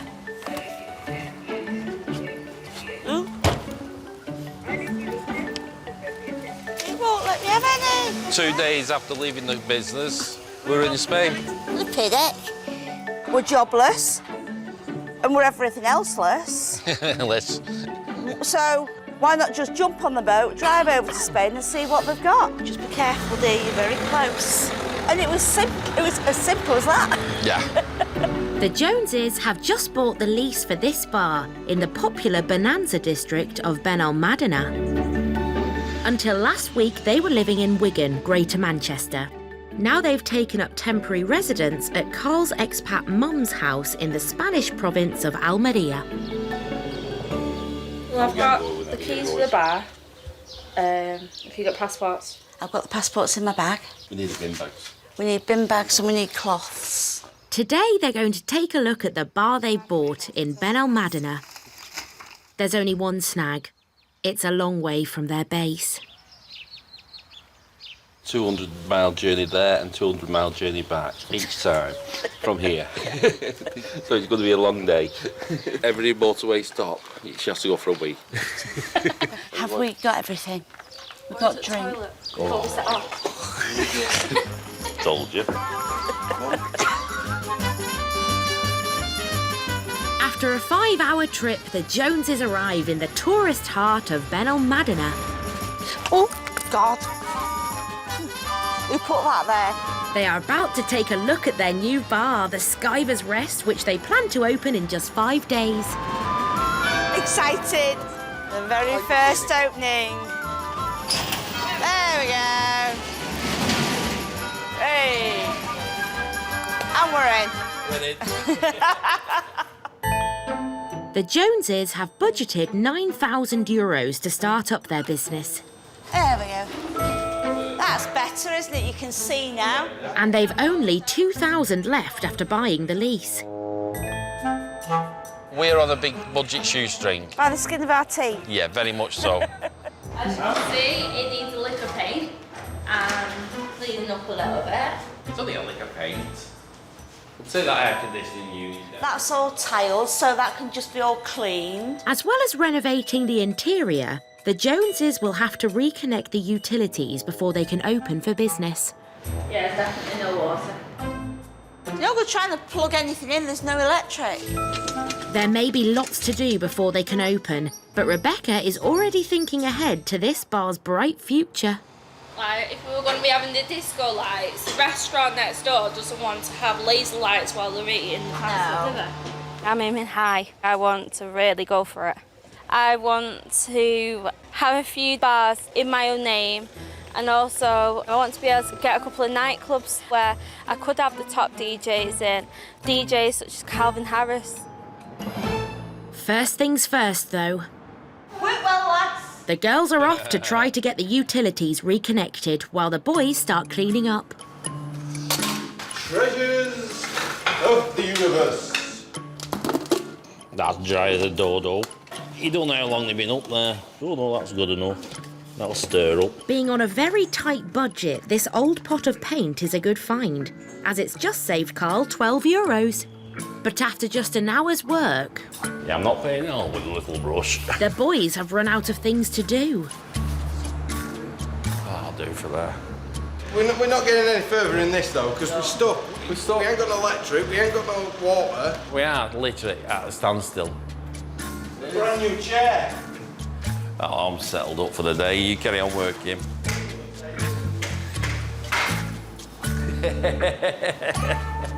2 hours later, Becca and Wendy are back, empty-handed. What they've done. They've not been able to switch the water or electricity back on and have been told to come back mañana.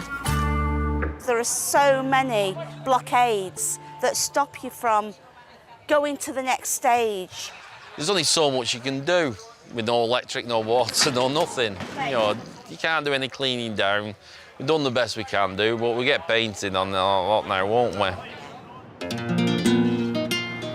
With money running out fast, they need to get the water and power sorted so they can open as soon as possible.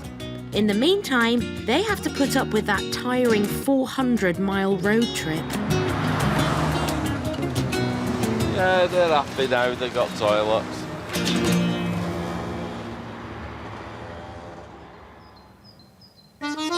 The village of Rouffignac in the Dordogne, southwest France.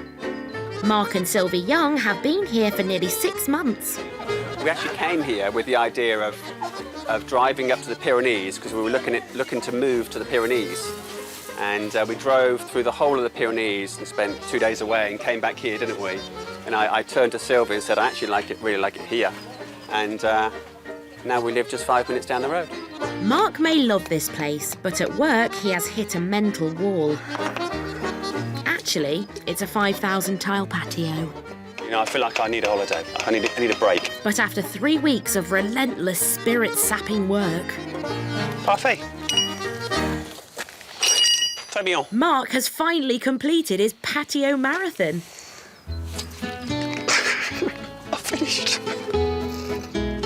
If I can start thinking about something else rather than just thinking about squares, you end up thinking about crosswords and Tetris and Sudoku.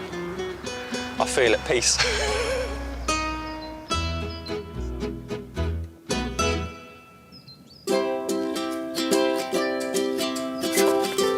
And with that painstaking task out of the way, Mark is back to his old self, throwing everything into the rest of the exterior renovation. I look back and I just can't believe how someone could get like that, be such a positive person all the time, and just let something like that, it just got me down. I was a defeated soul, you know, and anyway, I'm back, Mark Young's back. Let's crack on. And that means bossing around wife Sylvie. You must never rush painting. Never, ever rush painting. I am very, very opinionated about painting. Incredibly opinionated. Obviously, I'm following my lesson. Don't put too much paint on the paintbrush. With these 2 windows out here, the bottoms have got to be painted to the sills as well, and you haven't prepped them. Obviously, people are going to walk down here and look up. It's just if a job needs doing, you need to do it properly. I'm quite pleased about painting it, because I can keep an eye on you. Yeah. No, I'm just looking at... no, I'm not going to say a word. I'm not going to say a word. Sometimes, if he tells me, like, you know, you can talk really condescending to me. We're getting there, aren't we? We're getting there. You'll have the windows finished today, won't you? Yes, Mark. Do the best you can, I'll finish it off. I prefer that. Yes, Mark, sure. I think over the summer I have been particularly bad because I have been driving myself so hard. Yes, you lost your patience, yeah, which I is did. not I was good. just pushing. As a manager, you should know not to use your patience. I quite agree. The brush strokes are really showing on that. Brush strokes are not good. You shouldn't see brush strokes when you paint. It should be even a textured finish. Not like that. Just brush it on. You need to look after your staff if you want them to work. And also talk to them in a proper fashion. Exactly. You know, I could have you done for, you know, verbal abused.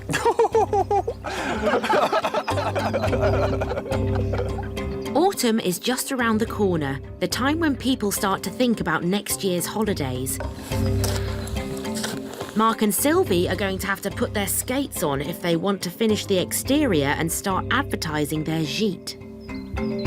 They have to repaint the front of the house, finish installing the windows and erect a sign on the driveway. All right. He just doesn't like me watching her. No, allez, go.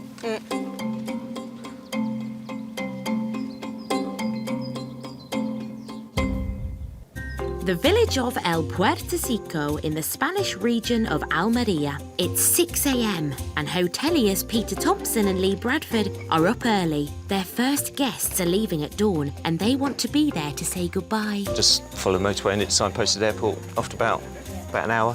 Good online reviews and personal recommendations are vital to Peter and Lee. How do these guests rate the holiday complex after spending a fortnight there? It's been relaxing. It's been a beautiful environment. It's almost like 4 separate villas in one, and you couldn't better it. Not quite daylight yet, is it?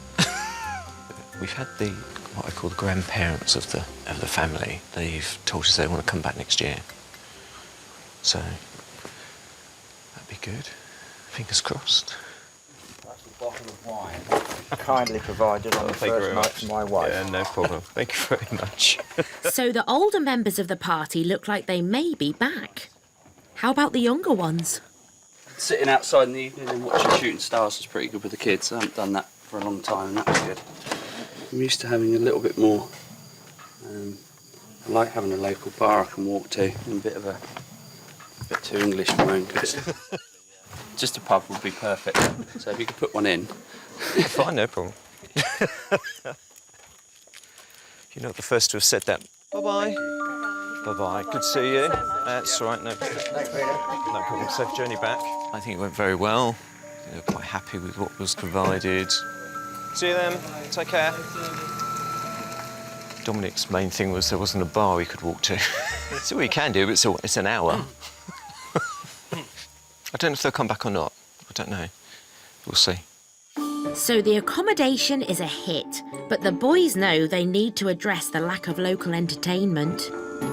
It's a very specific sort of place to go, because you don't come here if you want nightlife and raucous partying. It's not really. It's just a very relaxing, quiet, peaceful, hot break. When you're showing people around, you get the odd, oh, right. And you're thinking, is that a, I don't quite like that, or is that a, that's nice?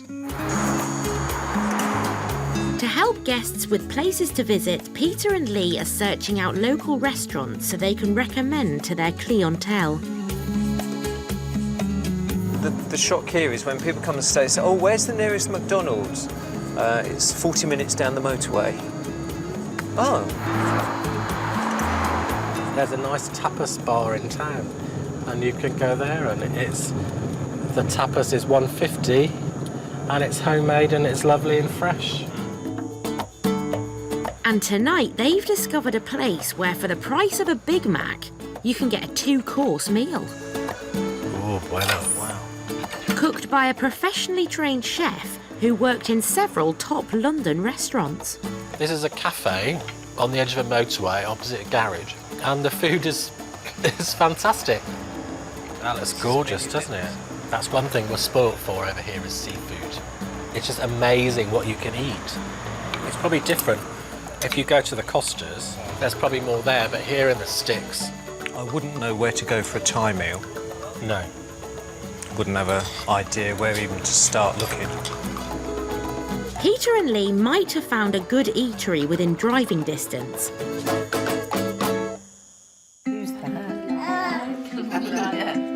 But the need for more facilities is underlined by feedback from their first guests on their return home. Oh, look. Here comes the yummy food. Oh, this is the tapas. This is the tapas, yeah. It was delicious. Right clean on the pillow? The thing that stood out for me was the standard of the accommodation. Yes. Yeah. It was beautiful. Beautiful. It's just if you want to be able to walk to a restaurant, a bar, that's the only thing. Yeah. There really wasn't... There was nothing. No. It would enhance the place if there was more around. Yeah. Even a bar. Yeah, a bar. There was a bar in the next village. Yeah, not walking though. Yeah. No. If there was something within walking distance, it would be perfect. Yes.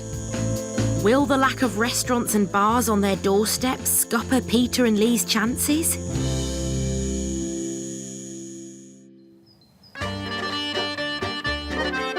It's been nearly 10 months since Mark and Sylvie Young arrived in the Dordogne in southwest France. Does that look like it's running down? Yeah. And their dream of offering their country house for rent is now inching closer. We decided to call it Au Volet Bleu, at the blue shutters, because I always say to the delivery driver, it's the house after the turning on your left with the blue shutters. Mark and Sylvie will spend the winter working on their interiors so they're ready to open next year. The positioning of the letters is where I want them to be. Putting up this sign is the final job before they can take photos to advertise their gîte. Sylvie's taking full responsibility for this because this is totally her idea. I said I'd give it a go. But can project manager Mark really let go? And the O line up with the S. Don't look, can you see, it's just my carton, it's not straight. Are you sure? Yes! No. No, the bubble is nothing to do with this way. All right, where is the way then? Ignore the bubble, it's just a straight line. If you do that, the bubble's still straight. Oh, yeah. So everything is... Some things, there are moments in life that you treasure. Yes, you can see it straight. Look, because the bubble's in the middle. Quality. Oh, no. This is my project, so I carry on. And for once, he's the one going and pick up the kids from school.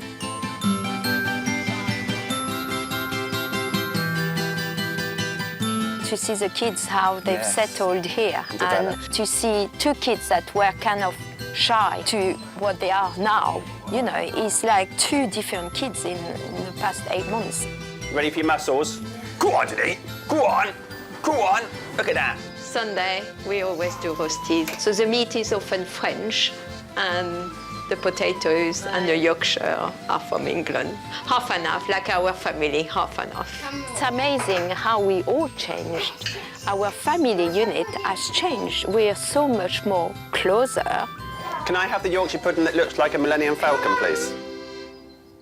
Mark's worries about not finishing on time to take sunny pictures of their new house were ill-founded.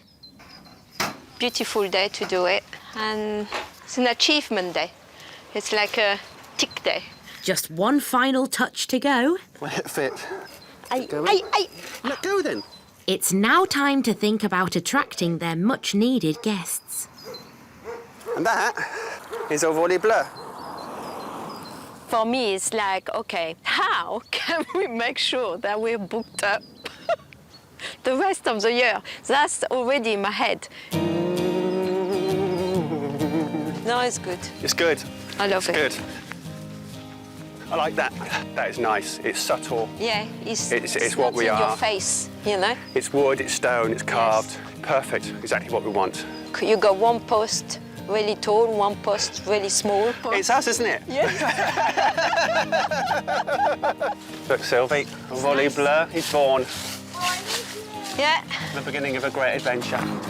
After months of building work, the village of Reuniting is edging closer to the opening of its first sheet. And both Mark and Sylvie are finally relaxing and starting to take part in village life. Je veux un tracteur. I want one. Sylvie has even joined the local roller derby team. This is something for me to just be me, not be maman or not be honey, you know, but just be Sylvie. I should have put my glasses on. If all goes to plan, the Jeet will be open next spring. And hopefully they can welcome their first guests. Now I can't wait to have people in it. Or like people on that patio, you know, enjoying themselves and, yeah. I feel good. I feel at peace. I feel relaxed, which is a lovely feeling. I haven't felt relaxed for many, many months. Joyous is a word I'd use. It's a nice shot. No going back. No going back. No. That's one thing we're for sure. And yeah, both of us absolutely agree. We're not going back. We're not going back. We adore it here.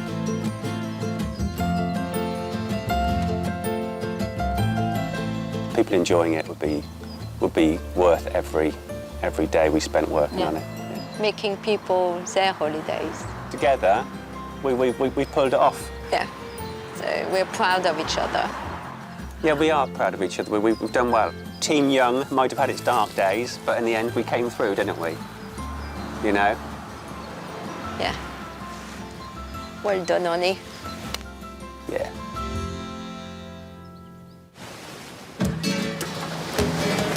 The tourist season is about to start in the southern Spanish town of Benalmádena. And just 8 days ago, the Jones family arrived here from Wigan. They've bought a bar on the Costa del Sol, which they're hoping to refurbish and open in time for the start of the summer. Well, kids, this is ours. We've got to make it. Yeah, we'll make it easy. To save some money, they've been living with Carl's mum 200 miles away from the bar. In a bid to cut down their 400 miles round-trip commute, today the family have made a sudden decision. Let's go inside. They're splashing €1,000 on renting their own house. I'm excited. Get my house at last. Hola. Here's your property in Algarve, very quiet location. Wendy and Becca have chosen a 3-bedroom villa in the stunning village of Algarve, 40 miles from the pub. The rent is €500 a month, a third of the cost back home in Wigan. We can actually get away from the hustle and bustle of all the town life and the bar life that we're going to be doing, rather than living above a pub like we did in England. What you need to pay every month is €500, €1,000 deposit. Okay. Well, thank you very much. Thank you very much.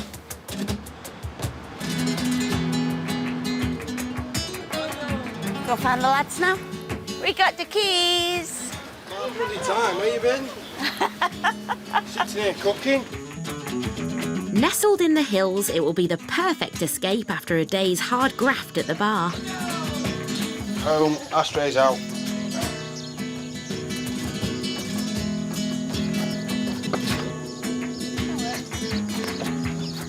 Gorgeous, love it. The only noise is the birds. But I can live with that. During the winter time, when the business winds down a bit, you just sit down and relax. Oh, I'm a hard worker, don't get me wrong when I get going, but when you relax, you have to relax, don't you? Got a nice kitchen, nice big fridge. For daughter Rebecca, their new home represents a big step forward in their Spanish adventure. It's the first milestone of my venture. It's my first home. Eventually, we do want to have a family. It's making it feel real that we're actually moving to Spain, starting a business in Spain. Everything starts from this address, really. There's no plan B. This is it. This is all our money, all our property, everything rides on making this work now. Right, they're taking the wooden unit, the table and chairs, the microwave. But after renting the house, the Joneses have only €1,000 left for upgrading their bar. My bank is empty. Rebecca's bank is empty. We've got nothing left. We need to open the bar so we can start earning money. But things are going to get a whole lot trickier. I hope the house is okay. We now have a big problem as we needed your deposit for our There's been a deposit. misunderstanding between the landlord and the estate agent. Please can you sort it out urgently? And Wendy's just been asked to pay an extra €500. I've no money. I've no money spare that I can give as an extra month's rent. You know, money doesn't grow on trees. Might be plenty around here, but it doesn't grow on any of them. I'm sorry, I've just got to breaking point. I can't deal with it.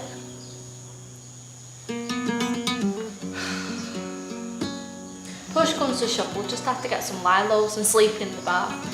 Me and Gal's got a bad back, we can't sleep on Lilos. Just 2 hours after moving into their new house, they risk being evicted. Will the Joneses manage to cling on to their Spanish dream?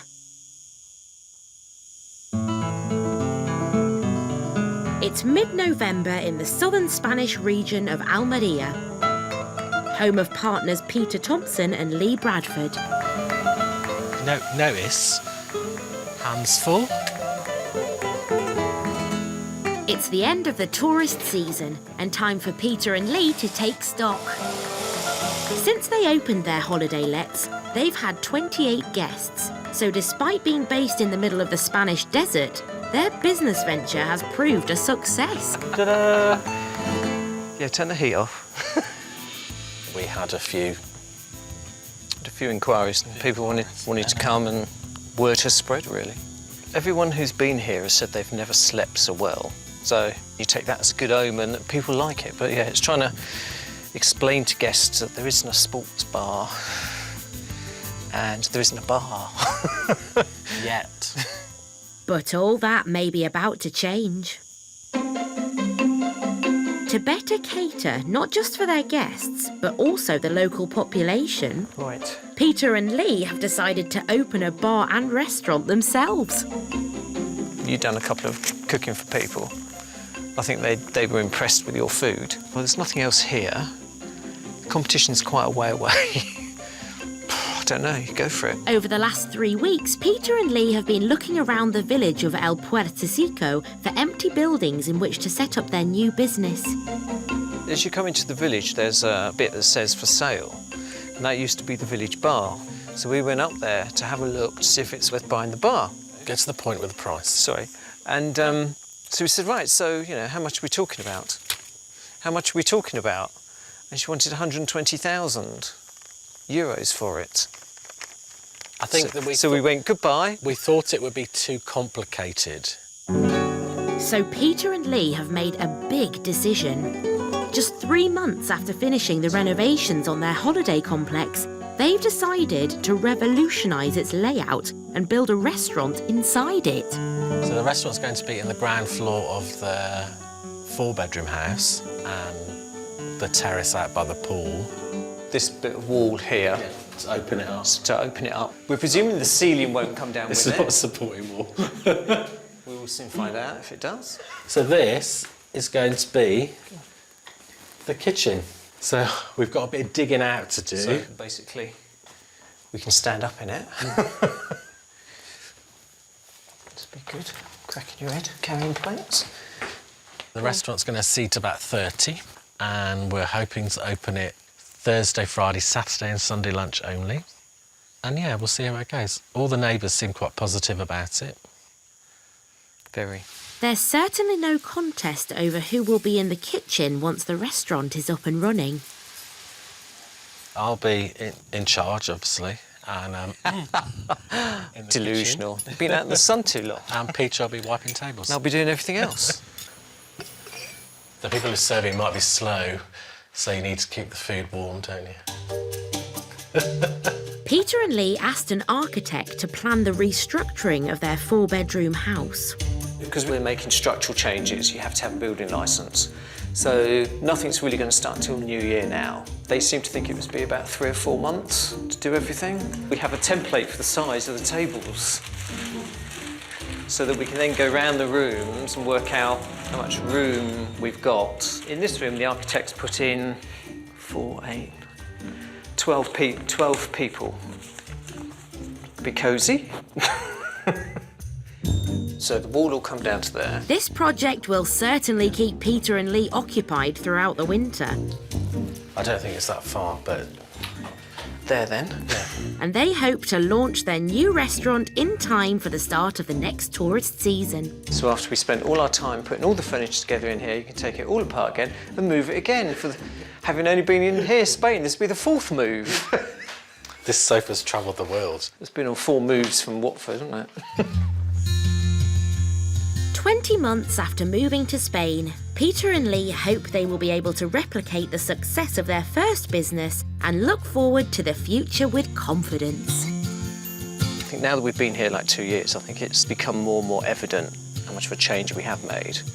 But I don't think we'd ever go back. I don't think we'd be this happy in the UK. You hated your job anyway. Yeah, thank you. And so yeah, no, very happy. It's the right thing to do. Yeah, definitely. Next time, as they prepare to open their new bar, How much? the Joneses try to break through the language barrier. If there's a sign that says £8.99, you can say that. Done. Very good, darling. If I put those on, it actually makes your job look a lot better. A husband and wife team build their dream house in France. We've got a hand-picked selection of the best builders available, Helen. Me. Oh, there's your other foot, darling. One small, one large. I'm never going to assume. And one tough businessman finally cracks. You're not scared, are you? Absolutely, yes I am. Oh, Jesus Christ.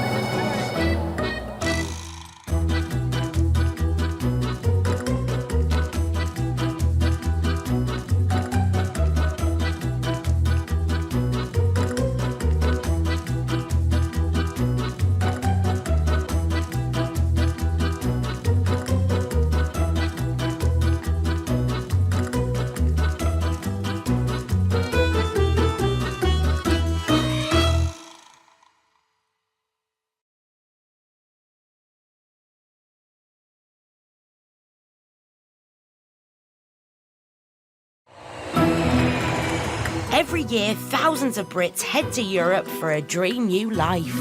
To a dad, that is just pure pleasure. This is heaven on earth. But sunshine and scenery and a great lifestyle need to be paid for. My bank is empty. We've got nothing left. So to fund their fairy tale, get your little fishy when the boat comes in. Brave Brits are taking the plunge and going into business. On this series, we follow those expats. Dave, you got any euros? Setting up anything from bars and boat charters in Spain to vineyards and B&Bs in France. Not happy. Not happy. But will they flourish? We're going to do it, we must do it properly. Or will they fail? Money doesn't grow on trees. It is life or death. And can they really make a life in the sun pay? Fans broke down. You are joking. It went bang. On today's show, there's an important family conference. I think a line needs to be drawn in the sand. As these great escapers fight to keep their dream alive. No, I don't want to go back to the UK. I will find a way out. I don't know how, but I will find a way out. The new hypnotherapist in town is on the lookout for clients. Here we are. 2 people. Looking good. But will his demo win the work he so desperately needs? You did something for me that really changed my life. And at the end of their first season... I'm the cocktail queen at the moment. These bar owners reckon they've made it. Is that what you're going to give me? And now they have their eyes on a new business. Basically, me and Karen want it.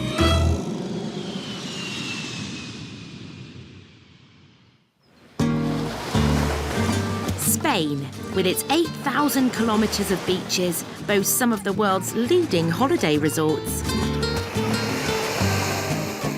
The town of Fuengirola is the new home of best friends Gary Adamson and Karen Hiles, who came here 6 months ago to open Sam's Bar. Get a couple of menus. And in that short time have made it into the most popular establishment in the area. Ladies and gentlemen, we received notification from TripAdvisor themselves that the bar that you are now sat on, Sam's Bar today, we actually got to #1. It's now the end of the summer and Sam's is the bar to beat. Gary and Karen's trademark warmth and enthusiasm have won the favour of the area's many tourists. Is that what you're going to give me? It's Sunday roast day. We're always busy down here for our Sunday roast. And it's great. I'm so chuffed. You know, we're heaving in here. And today is a very special day for Gary. His mother and father have come over to visit him from the UK. You can't beat a Sunday roast. So my mum's coming in with my father for the first time for their experiences of my new bar, basically. You know, I tell them obviously on the phone back in the UK how we're doing, but now they actually experience it for themselves for the first time. It's brilliant. It's absolutely fantastic. Didn't really imagine that it was going to be like this anyway. Call this your office. Not bad, is it? Gary's parents have more than just an emotional tie to the bar. 6 months ago, they lent Gary £5,000 to get the business started. What do you reckon? Fantastic. More than enough on my plate, to be honest. Yeah, there wasn't enough. They're more than enough. Right. You better go and see to your customers. 1 small beer and 1 white wine. The success of Sam's Bar means that Gary and Karen have more than exceeded their financial expectations this year. I'm the cocktail queen at the moment. Not only were they able to pay back the money they borrowed from Gary's parents and the bank, but they now have a healthy pot of savings which they're looking to reinvest. Put your order in, as soon as it's ready, I'll come back out with it, OK? Thank you. I know that he'll come out on top whatever he does. The family have always thought, well, whatever he does, he'll come out on top. And working with Karen, that's the pair well match there. Gary and Karen may be enjoying their current success, but it hasn't always been plain sailing for these two friends. There certainly was times, wasn't there, when you think, oh my God, was it the right thing? In the beginning more than anything, because once we got to like April or May when we're up and running in, it's like, wow, hang on, this is good. But up until that point, when we first opened, it's like, oh, blimey. As the tourist season draws to a close, Gary and Karen have big plans in store. There's your cutlery, all right, and your sauces are all there. OK, enjoy your dinner. Obviously, we've got the bar, but we're also having a little look for a second one as well. For bar number 2. Watch this space, but we believe number 2 is on its way. There will be a number 2.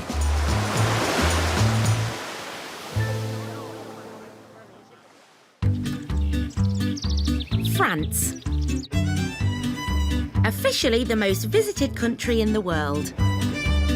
With a recorded 83 million tourists a year, many of whom come to enjoy its slower pace of life. French people sleep on average 8.8 hours a day, more than any other European country. Former construction company owners Matt and Helen Bradley swapped busy lives in London for the tiny and tranquil village of La Maze. When we first met, you'd do the water for my cement. Get on with it. Things have changed. The passion's gone. Matt and Helen own a gîte, which they rent out during the summer season, and they're also building their own house.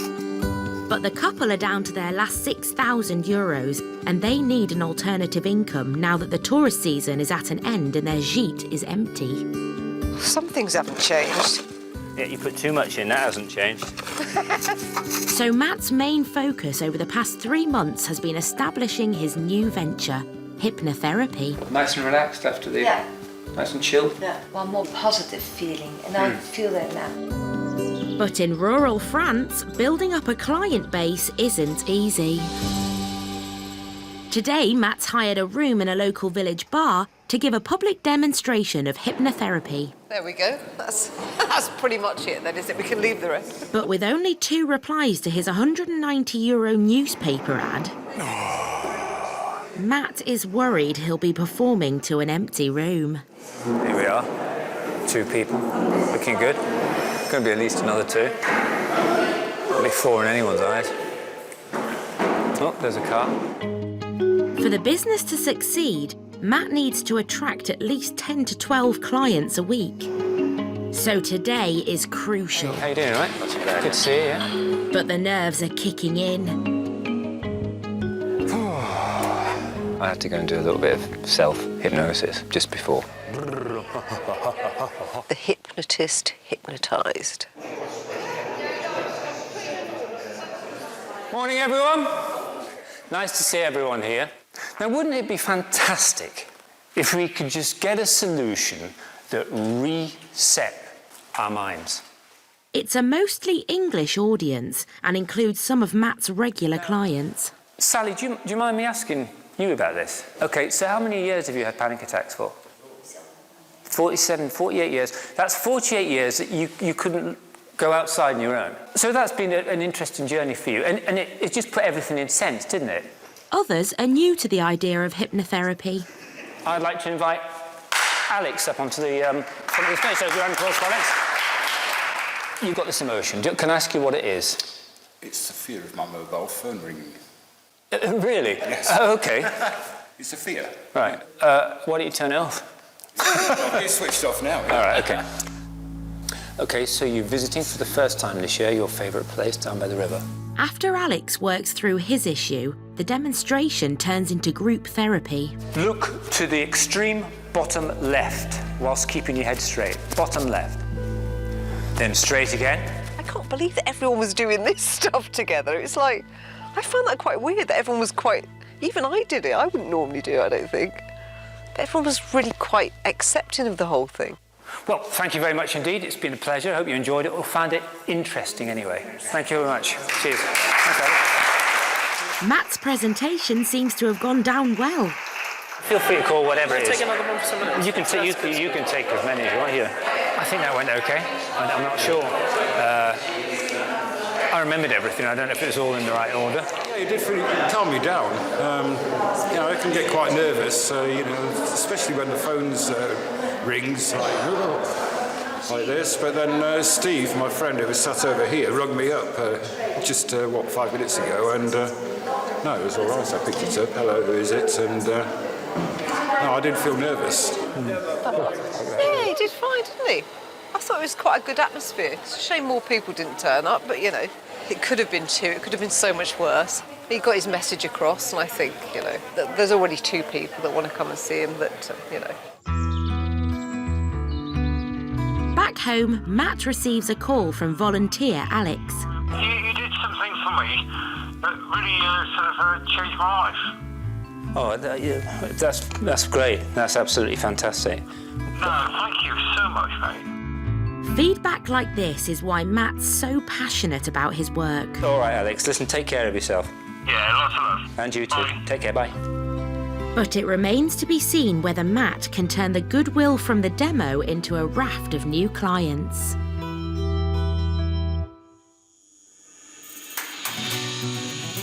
The Costa del Sol, southern Spain. Famous around the world for its high-quality produce and local cuisine, this is the place where fried fish was invented. In the town of Benalmádena, it's been 2 weeks since the Jones family from Wigan bought the Skivers Rest Bar. The summer season is about to start, but the bar's opening has been delayed by the absence of electricity or water. Mum Wendy has applied to get the utilities reconnected, but so far without success. My contingency wasn't as large as it should have been. We are at the end of any contingency we had, and I have to admit I've had to borrow off family in order to complete the task. Because we're strapped for cash, I'm just looking to see if I can maybe get a job, like just to keep us going until we get up and running, really. It's saying there may not be any jobs available for recruitment in Benalmádena. Today, they've been promised the electricity will be switched on, so they can start to trade and finally make some money. So he says it definitely will be on today. But there's bad news. Nothing. Nothing. Nada. Great, so we come down here. Wasted fuel and time. Oh! You come. Their bar is still without power, and now they only have €200 in their pocket and still no income. Right, okay. No problems. Alright, thanks. I came down here yesterday because they said they were going to be putting it on. Now I've been told it's today. I can just see my money being eaten away on wasted journeys and wasted time. The Joneses are faced with a difficult choice. With no electricity, they have no business, and with no business, they may have to return to the UK. We have got no money left. I think a line needs to be drawn in the sand. I've nothing left to draw on. I can't draw any money from anywhere else now. Get my car over here next month, I'll have 500 quid off that. That's next month's rent, isn't it? What about this month's? Oh, buggered on that one. I'm trying my damnedest, I'm trying to think so. No, I don't want to go back to the UK. I will find a way out. I don't know how, but I will find a way out. None of the family want to face the possibility that their Spanish adventure could soon be over. I'm going to miss my lemon tree. Hope's still there. With every rainstorm, there's a flower grows. True. And it's not over yet. Yes, dear. Oh, big sucker.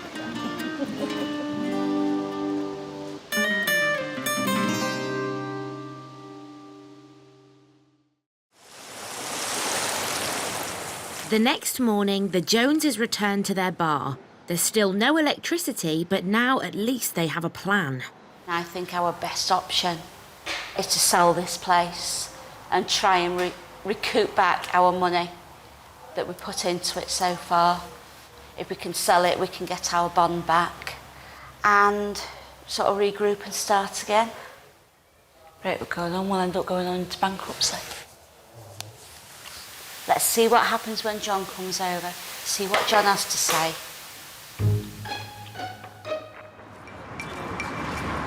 That John is John Kaler, the business broker who helped them buy the bar. The Joneses have called him for advice on their next move. I think the grim reality is at the moment is that they've really come out to Spain underfunded to move, open a business, rent a house, all for under £10,000 is being totally unrealistic. You all right, guys? But will John be able to come up with a solution to their problems? I don't do kidding, mate. All right, babe. Or will their Spanish adventure come to an end?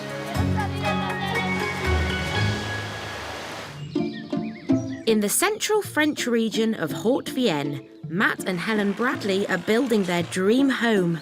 It's part funded by the rent from their gîte, but with the holiday season coming to an end, they need another source of income, or they might not be able to finish the house. Grass needs cutting, but that's all it's grown in 2 weeks, which ain't bad, is it?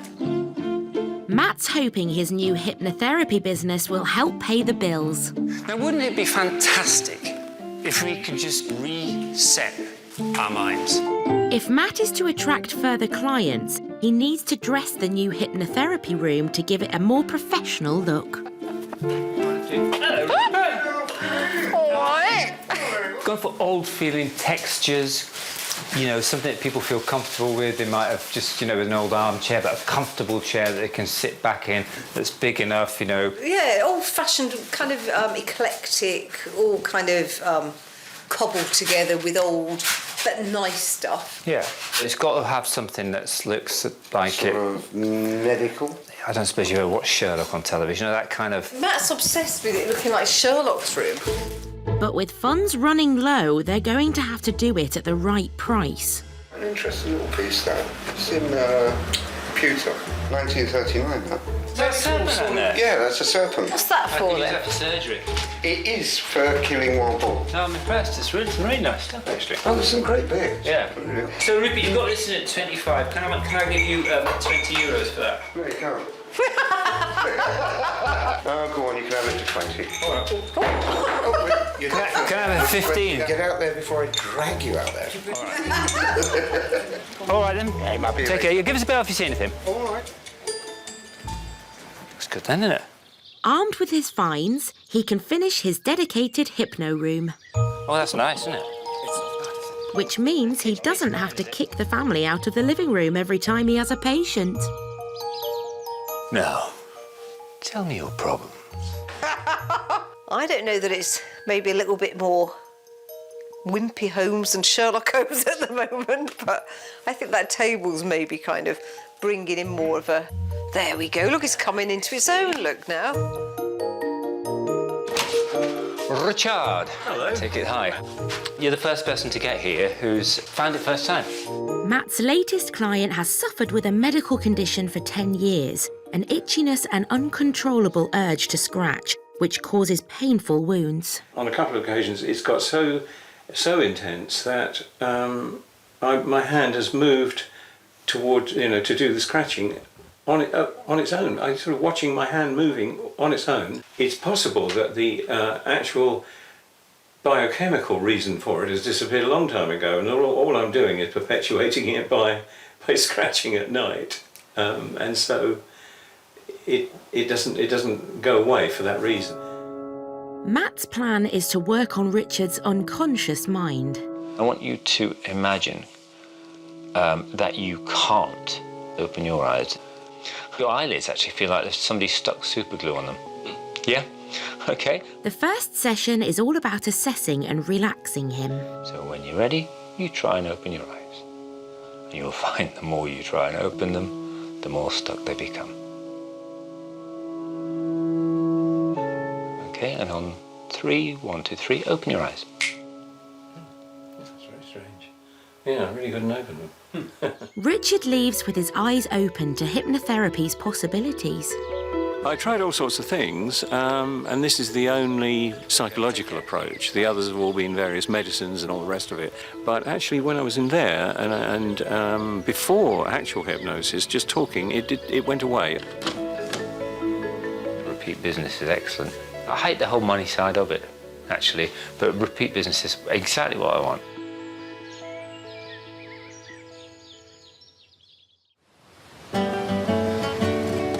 In Fuengirola on the Costa del Sol, it's another busy day at Sam's Bar, run by best friends Gary and Karen. That's the first time she's washed up in a couple of days. Get lost. It's the height of the season and business is booming. But today, Karen has been left at the helm. I'll have a black coffee. Yep. While Gary embarks on a secret mission. Before setting up Sam's Fuengirola with Karen, he co-owned another bar 10 miles down the coast.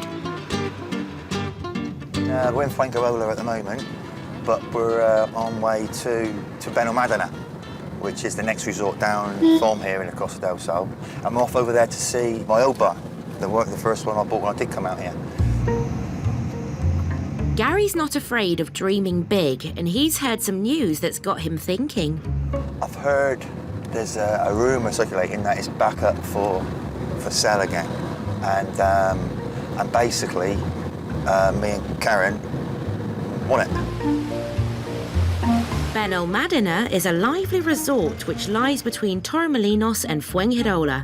And with the dream of making Sam's Bar a brand, Gary thinks his old business would be the perfect starting point. I know the bar.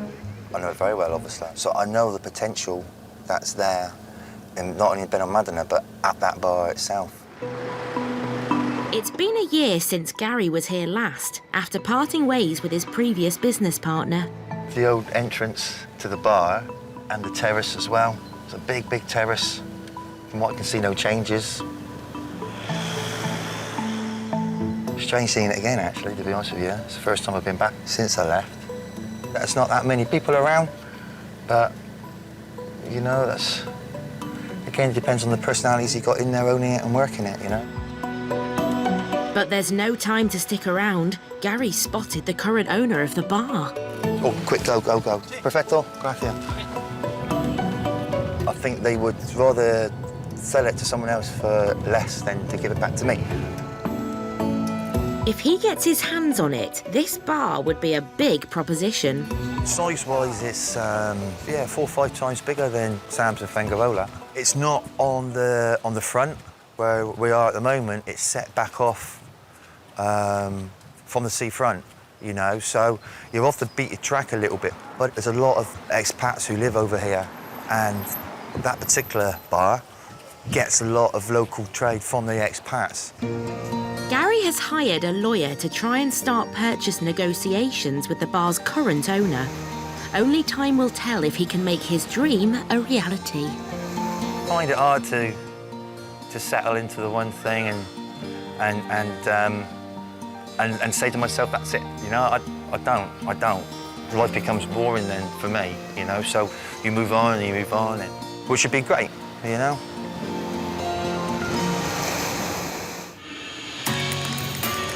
In Benalmádena, it's make or break day for the new English owners of the Skivers Rest. How was everybody? Stressed, depressed, feeling defeatist and frustrated. For the last 2 weeks, they've been waiting for the electricity to be reconnected so that they could open the bar. Now they've run out of money, so they've called their business broker for help. As you know, I've been ringing the electric company every day now. It's either going to be tomorrow up till 2, or it'll be Wednesday. Wednesday's going to be the very, very latest date. We've been said that last week. It'll go on Wednesday. Said that the week before and the week before that. You're saying that it's a guarantee that we will get our electric on? On Wednesday. With a promise from John, the Joneses have to evaluate whether to wait it out another day. But with no funds left to buy the stock and a month's rent pending, John thinks it wouldn't be the right decision for the family. I don't think, even if you had the electricity on 2 weeks ago, and I'm being harsh, but I don't think you'd have hit your sales target to generate enough money in that short time, in a 2-week period, to pay your rent at your apartment and to pay your living cost. I really am sympathetic to your cause here at the moment. But you need to do some workings out. See, I wish I could tell you what to do, I just haven't got the solution. The only other thing is to sell it. Selling the bar might now be the only option, but the Joneses are prepared to do whatever it takes to remain in Spain. Borrow money for the rent. Yes. Sell the property. We'll have to go find jobs. We'll have to do whatever. That is the only solution. There's no point going around in circles. That is the only solution. I think you're about right. Give me a month at it, and I'll do my best in the month to get rid of it. John will put the Skivers Rest back on the market. Okay. For the Joneses, the dream of owning a business is over. They perhaps shouldn't have done it in hindsight, but they're obviously like living their lives on the edge by the sound of it, and we all live our life differently. Who are we to judge? For one last time, James pulls the shutter down on the Skivers Rest. If they want to remain in Spain, they will have to find another way of earning money. Don't know what I did in my past life, but it must have been something bloody awful. Mind your fingers.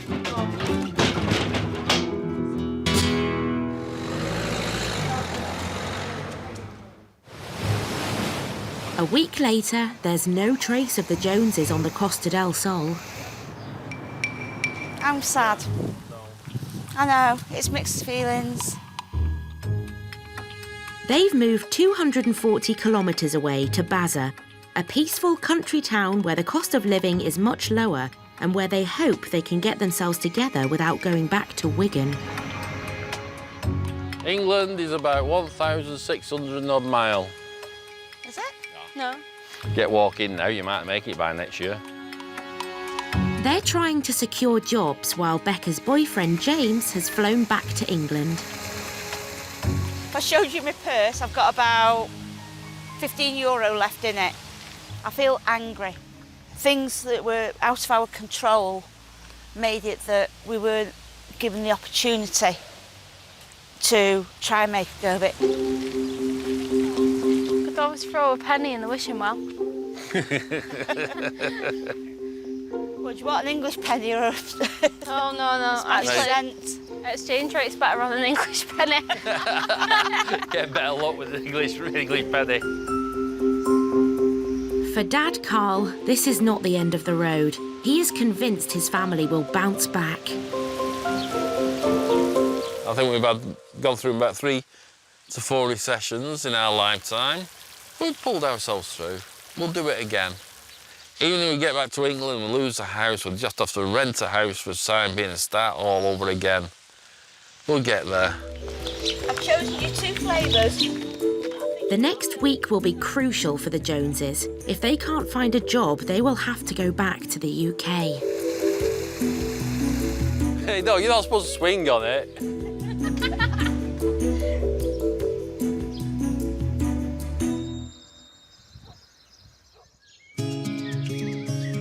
The village of La Maze in rural France. Back in July, Matt and Helen Bradley knew they had just 3 months to turn his hypnotherapy skills into a viable business. So you're walking along the beach and you look out to the seas. So they could afford to continue living in France and building their dream home. That time is now up. It's a matter of just building up a clientele, which means probably travelling around the Dordogne, Charon, Limousin, where there are more English speakers. And Matt's not just thinking about the English-speaking market. It's about building up the confidence in the French people as well, that an English person can do it. Actually, I'm putting the onus on them. It's actually me and my own confidence of doing it. It's the reality. One way to expand his fledgling hypnotherapy business would be to start catering for the French clients too. C'est pas grave. Okay. But ex-builder Matt has a problem. My French came through the building site. So that's half the words I can't use. Un ciment blanc. Blanc. Et une sac. Ils ont changé les fabricateurs, non? We used to go to night school. I already had kind of O-level French, but Matt didn't have any at all. And I just remember the first lesson being absolutely horrific. He had to say, Je m'appelle Mathieu. That's all he had to say, but he couldn't say it. And so she'd say, no, say it again. And he literally tried to say it about 30 times. It was just absolutely awful. I've had to re-educate myself because I was appalling at French at school and came out with a classic statement to my French teacher. When am I ever going to use French? Well, Matt might need his French today. As his first French hypnotherapy client has arrived, Sandrine.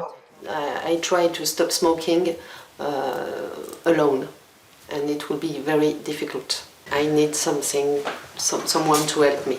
So what I say in the mornings is don't have a cigarette. So that's why she's early, because she's actually gagging for a fag, she's saying. I'm going to hypnotise her to think that I speak French. I'll go and give her this water, because she'll be getting a little bit nervous, I should imagine. And try and prepare myself, because I'm now... I thought I said 10:30. She got here at 10 to 10. Good then. When I'm stopping someone smoking, that's a 25-page process. OK, on fait comme ça. OK.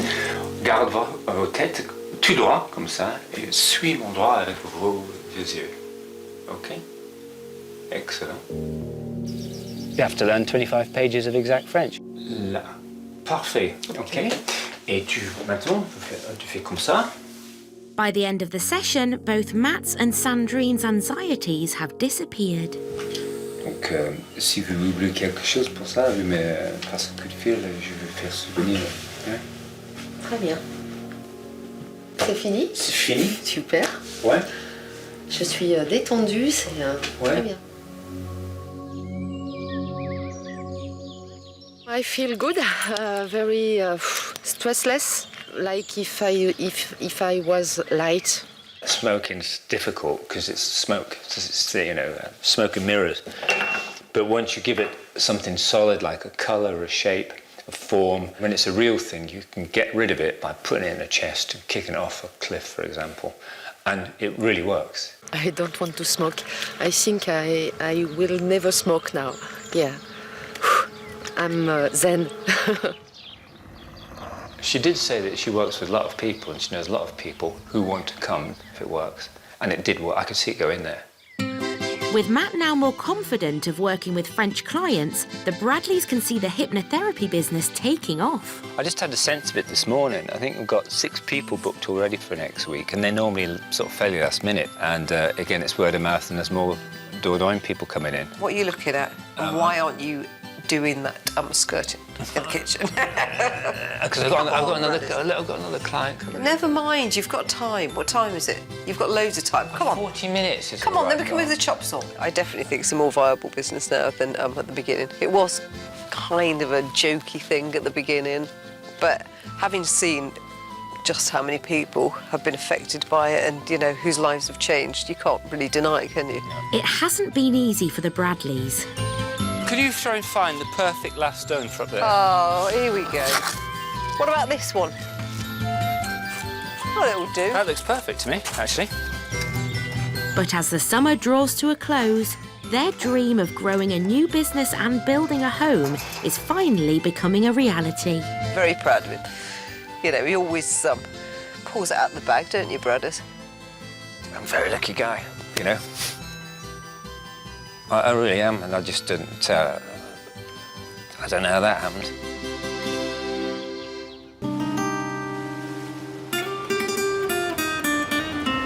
In southern Spain on the Costa del Sol, the Skiver's Rest's shutters have been closed for nearly a month now.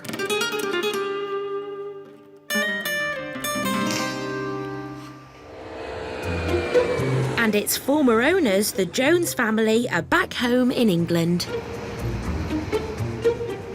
240, thank you. Wendy and Carl are running their new bar, 1,600 miles away. How are you? Not bad, thank you. And just 10 minutes from their home. There you go, sir. 230, please. Thank you very much.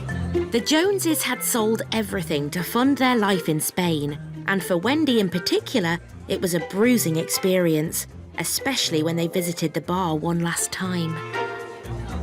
At 5 o'clock at night, we goes to the bar and they turn the electric on. It was heartbreaking. With no money left to buy the stock needed to open the bar, Wendy took the decision to pull the plug on their Spanish adventure. I just had to say, enough's enough. I can't do this. I need to go home. Better day out today, isn't it? Yes. It was chucking it down with rain yesterday. It was horrible. I do believe we made the right decision to come back when we did. I think it would have been too much of a struggle if we'd have tried to carry on any longer. And to try borrowing any more money off family would have just put us further and further in debt than we already are. But Wendy can see the light at the end of the tunnel, now that her and Carl have steady UK jobs along with daughter Becca. Free more. Nothing's free in this place, love. In 2 years, with the plan we've got, hopefully we'll be back in the black everywhere. And then we can start looking forward as to what we're going to take on from there. As for James, he's now living with Becca in North Manchester and looking for his next job. It feels really good to be back in England. I do like the countryside. 5-10 minutes away from my house where I'm living now. I've got this. Speak the same language. He's not abandoning the Spanish dream just yet and is confident that this isn't the end of the story. Learning curve, a big one. It does annoy me that we did come back to the UK. I will miss Spain. And in the future, if me and Mrs. decide so, then we'll think about going back. And it's not just James who regrets leaving the Skivers Rest. I think about Spain a lot. We could have made it, but just the way things happen. And could have done with a bit more money, couldn't we? Yeah. I wish it would have worked out. Yeah. Because we had a lot of vision for that place and we're in the right spot, I think, for the potential customers that we wanted. You don't sell pins, do you? Actually, we do. Do you? Yes. Wow. Well, at least we could turn around and say we've done it. Yeah, true. When you give it a go, life's life. You can't just go, oh, I'm feeling so useless, I just want to drop everything. You just carry on.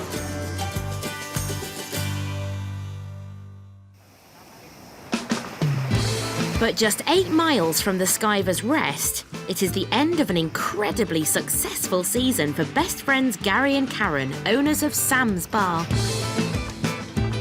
I knew that we'd do okay, but I didn't believe that we'd do this well. €6, thank you. It exceeded expectations, which is just, for me, yeah, I'm definitely living the dream. Do you want to sit just here at the front there? Yeah? Yeah, come on. Sam's Fuengirola, our little baby, our #1 bar.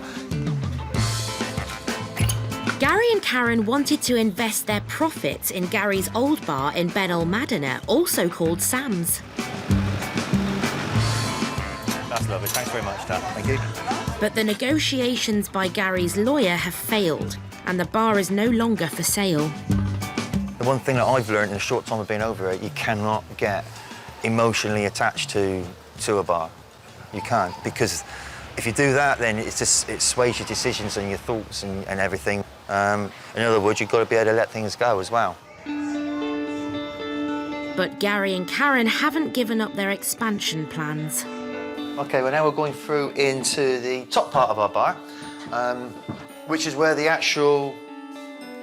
bar as itself is then. Today, they're looking at an old Spanish bar and restaurant that has just stopped trading. It's only 5 minutes from their bar in Fuengirola, but they have big plans for it. All of the tiles, which goes nearly halfway up the wall, and it completely goes all the way around the whole bar, doesn't it? That's all going to be cladded with wood, so like tongued and grooved. So it comes in lines with the wooden beams we got in here and the wood that's going on. It's going to be predominantly a sports bar. This is what this is going to be. So as you come in this part of the bar alone, there's going to be 7 big TVs.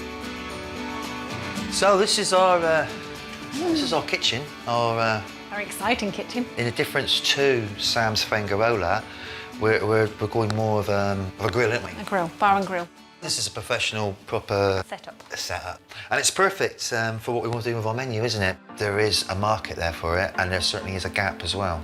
We will be the biggest sports bar in Los Boliches. I'm bloody nervous now. It's massive. It's a big project, and it's a lot different for what Sam's Fangarola. This is a lot different. The new bar will seat 120 people, 4 times as many as Sam's. Don't want it. We want the bar stools. Yeah. Bar stools, yeah. So these business partners are stretching themselves. The lease ran about 80,000 euros. It's a lot of money. It's a lot of money, isn't it? But it will work. So we're looking to open this one now in mid-February. So we've got a lot of things to go on, apart from all the decor it needs doing and all the work it needs doing. It's also recruiting as well. The main work in here, really, is the cladding on the tiles. It goes all the way around the bar. And it's very Spanish at the moment. It's very Spanish, and that's going to cost us in a region of just over 5,000 euros. OK, now we're off to the lawyers now to go and actually just sign the contract for Sam's Los Boliches. The opening is just 4 months away, but Gary and Karen are confident they can replicate the success of their first bar. I've got to say, every day's a school day, and it's very, very true. You learn something every single day. We've learned from the success of the place. Large? Why not get on? I'm excited about how big this could actually become. Yeah. If truth be known, it's a big bar, and if we get it right, that's what excites me. We've got an exciting year ahead of us, for one reason or another, haven't we? And in different shapes and forms, and there's going to be challenges, but that's what gets me going anyway, to be honest with you. Life's boring otherwise, isn't it?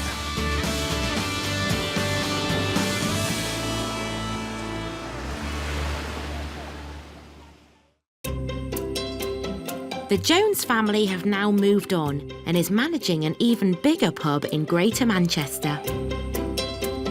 After 3 months on the market, the Skiver's Rest in Benalmadena has not been sold yet.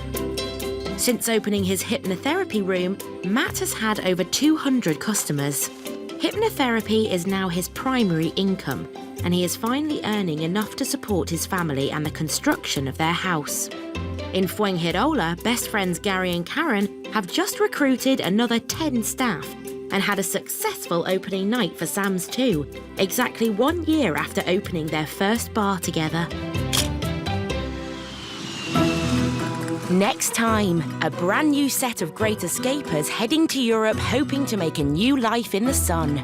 2 ex-Londoners race to open an exclusive business in rural France. But absolutely right now that seems slightly impossible. But have they bitten off more than they can chew? Finish outside, finish bedrooms, finish swimming pool. It's basically just like finish everything.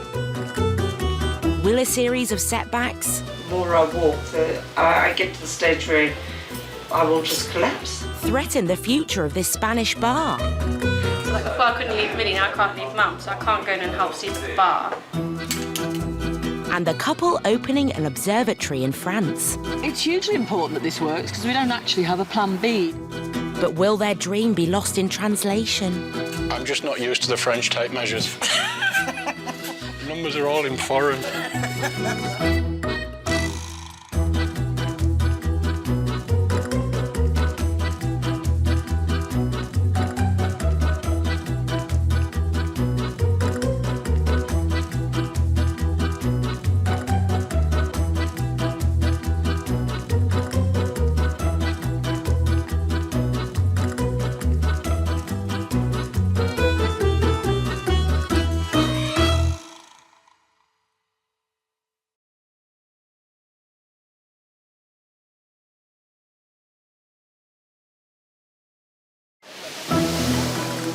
Every year, thousands of Brits head to Europe for a dream new life. I feel relaxed already. And breathe. But sunshine and scenery, and a great lifestyle need to be paid for. We have to get going, because that's what we're here for, to run a B&B. So to fund their fairy tale, Champagne tastes and lemonade money. brave Brits are taking the plunge and going into business. What could go wrong? On this series, we follow those expats, setting up anything from bars and boat charters in Spain Suddenly, all hell breaks loose. to vineyards and B&Bs in France. We're in trouble. But will they flourish? Or will they fail? We have no money. Oh, la la. And can they really make a life in the sun pay? If we don't give it a go now, there's always going to be that what if. No pain, no gain. On today's show, This is really crucial. They've got to get this absolutely level. an unusual B&B races towards opening day. This could be a complete disaster. But will its rookie owners complete the building work? It's all trial and error, and of course there isn't a lot of room for error now. It's a big day on the Costa Blanca as a couple work together at their bar for the very first time. See, Steve and I worked together before and it didn't go so well. Well, we tended to argue quite a lot. Like, we'd be in the kitchen and be like, "Grr," and then we'd go out front and be like, hi, how are you? And just 24 hours before its first guests arrive, Some people like hair dryers, somewhere to hang your clothes up. it's time for the finishing touches for this French B&B. Sticky labels have been up for quite a long time, and none of it has really been done.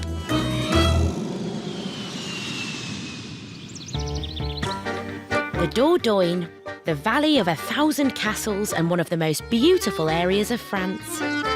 3,500 square miles of stunning countryside, traditional chateaux and historic villages. It's no surprise that this is one of the most popular places tourists choose to visit and Brits choose to settle. What size is this lemon? It's ridiculous. That's like somebody's given these plants magic potion. Jo Gell and her partner Alice Barnett from London have moved to this complex of country houses just outside the town of Vertiac, where they are setting up a restaurant and B&B, and they're not missing the UK at all. Don't miss getting on the tube. 1 hour each way to work with people staring at you and shoving you. Now, yeah, walking across the garden as a commute is lovely. But we do go back to London, and it's really actually very nice to be able to dip in and then come back here. Jo and Alice have just opened their new restaurant, À Table, to rave reviews. Perfect. Absolutely One wonderful. one of the best meals we've had since we've been in France, and we've been here a number of years. Well, this is a little amuse-bouche. Beautiful meal, most enjoyable. We will return. We do have word of mouth, and it's brilliant. I mean, we have a packed-out restaurant, you know, every time we open now, which is amazing. People book without knowing what the menu is. I never know what's going to be in season, and it's locally sourced and it's organic. And that's exciting. And now, still revelling in their gastronomic success, they're hoping to make their B&B a hit too. So this is our new B&B, or it will be, hopefully. We have 4 ensuite bedrooms. This is étoile, which means star. This one, it's the biggest king-size room, but Joe's mum said we're not allowed to call it kings because most of our customers are actually French and they have a really bad association with monarchy. But whereas the couple have previous restaurant experience, this is totally uncharted territory. There's quite a lot to do. We've never run a B&B before, so we are trying to kind of figure out how you do it. It can't be that hard. Over the last month, Jo and Alice have concentrated on furnishing their restaurant, which means that work on the B&B is a bit behind schedule. I've walked around and put some sticky labels on walls and furniture just to remind us of what we need to do. So yeah, we're missing the finessing of everything. We're missing mirrors, some people like hair dryers, somewhere to hang your clothes up, really. With their first group booking in just 6 days' time,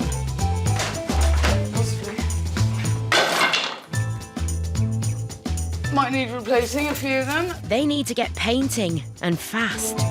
Yeah, we fell a little bit behind with this room. And this is the last room to finish.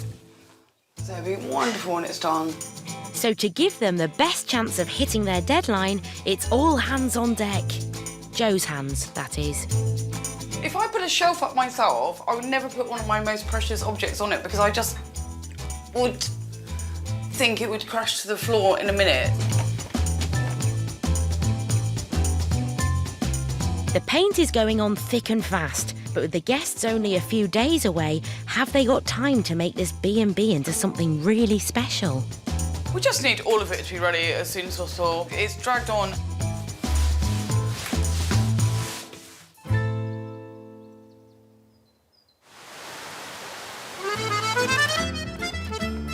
Charente in southwest France.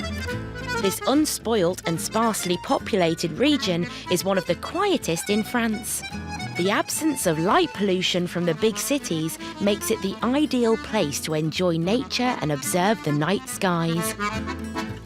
And that's just what drew keen astronomer Andrew Davis and his wife Sue here. Sue and Andrew paid just €60,000, around £45,000 at the time, for this farmhouse and 2.5 acres of land just outside the town of Conflans. They hope to open an observatory with attached accommodation so stargazing tourists can also enjoy this peaceful part of the world. That whole laid-back lifestyle is very much us. Here, it's the way everybody lives. They've been working on the interior decoration as a team and now just have the bunk beds left to build. Are you holding?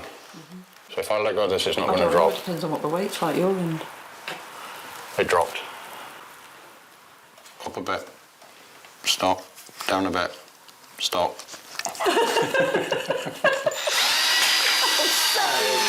I'm the project manager, without a doubt. Definitely. Project manager. Yeah.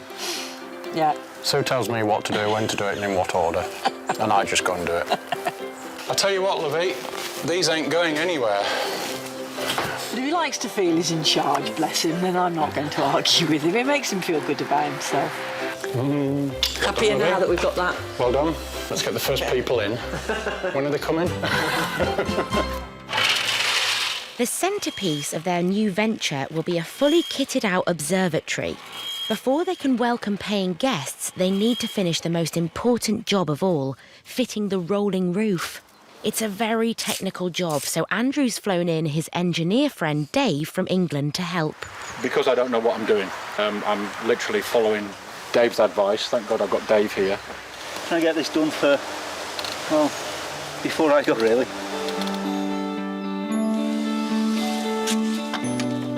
The measuring again, which is never a good thing if Andrew's in charge. But this is really crucial. They've got to get this absolutely level because the way the roof rolls.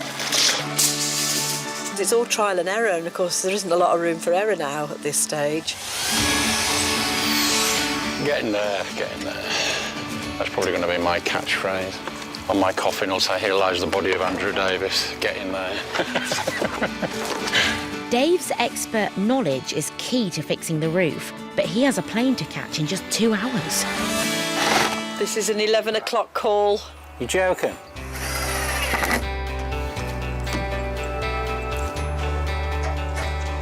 Like that? Yeah. The rolling roof is designed to slide halfway back over the observatory to allow their guests to use the telescope in the open air. The other half will remain undercover, creating a warm environment to analyse computer data. It's a complicated build and the mechanism needs to be in place before Dave leaves. He's not going back to the airport until we've done it, so he may miss his flight. Fine, no problem. This is your 12 o'clock warning. We've got half an hour.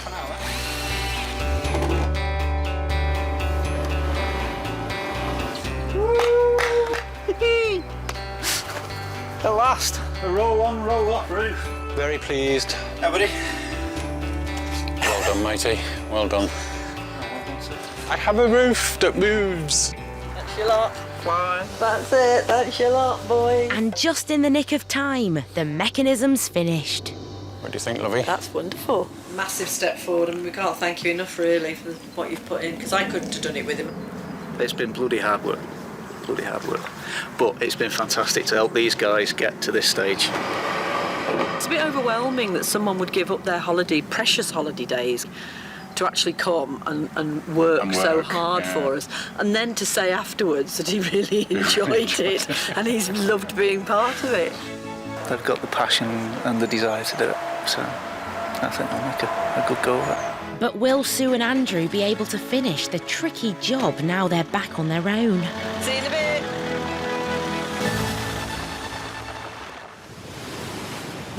Spain. One of the most laid-back countries in Europe and the favourite destination for thousands of Brits looking for a new life abroad.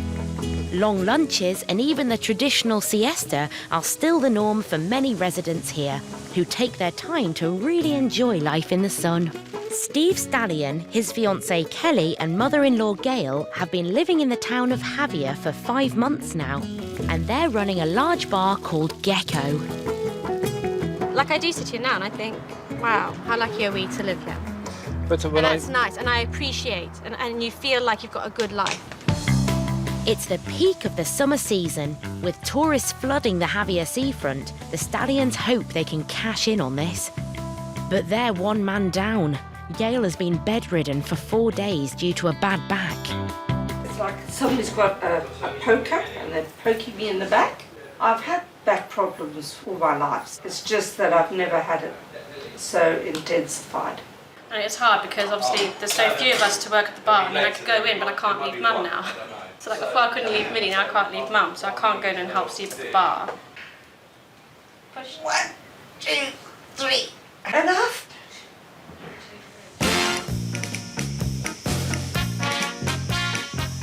But just a couple of weeks later, there's good news. Gail is finally out and about, and she's visiting English expat and massage practitioner Amanda.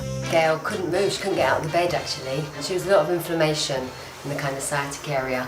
So we just cooled it down and we just calmed her down. So today we're just going to do a relaxing massage and just work on just keep that body in balance. Amanda, originally from London, has been in Javier for 10 years. Focus on that breathing, relax, enjoy, all is well. While Gail is slowly drifting away, for Steve and Kelly, it's going to be a very big day. You reckon we'll be busy? I've no idea. I mean, the sun's coming back out again, so like last week when we got here, it was people waiting already, weren't they? They've managed to get their daughter Millie into summer school, so today will be Kelly's first day working in the family bar. Steve and I worked together before and it didn't go so well. And we tended to argue quite a lot. Like we'd be in the kitchen and be like, and then we'd go out front and be like, hi, how are you? The first clients of the day have arrived and ordered 2 mojito cocktails. 2 lime wedges, yeah? Yes, sir. It's a tall order for Kelly, who's used to being her own boss. If your hands are clean, use your hands. My hands are clean, but it's okay. 12 mint leaves, I know that. At least there's expert help at hand. Partner Steve has been running bars in the UK for 14 years. When you get your small handful of mints, what you do is you just give it a couple of smacks and it gets all the aromas and the flavours like moving in the drink. Steve can be very particular about certain things, so sometimes we used to take the out of him. But it's just because we love him. Stop trying to wind me out. Well, look, we might as well have blended that. Because you don't have to kill it, you've actually smashed that one to pieces. I haven't smashed it. It looks deliciously well mixed. Are you watching? Don't walk away. Oh, no, I don't like them. They're not working for me. They were just too short, I'm sorry. There you go. So refreshing. Honestly, I used to hate mojitos, now they're one of my favourites. Time to serve Kelly's first cocktail. Will it pass these customers' taste test? Phew. 2 satisfied customers, and 2 more have arrived. Kelly's on a roll. Steve? Yes, my baby. How much is a pint of Australia? $2.75. She's very good at what she does, and I think because she hadn't done it for so long, her confidence has dropped. But there was no need for it to have dropped because she is so natural at it. Are you 2 keeping well? Good. That's good. It feels really good to be back. And having a little job and, you know, being busy. I like it a lot, yeah. While Kelly's getting to grips with her new job, Gecko still has work to do. It's one of the biggest bars in the going and it takes a lot of filling. Everything's an unknown still, do you know what I mean? The business is picking up and good, but to be completely honest with you now, I thought we were going to be busier than what we are. A half-empty bar in peak season is a worry for the Stallion family. And although for the moment Gail's mind is on other things... It's quite nice, stop thinking. The big question now is, can the Stallion family drum up even more customers and improve their takings before the season ends? Yes, it's good. Ready for work. Is my hair all right? I forgot.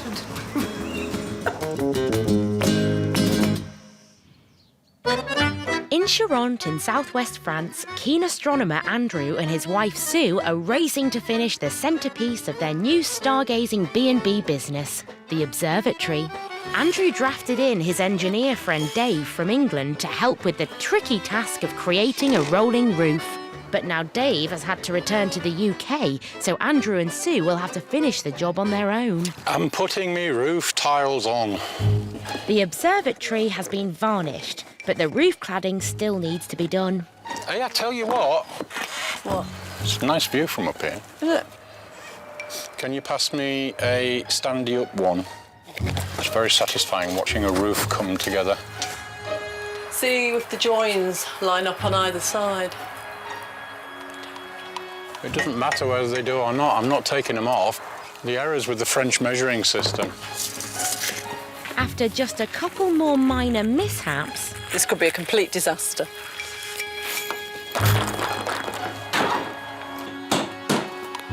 I can't see where the A-frame is. It's missed altogether. I don't think this is going to be very watertight. The roof is finally on, but will the mechanism still work with the extra weight? So this is it, the first roll. And if we can't move it, we're in big trouble. If this doesn't work, we'll probably drink about 2 or 3 bottles of wine, I think. In fact, that bit's not on straight. This frame has moved slightly. Luckily, it doesn't take long for Andrew to get things back on track. Well done, my darling. Well done. Congratulations. Don't push me. Pleased, pleased, pleased. Happy bunny, smiley face. But he knows there's still lots to do. The floor needs to be laid and the accommodation finished. I do get worried sometimes. You wake up on the morning and think, oh my gosh, we've got all that work still left to do. But why would you want to give all this up? All this land, wonderful climate, beautiful town, clear skies.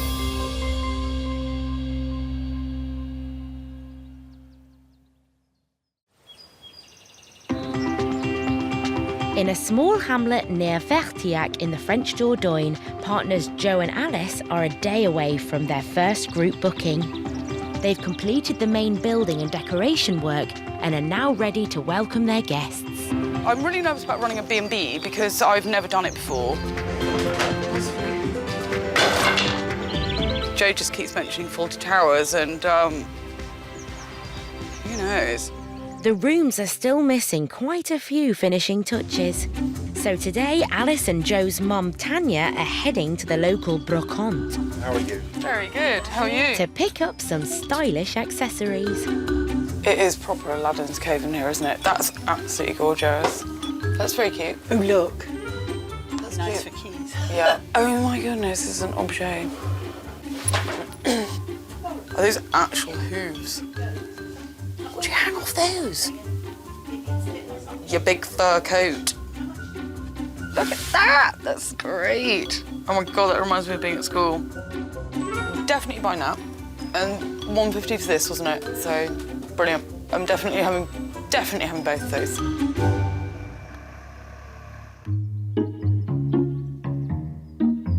So at least they've got the furniture. Now they need to put everything into place. And they've got 4 motorbikes. The neighbours are gonna love us. On the menu today, we have trouble with the neighbours, room not ready. Yeah.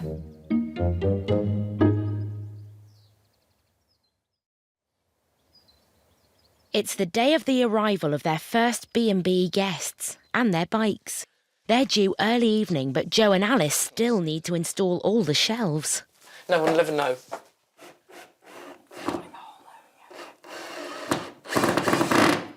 So far, so good. If everything is slightly off, it's part of the charm. You don't want anything to be like equal because that would spoil it, I think. I don't think that would be shabby French chic. Yeah, no, we're going for shabby chic here, so everything needs to be on a slight angle. Yeah. That's the way I want it to be.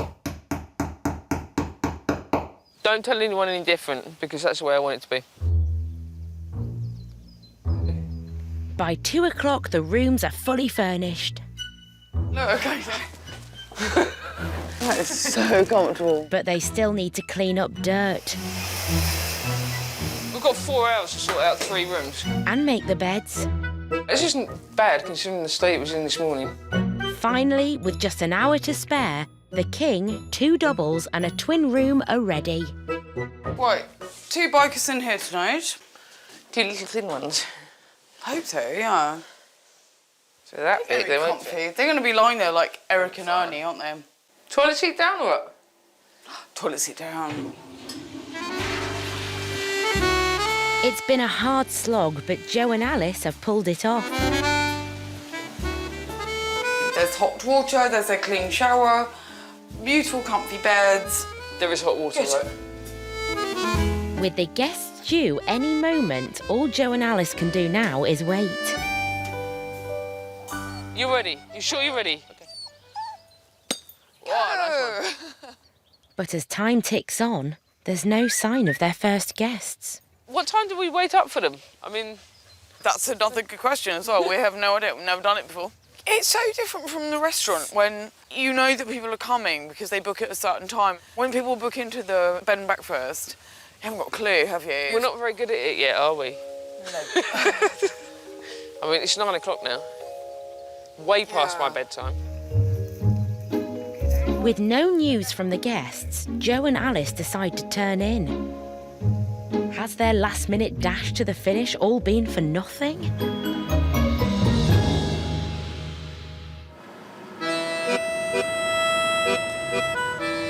Just outside Conflans, astronomer Andrew and his wife Sue have been working on their new B&B with a difference.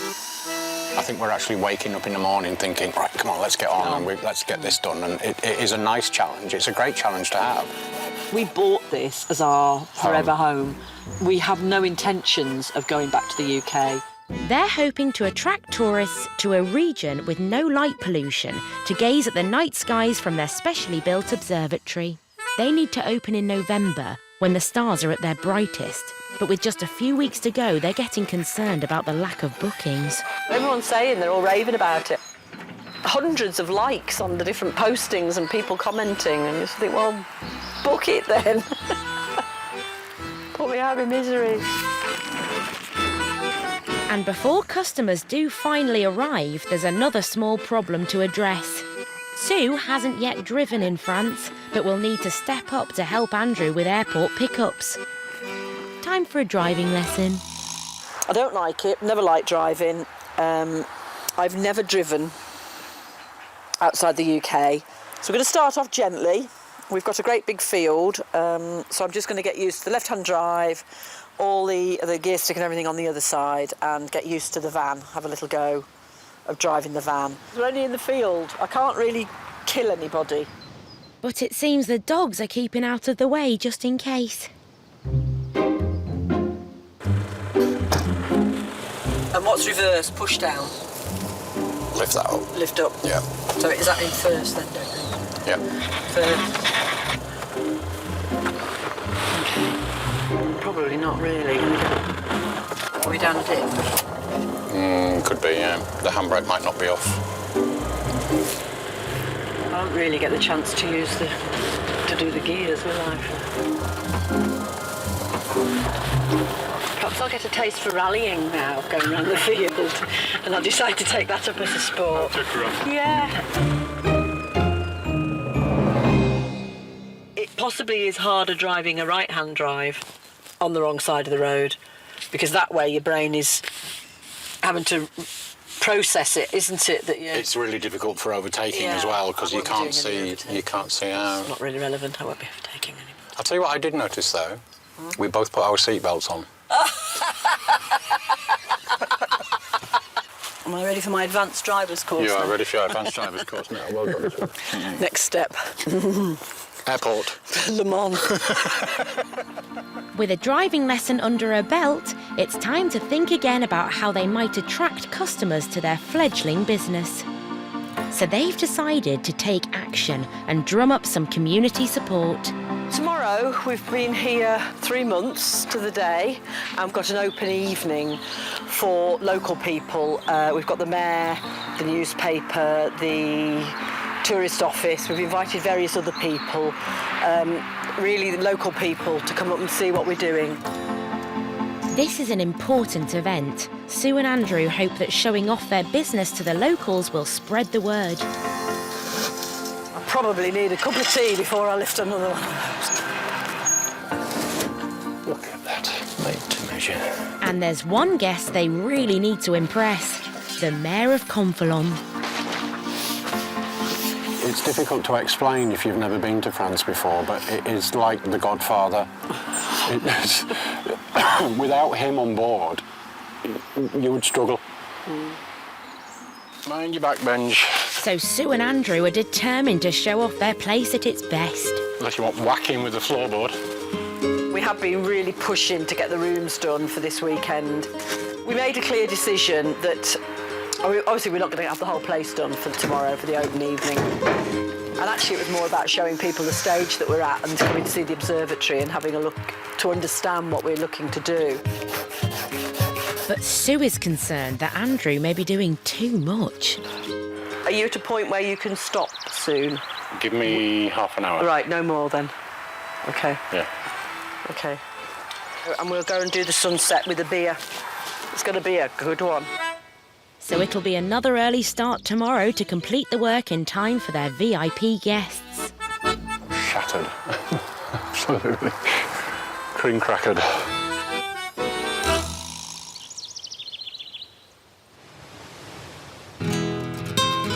In Javier, eastern Spain, it's the peak of the tourist season. I am melting.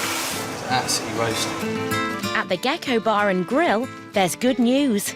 Gail's bad back has finally improved enough for her to start work again. So I know what you want. I'd go Congas. Congas, water. I'll let you deal with the food side, darling. Here we are. The Stallion family is counting on the summer season to bring in the majority of their yearly income. Gecko is the newest bar in town and there's been a steady stream of tourists checking it out. And her very words were, it's beautiful. I think she was looking at you when she said that, but I was hoping she meant the bar. A bit rough. A bit pretty rough. But if the Stallions want to make a success of their new venture, they have to hit a pretty ambitious target. I've got 3,000 rent to pay. We need to pay about 7,000 to just say, sweep our doors clean. That means at least 70 customers through the door each day. The Stallions need to attract more people to the bar and Gail's had a brainwave. We are going to Total Radio to do a half-hour interview to talk about the Gecko Bar and what we're doing there. Hello, good afternoon. Gail's massage practitioner, Amanda, DJs on the Friday afternoon slot for this English-speaking station and has invited Gail to be on the programme. How you doing out there? Is it hot enough for you today? Gail has never been on the radio before. I'm fine, actually. I think the older you get, the less you worry.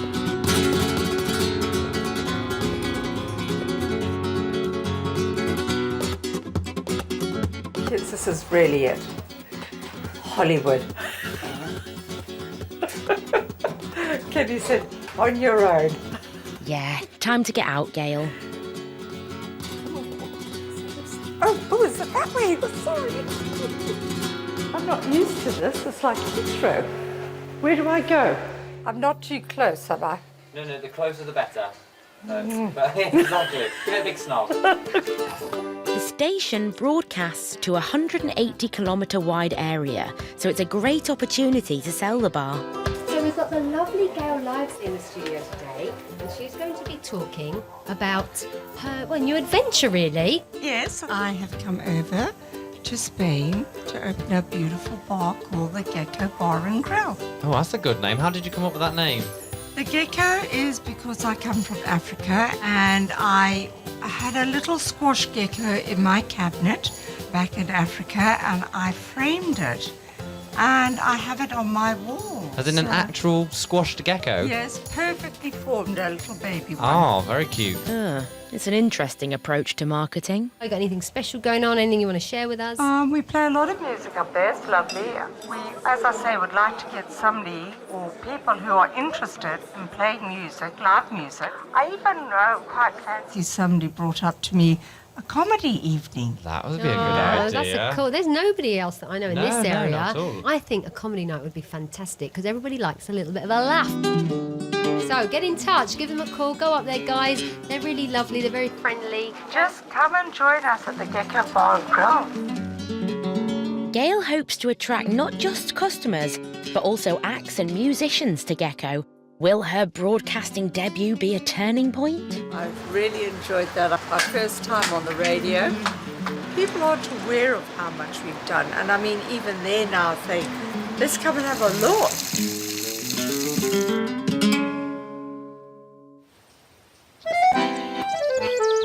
It's early morning at Joe and Alice's new B&B in France.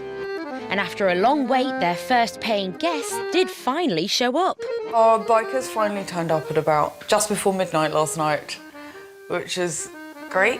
I don't know if the neighbours were too thrilled.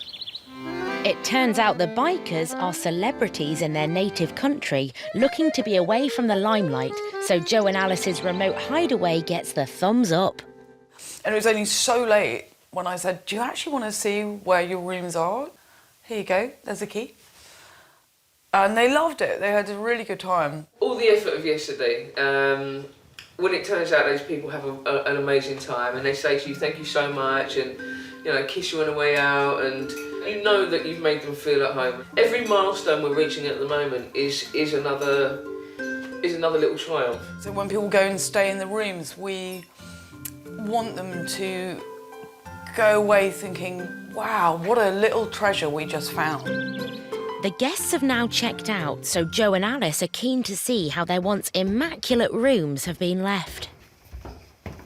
When we put this shelf up yesterday, I never thought it'd be used for a towel.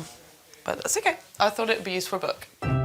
The bikers proved to be the perfect guests, but after dealing with a tricky arrival, these novice B&Bers are left wondering whether they need a policy for future departures. What happens if everything's broken? Like if they smash pictures and the wall? And then we come and check the rooms after they check out and everything's broken. Then what do you do? I don't know, sit and rest. Yeah, but they've gone. And Alice reckons she has a cunning plan. So literally as they're checking out, we go, 1 second, customer, lovely guest. I'm just going to nip up and see if you've teethed anything. All in all, a successful stay, but there are plenty more challenges still to come. That was our first group booking. Our biggest worry now is what happens when we have a group booking followed by another one, and also a restaurant service, because we haven't done that yet, and that is going to be that's my real fear now, I think. They don't have a long wait. It's the height of the summer season and Joe and Alice are about to find out if they have what it takes to be B&B hosts and run a restaurant. This weekend's like a massive weekend for us. It's our first big weekend with our changeovers and all that kind of stuff. Tonight there's a dinner service already in full swing with plenty of regulars returning to the restaurant à table. Nice to see you. How are you? Ages. I'm very well. Yes. So happy to see you. It's been a mad day. Like I said, I got up at 5 o'clock this morning. I went to the cash and carry. So tonight we're cooking for 40. Add into the mix a fully booked B&B and Sunday lunch tomorrow. Joe and Alice certainly have their work cut out. Everyone's ordered hot breakfast tomorrow, which is great for me in the kitchen because we've also got to do Sunday lunch. You're all right to start at 9, right? It seems so mad that we've got quite a small restaurant and quite a small B&B, but my goodness, the hours you have to put in to do it. It is extremely stressful.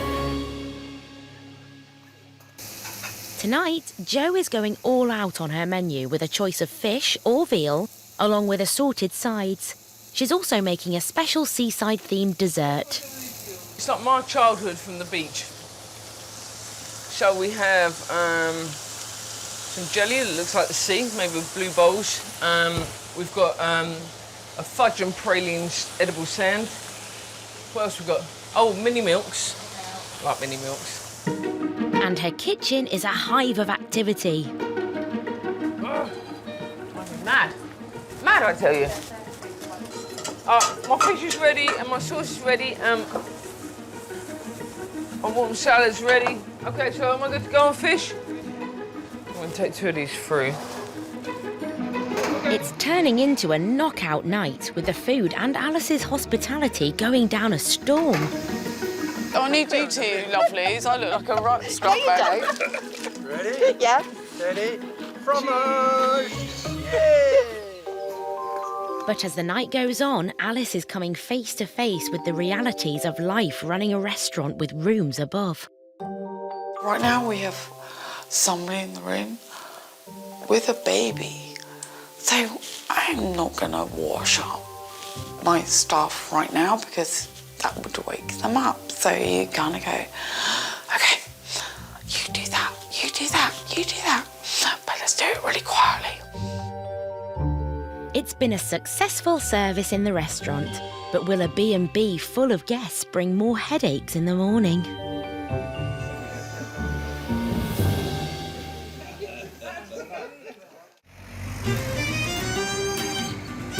In Conflans, it's a big day for Sue and Andrew. They're finally launching their observatory and B&B so that tourists can enjoy the area's beautiful night skies. Today, they've invited members of the local community for a preview. So for the tourist board and the mayor's office and that, for them to know what we've got here, it means the more people know that, the more chance we've got of increasing bookings. After 3 months, the accommodation has taken shape. Now Sue and Andrew need to get their heads round being the hosts with the most.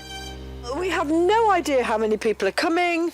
We've issued invites to the mayor's office and the tourist board and the local paper and everything, so we don't actually know who's coming.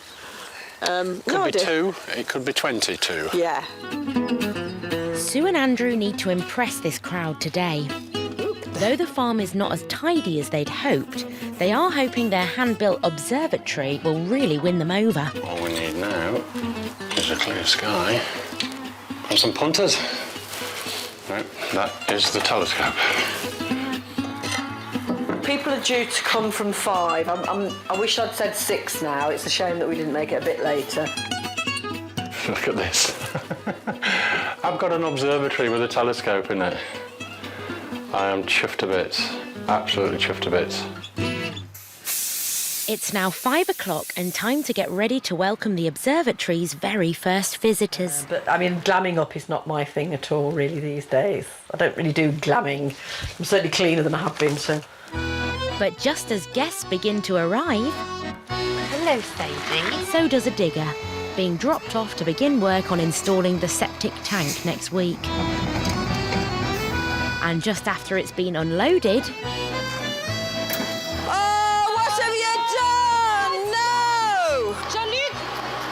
disaster strikes. They've taken the phone line out, which means we've got no internet, telephone or anything, which isn't good. It's not good at all. Without a phone line, it'll be impossible for Sue and Andrew to take any internet bookings. But for now, they have more pressing issues. More guests are arriving. This is our mayor. This is our VIP guest. Très important. No. Oui, oui, oui, oui. Andrew, I have customers for you. Monsieur le maire. Et donc ça, comment ça se passe Yeah, oui, very good.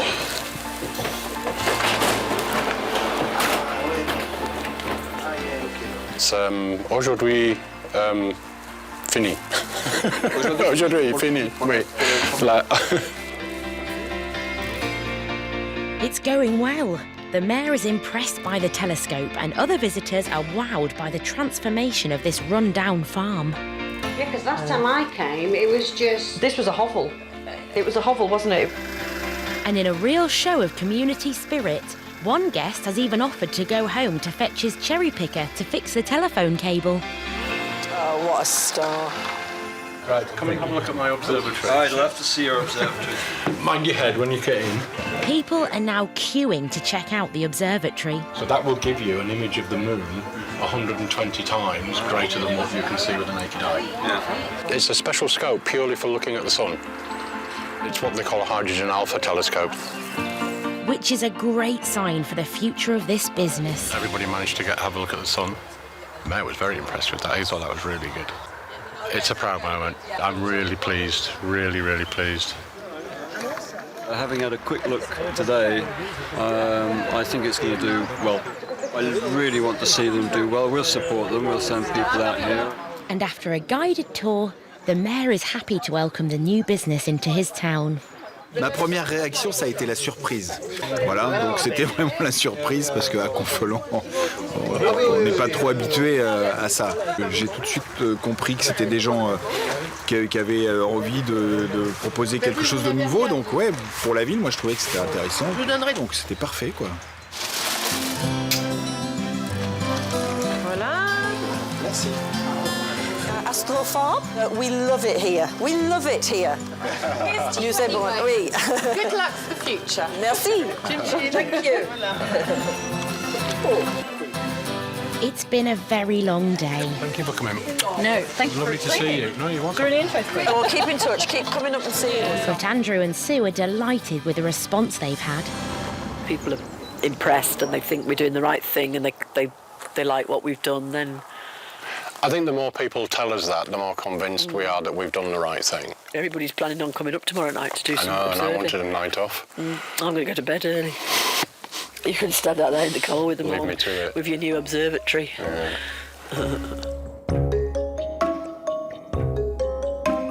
This event has boosted Andrew and Sue's confidence. Now they're just hoping it won't be too long until they're welcoming some paying stargazers to their new business. Next time, Don't panic, Mr. Mannering, don't panic!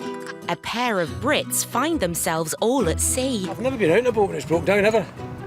Never. But is the pressure of their new business getting too much? 2 Valium and a glass of white wine, please. Could there be fireworks at Joe and Alice's restaurant and B&B? We've never had a full hotel plus a full service before. As they hit their busiest night yet. I don't know how to do both. And Gecko Bar drafts in some extra help. Mandy is fun, energetic, fireball, opinionated little firecracker. But are feathers about to be ruffled? Could be the doghouse for when Stevie doesn't perform properly.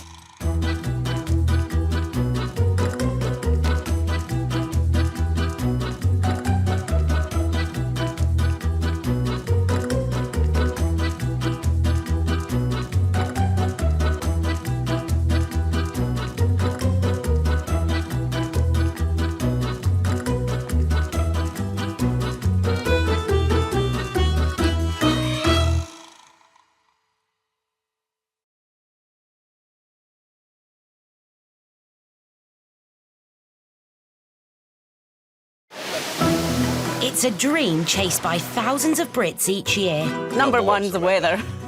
Heading to Europe to set up new lives and businesses in the sun. Are you ready? They're seduced by gorgeous scenery. It's just about the space out here. There's so much space. Year-round sun and a better, cheaper way of life. Our living room in London, you'd fit in 4 times. But how easy is it to turn the dream into a reality? Money's dripping in and flooding out. In this series, we follow those expats as they say goodbye, Blighty. I think I'm full. And begin their new lives. Setting up bars and restaurants in Spain. That's what we're talking about, girlfriend. Gîtes and B&Bs in France. Totally and utterly out of my depth. When nothing is ever as simple as it sounds. It's probably not good for my blood pressure, this. It can fail, but it won't fail. Not if I've got anything to do with it. On today's show, A wannabe captain has to learn the ropes. Roger, pull it in, pull the rope in. A little bit short-tempered. Started to swear at his crew. Can he make the grade? Not doing very well, are we? No, we are not. The vineyard opening a pop-up restaurant. Trying to get this knife in, and I'm trying not to slip because it goes straight through my hand. Where there are some first-night nerves. They are trusting me quite a lot. Obviously, it's their reputation on the line, and we really want to impress them. And 2 French B&B owners host a Mad Hatter's tea party. We found out who stole the torch. But will Alice in Wonderland actually turn up? I didn't realise it was going to be so bonkers.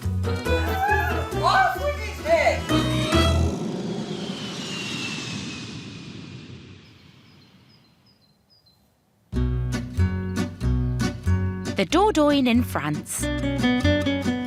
9,000 square kilometres of unspoilt beauty, where rivers wind through chic towns and quaint villages, where spectacular countryside and exceptional scenery are the norm.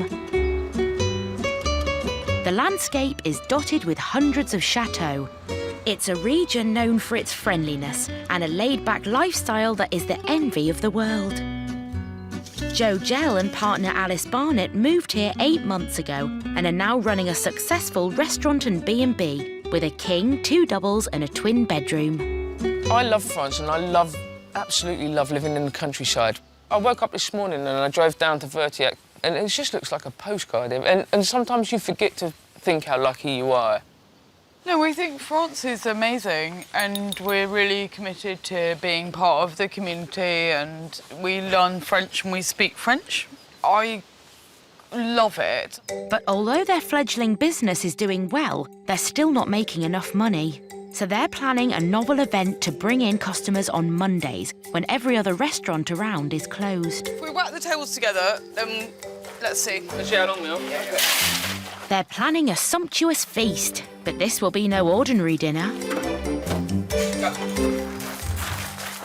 Right, enough. Later today, the couple are holding a Mad Hatter's tea party based on the story of Alice in Wonderland. And they're going all out to put on a real show. If anybody turns out expecting a normal dinner service, I think they might be a little bit baffled. Friend Pete, who'll be starring as the Mad Hatter, has been handing out flyers in the local town. And now Joe and Alice are expecting a full house. We've had loads of people book in over the last couple of days, so we're now up to about 35, which is perfect for us. At €25 a head, they're hoping the party will be profitable and that they'll be able to roll it out throughout the summer. Always a little bit nervous as to how it's going to go, because it's our first time, and so I think this thing hopefully it'll progress over the summer, and we'll get better and better, and sort of put new ideas in and stuff like that. For today, it's all about the weird and wonderful. So Joe has come up with a rather unusual menu. Pink onions, yellow courgettes, yellow raspberries, a carrot. Really, really pleased with all the produce I found this morning. We've got everything in the wrong colour, which I think is great. We're sort of doing grown-up party food. I was going to get blue potatoes, but I sort of drew the line at that. Thankfully, this culinary capital of France is perfect for picking up such unusual produce. And with a hog roast already cooking outside, it's all systems go. Yeah, once I get that produce in and we start working with it, that's when I get excited. And actually, even though we've got a lot to do, and we do really, really have a lot to do, I actually feel like it's going to be good and it's not going to be an absolute shambles. And they're not just relying on the food tonight. As well as Pete, the Mad Hatter, there's a rather obvious role for Alice. We're trying to look for Alice in Wonderland costumes online, and they were all either massive floppy dresses or children's or a little bit on the risque side, which I really didn't want. So I ordered one, and then it arrived this morning. And everybody saw it arriving, so I can't pretend it's not him. But at least the Mad Hatter's here. Ah, it's Pete. When you think you've got everybody. And former actor Pete has a script all worked out. Everybody, follow me. Let's wake up the Mad Hatter. Ooh, OK. Go down here. Knock the door. And so then you turn around to the people and say, wake the Mad Hatter up. Come with me and we'll go on a walk together. But this Alice just wants to run off in the opposite direction. Oh, dreading it. I wasn't really expecting the performance. He knows how much I hate it. He's dragging me into his show now. And I don't want to do it. Off with his head! I didn't realise it was going to be so bonkers. I want to go and hide. Now I need the other 18 jam jars. The guests are just minutes away. Joe and Alice are still preparing starters and have to lay the tables. Will they be ready on time? And we literally have 10 minutes to sort this out.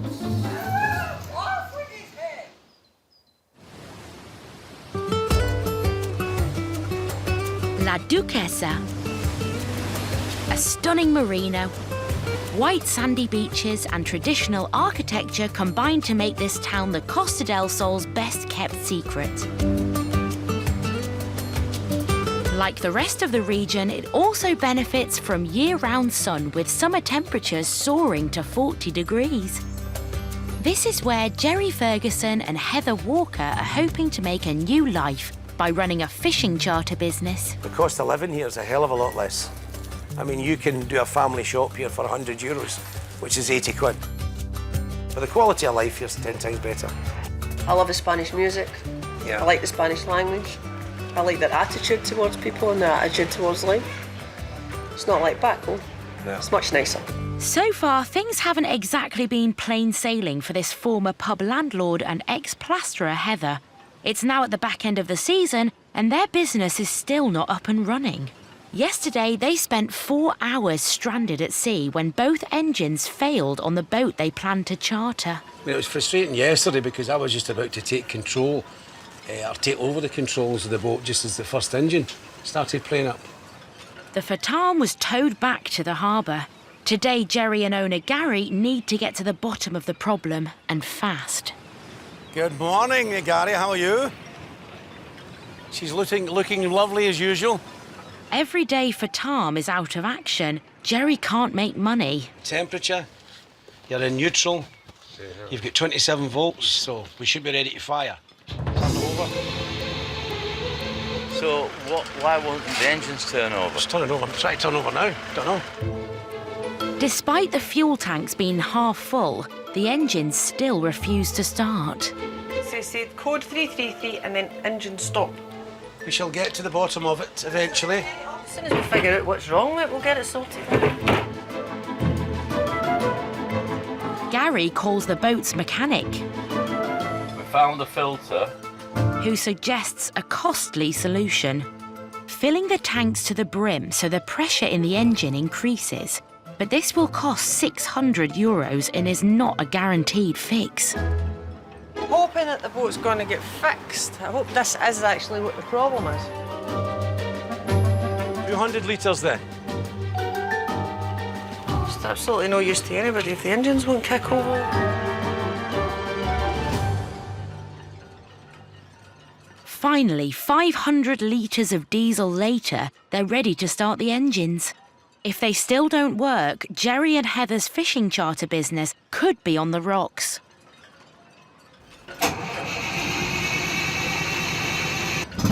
Oh, listen to that. She works. Oh. As soon as the pressure built up in the engines, it could drag the fuel through. And once that started, that was it running fine.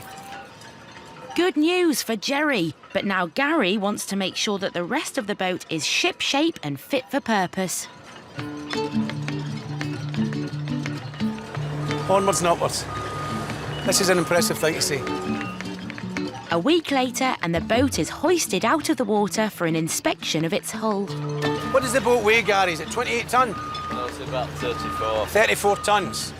But she takes a tonne of fuel and another tonne of water. So it could get when it's fully loaded, It's not bad for a 40-year-old boat, is it? It's quickly obvious that there are some repairs to carry out, meaning another frustrating delay. But it's in Jerry's interest to get the Fatam back on the water as soon as possible. So it's all hands on deck. This is anti-fouling and paint. It's a mixture of both. So it stops the organisms growing on the hull. And this goes on maybe put 4 or 5 coats of this on. Big boat. And while Jerry and Gary concentrate on the painting... It's got potential. Got potential. Picasso. I don't know what for, but it's got potential. Heather is heading over to sort out the essential legal documents to get the business started. She's away to the Global Nautica, the place in Estepona, to try and hurry them up a wee bit about getting the paperwork through. The quicker the boat's making money, the better for everyone. Things are slowly moving forward for Jerry and Heather, but it's already August and the money-making window is about to close. It is getting near the end of the summer season for tourists, but I still think the boat will be busy enough because we're going to advertise it enough. But when I get involved in a venture, I get very personal with it.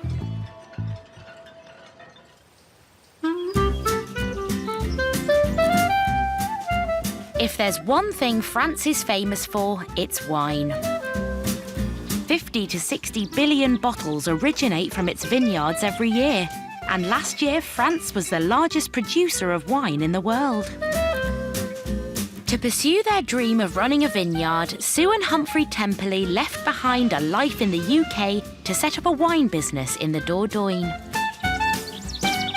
The thing with out here is just there's so much space, and we're both basically, we love being in the middle of the country, and that's what we've got here is loads and loads of space, and the space to grow this sort of vineyard we wouldn't be able to afford in England, because land's so expensive.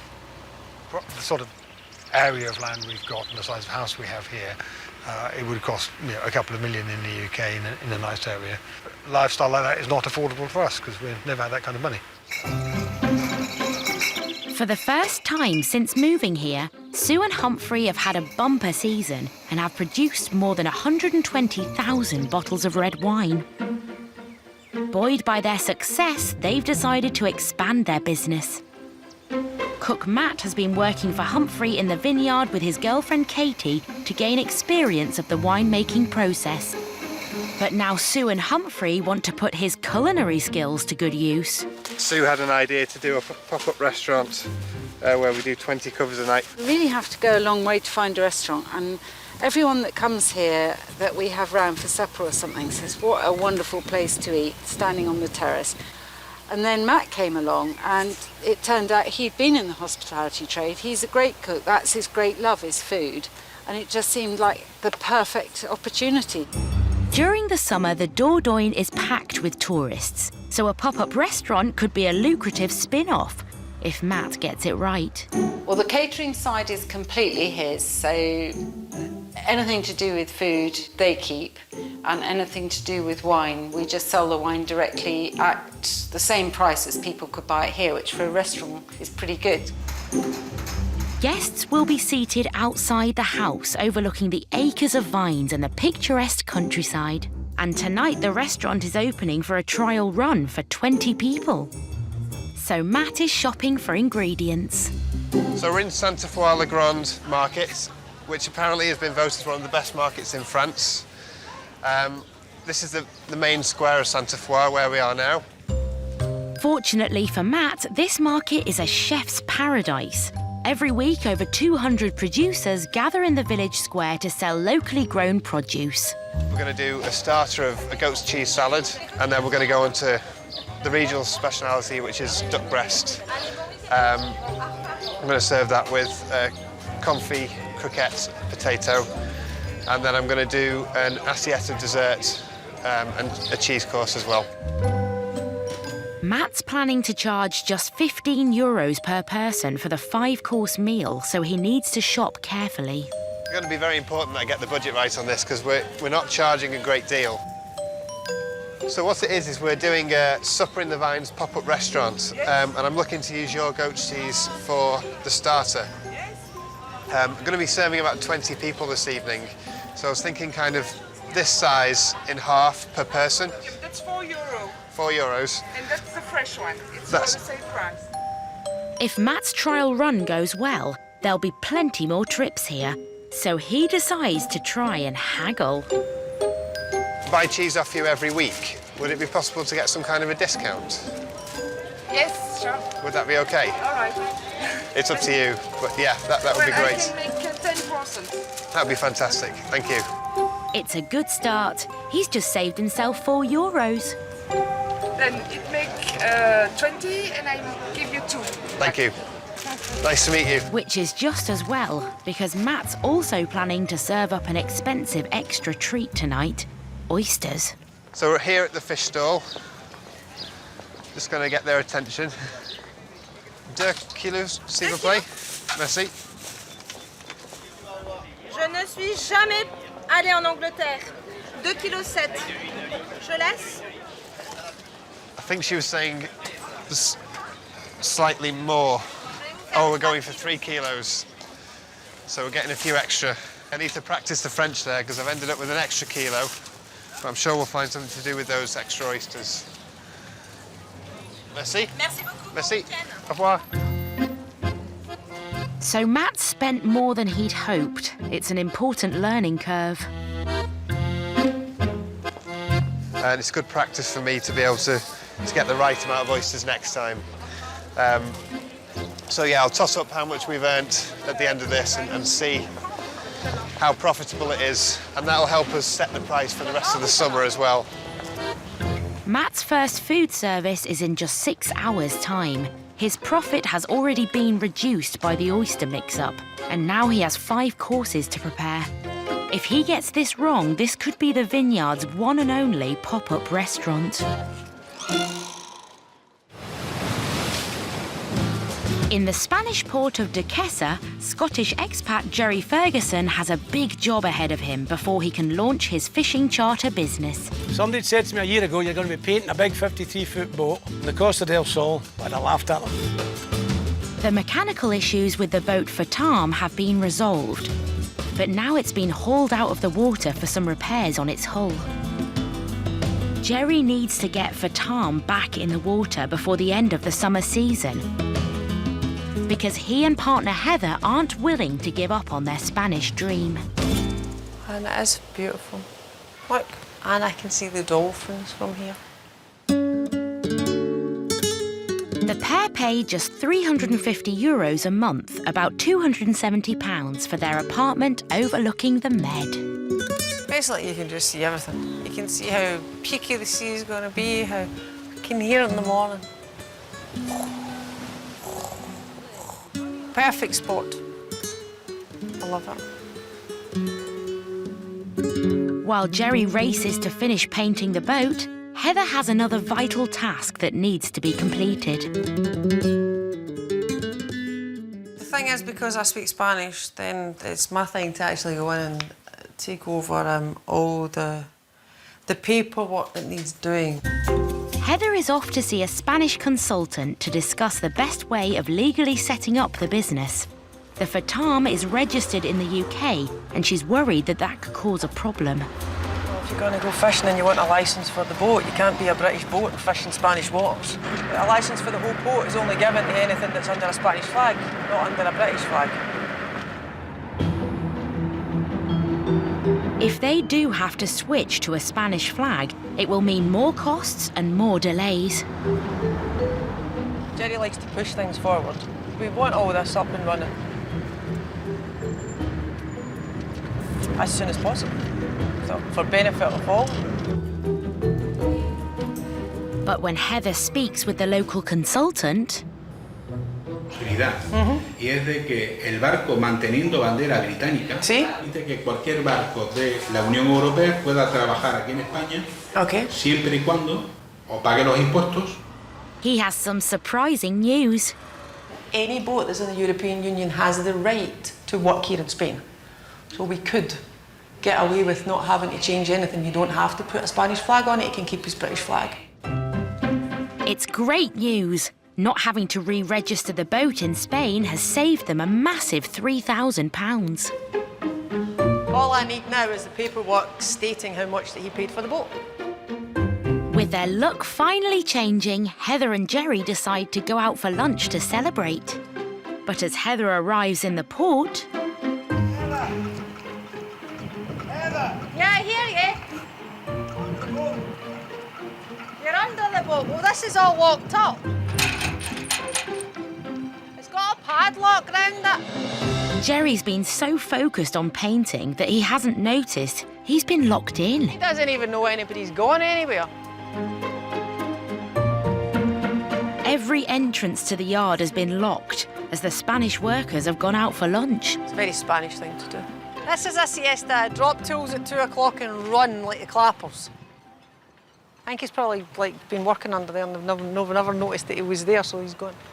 They've just gone and locked up instead.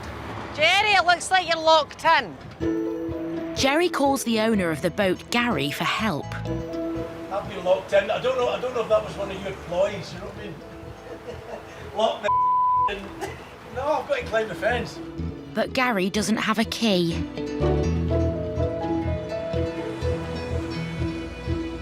So Heather sets off in search of one.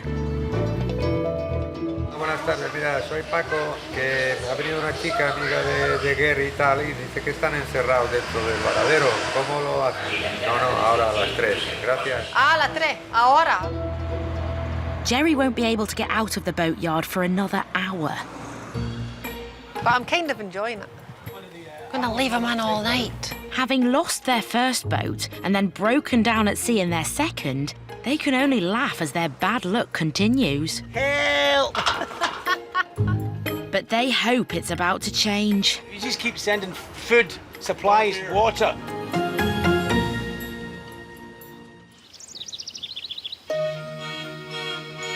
Just outside Vertillac, Joe and Alice are about to start their first ever Monday service. And to draw in the customers, they're staging a Mad Hatter's tea party. It should be a great way to earn extra cash as most other restaurants in the area are closed on Mondays. But now the guests are starting to arrive, and in the kitchen, it's a last-minute dash to get things finished. Can you send me some drink? Me stuff's through, folks. Just one. Yeah, bring them in. Yep, go. The Alice in Wonderland themed labels have all been written and are ready to adorn the starters. And now it's time for Alice to reluctantly transform into her namesake. Not happy. Not happy. I hate it. It's hideous. Like geriatric Alice. It's horrible. If you have a Mad Hatter's tea party and you've got somebody here that's called Alice, who's going to be Alice apart from me? I hate it. I really hate it. But on the fancy dress front, it seems partner Joe is getting off lightly. Don't forget your outfit, Sid. Can you tie it on? You won't get it up there. Down there, maybe. No, I don't think I get it. It's meant for a child, I think. OK, darling. Thank you. Show us. Yeah, you're in costume now. I'm very happy, thanks.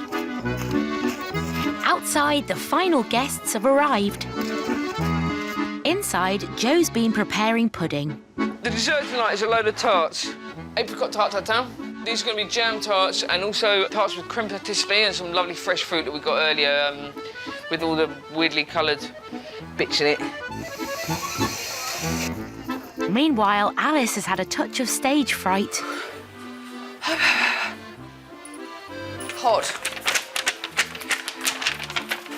Hot and anxious.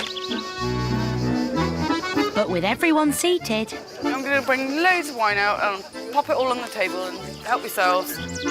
Alice takes a deep breath and steps up for her starring role. I have a Mad Hatter who needs to be woken up. He's gone to sleep and this is his party. It's the moment Alice really hasn't been waiting for. Wake up, Mad Hatter! Oh, it is mad. It is mad. It is Mad Hatter. Ah, you've come. At last. Thankfully, Pete, the Mad Hatter, has for now taken the spotlight off Alice. And now the hog roast dinner is ready just in time for the hungry guests. I can't actually undo the bolts to get it off, so... Piece of pig! Stormers, listen! The buffet is now open. Through that door, you enter, and believe it or not, come out of that door. How many of you will get that wrong? The menu is a multicoloured feast with couscous, potato with samphire, goat's cheese salad, and a special purple carrot dish too, together with the hog roast and sweet corn. And Joe and Alice's guests are loving it. Some asparagus.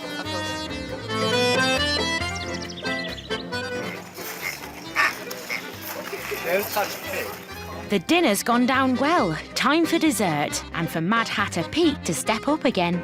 I think I might have found out who stole the tarts. No. I think I found them. Where? They were just in there. No. We found out who stole the tart. We'll get Johnny Depp next time.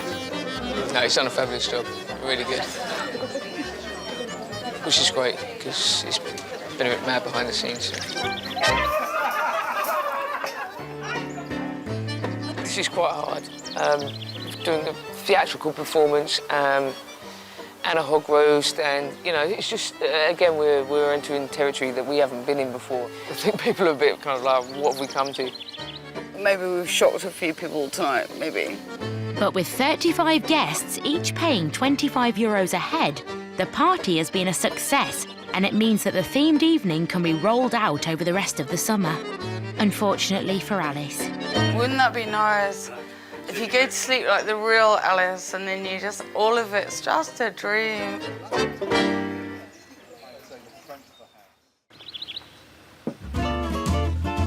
In the village of Guesthouse, it's an important day for British vineyard owners Sue and Humphrey Templey.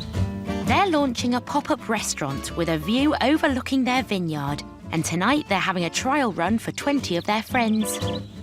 Cook Matt is right in the middle of preparing the 5-course meal alongside partner Katie. They are trusting me quite a lot with this first one, actually serving the public. Obviously, it's not only my reputation, but their reputation on the line. We really want to impress them. Katie, would you mind going outside and setting up? And I'll join you in a few minutes once I've finished topping and tail these beans. This is a complete career change for Katie, who used to be a university lecturer and has no catering experience whatsoever. I'm going knife, fork. Fork, knife even. I'm going to put teaspoons on the plate so you don't need to worry about dessert. What, they need an extra knife for cheese? An extra knife at the top for cheese. If the service goes well, it will provide a good source of income for these two expats. And Sue and Humphrey will profit from the sale of their wine. Doing it at €15 per person, and that's with obviously people pay for the wine on top. So it is lower than we would normally be charging, but we think that it's only fair, you know, just to do an introductory price really. Fingers crossed, if the weather stays like this, should be a good evening. But Humphrey's first priority is his grapes. In a way, I hope it does rain, because I could really do with some more rain with the vines.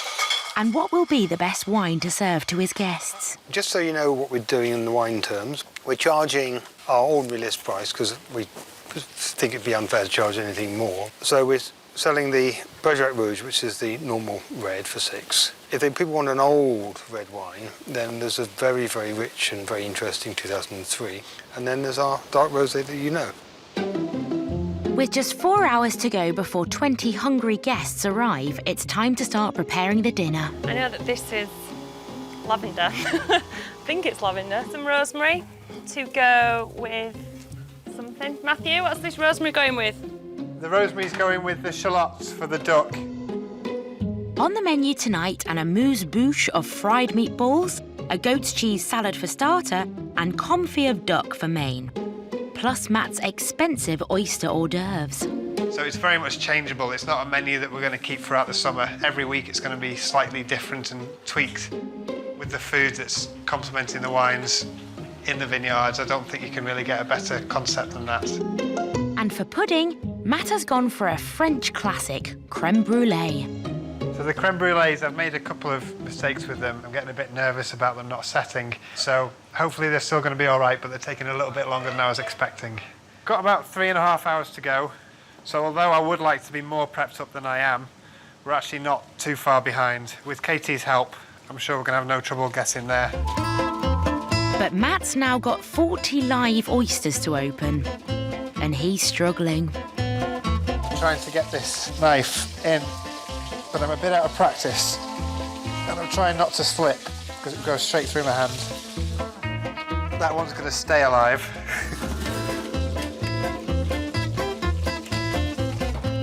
Got that one. Yeah, it's not a job that can be rushed, really. Fortunately, Humphrey is happy to help. Do you need an expert help on oysters, do you? Not as easy as it looks. Well, it doesn't actually look that easy. Looks good?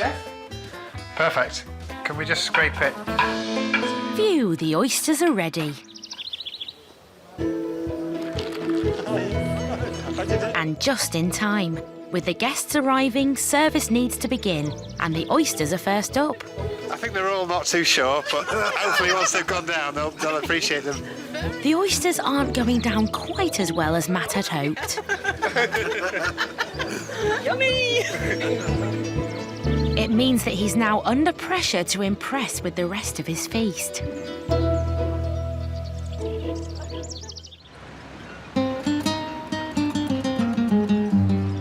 In Duchessa, wannabe captain Jerry Ferguson's run of bad luck had left him locked in the boatyard. Now, having freed himself, he's determined to get his new business back on track. But he has one final hurdle to clear. Jerry already owns a captain's license, but the size of Fatam means that he will have to earn a new license to carry up to 10 passengers. So he's now enrolled on a 3-day course to put all his nautical skills to the test. I need the qualifications to take us a wee bit further on Fatam. There's no one in more of a rush than I am. It's the beginning of September, and it's vital that Jerry completes the course and successfully passes the final exam if he wants to make the most of the remaining summer trade. He'll be taking the course with several other students, but with 40 years sailing experience already under his belt, he's quietly confident. Hey Jerry, what are you doing on this boat? You already know most of the stuff. I've been involved in boats back in the UK since I was 9, 10, 11, 12. The only thing is you need the certificates here if you want to hire a boat or else you want to hire on reward if you want to earn money off it. I could give you a lift to the airport as a friend, but if I charge you, I'm a taxi and I need to have the certificate to do that. The course starts with a refresher about marine knots. It should be a breeze for Jerry. This is a bowline. It's a bowline. This is either for attaching to the cleat on the boat or a bollard, which are the black posts on the wall. Give us a shot at that. I have never seen that done that way before. Never seen it done that way before. Right, wait a minute. I'm going to get an arse to this, I know I am. Jerry's a little out of practice. Do it again, Phil. This is actually an inverted bowline. Right, what you've got to do, this one here. Get it underneath, over the top and under. The top. Right. That one there. No, around the outside. We can take ones. There. Right through the left. Right. Go. Right through right the left. Through the left, then down. Right, okay, got you. Right through the left, yeah. It'll be teacher Philip who will decide if Jerry can upgrade his licence and take out Fatam for business. As far as he's concerned, the jury's still out. He says he's got a lot of experience, yeah? We'll soon find out, won't we? He seems to be learning a lot anyway, so I think that's the main thing. Well done. When you go into the gear, yeah, just do the click, and that's it. So there's no lag or whatever, yeah? Jerry's next task is to prove he can moor the boat alongside the harbour wall. Okay, so your job then is to bring us alongside. Starboard side on. Starboard side. You've got the 3 black bollards, so we want to go in between number 2 and 3. Bringing the boat alongside the harbour requires the collaboration of Jerry's fellow students, but his first attempt isn't going well. Not doing very well, are we? No, we are not. Look at the position of the boat now. No. And Jerry's frustration is already beginning to show. Roger! Pull it in. Pull the rope in. I shout, I raised my voice. What's happening? I raised my voice. It's down to the skipper to be cool and calm. I did shout twice. And keep the boat there. At the third attempt, Jerry finally manages to moor the boat successfully. He's got to work on his control of the vessel. He's obviously got away with it over the years. But what we need to do is to get him in full control so he knows where the vessel is and it's stationary when we're bringing it alongside, rather than relying on the crew to stop the boat. But Jerry's still getting hot under the collar. Roger? Oh, for God's sake. A little bit short-tempered. He started to swear at his crew. Well, I think we've done remarkably well today, considering. Must try harder. Must try harder. Jerry hasn't exactly shone. There are now only 2 days left for him to make an impression and then a final exam to take. But if he shouts and screams, then it makes everybody else a bit uneasy as well. But so if you can keep calm, then everybody else is calm and they enjoy it. But will Jerry manage to get the licence he so desperately needs? Early days yet, so we'll find out. Day one, isn't it? So it's a huge improvement from the start, so yeah, we'll see what happens here. Just more precise on the boat, that's all. Finesse, that's all he needs, yeah. finesse. Finesse. Phil, you have the patience of a saint.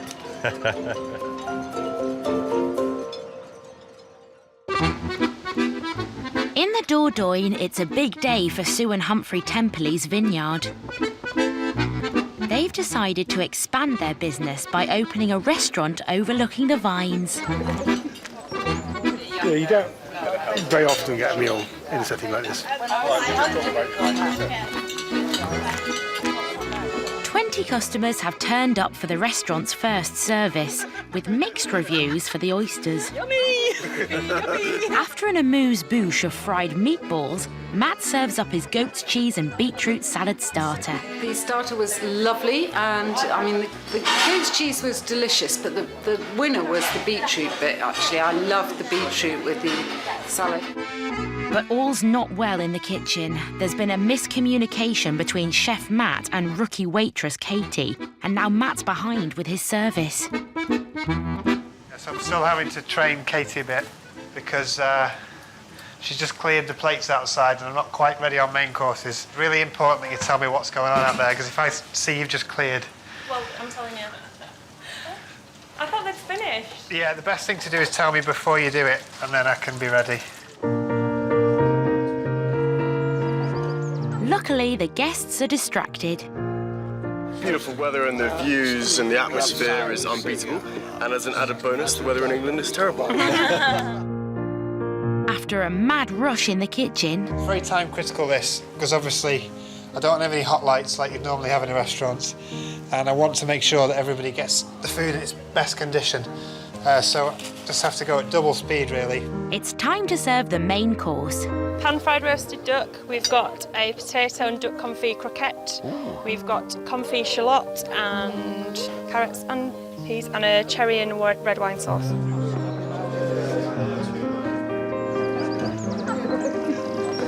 The main course is absolutely delicious. The little croquette thing with the potato and the confit inside was absolutely delicious. Fantastic job, really good. And it's not just the food that's going down a storm. Humphrey's had a word with me and he said so far that he's doing well on the wine. I think people are trying lots of different wines, it's really good. From what I can see, there's a good dozen bottles out there, so I'm sure Humphrey will be happy. Time for the final course of the day, creme brulee with brownies. So I'm going to try and flip this out, and if things go according to plan, they should all just pop out quite nicely without falling apart. Luckily, we've got some on the outside, which are definitely ready. So I think we're going to get enough there. So they are very light.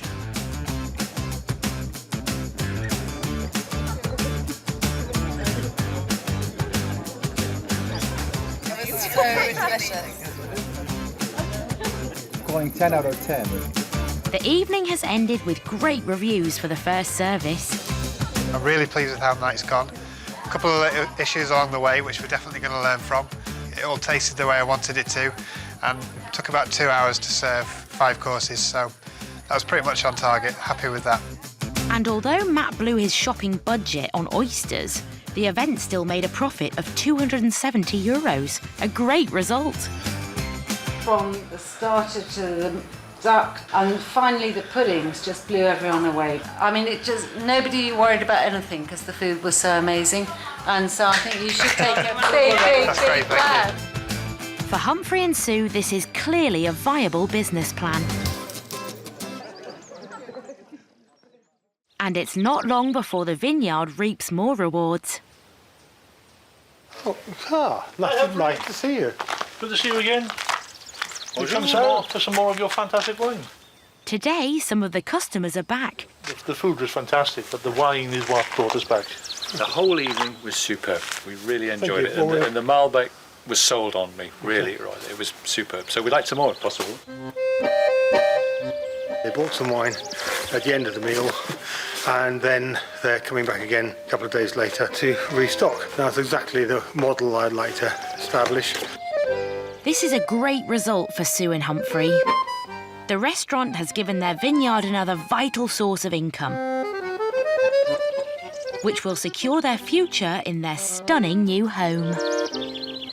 And we've probably increased our customer base by 25% as a result of the pop-ups already, and who knows what will lead to in the future.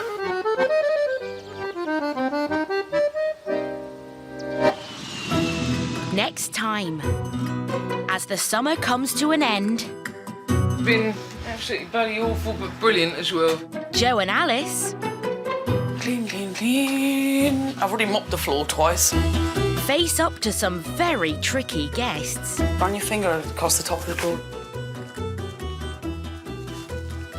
It's all right. She's not going to do that, though, right? Does anybody do that, do you think? They do on the telly. Will wannabe Captain Jerry Man overboard! Man overboard. Something to indicate for me, please. get his licence before the tourists go home? You've got to keep you calm. Keep your wits about you. And at the end of a week of hard grafting and spending, we are down to our last couple of euro.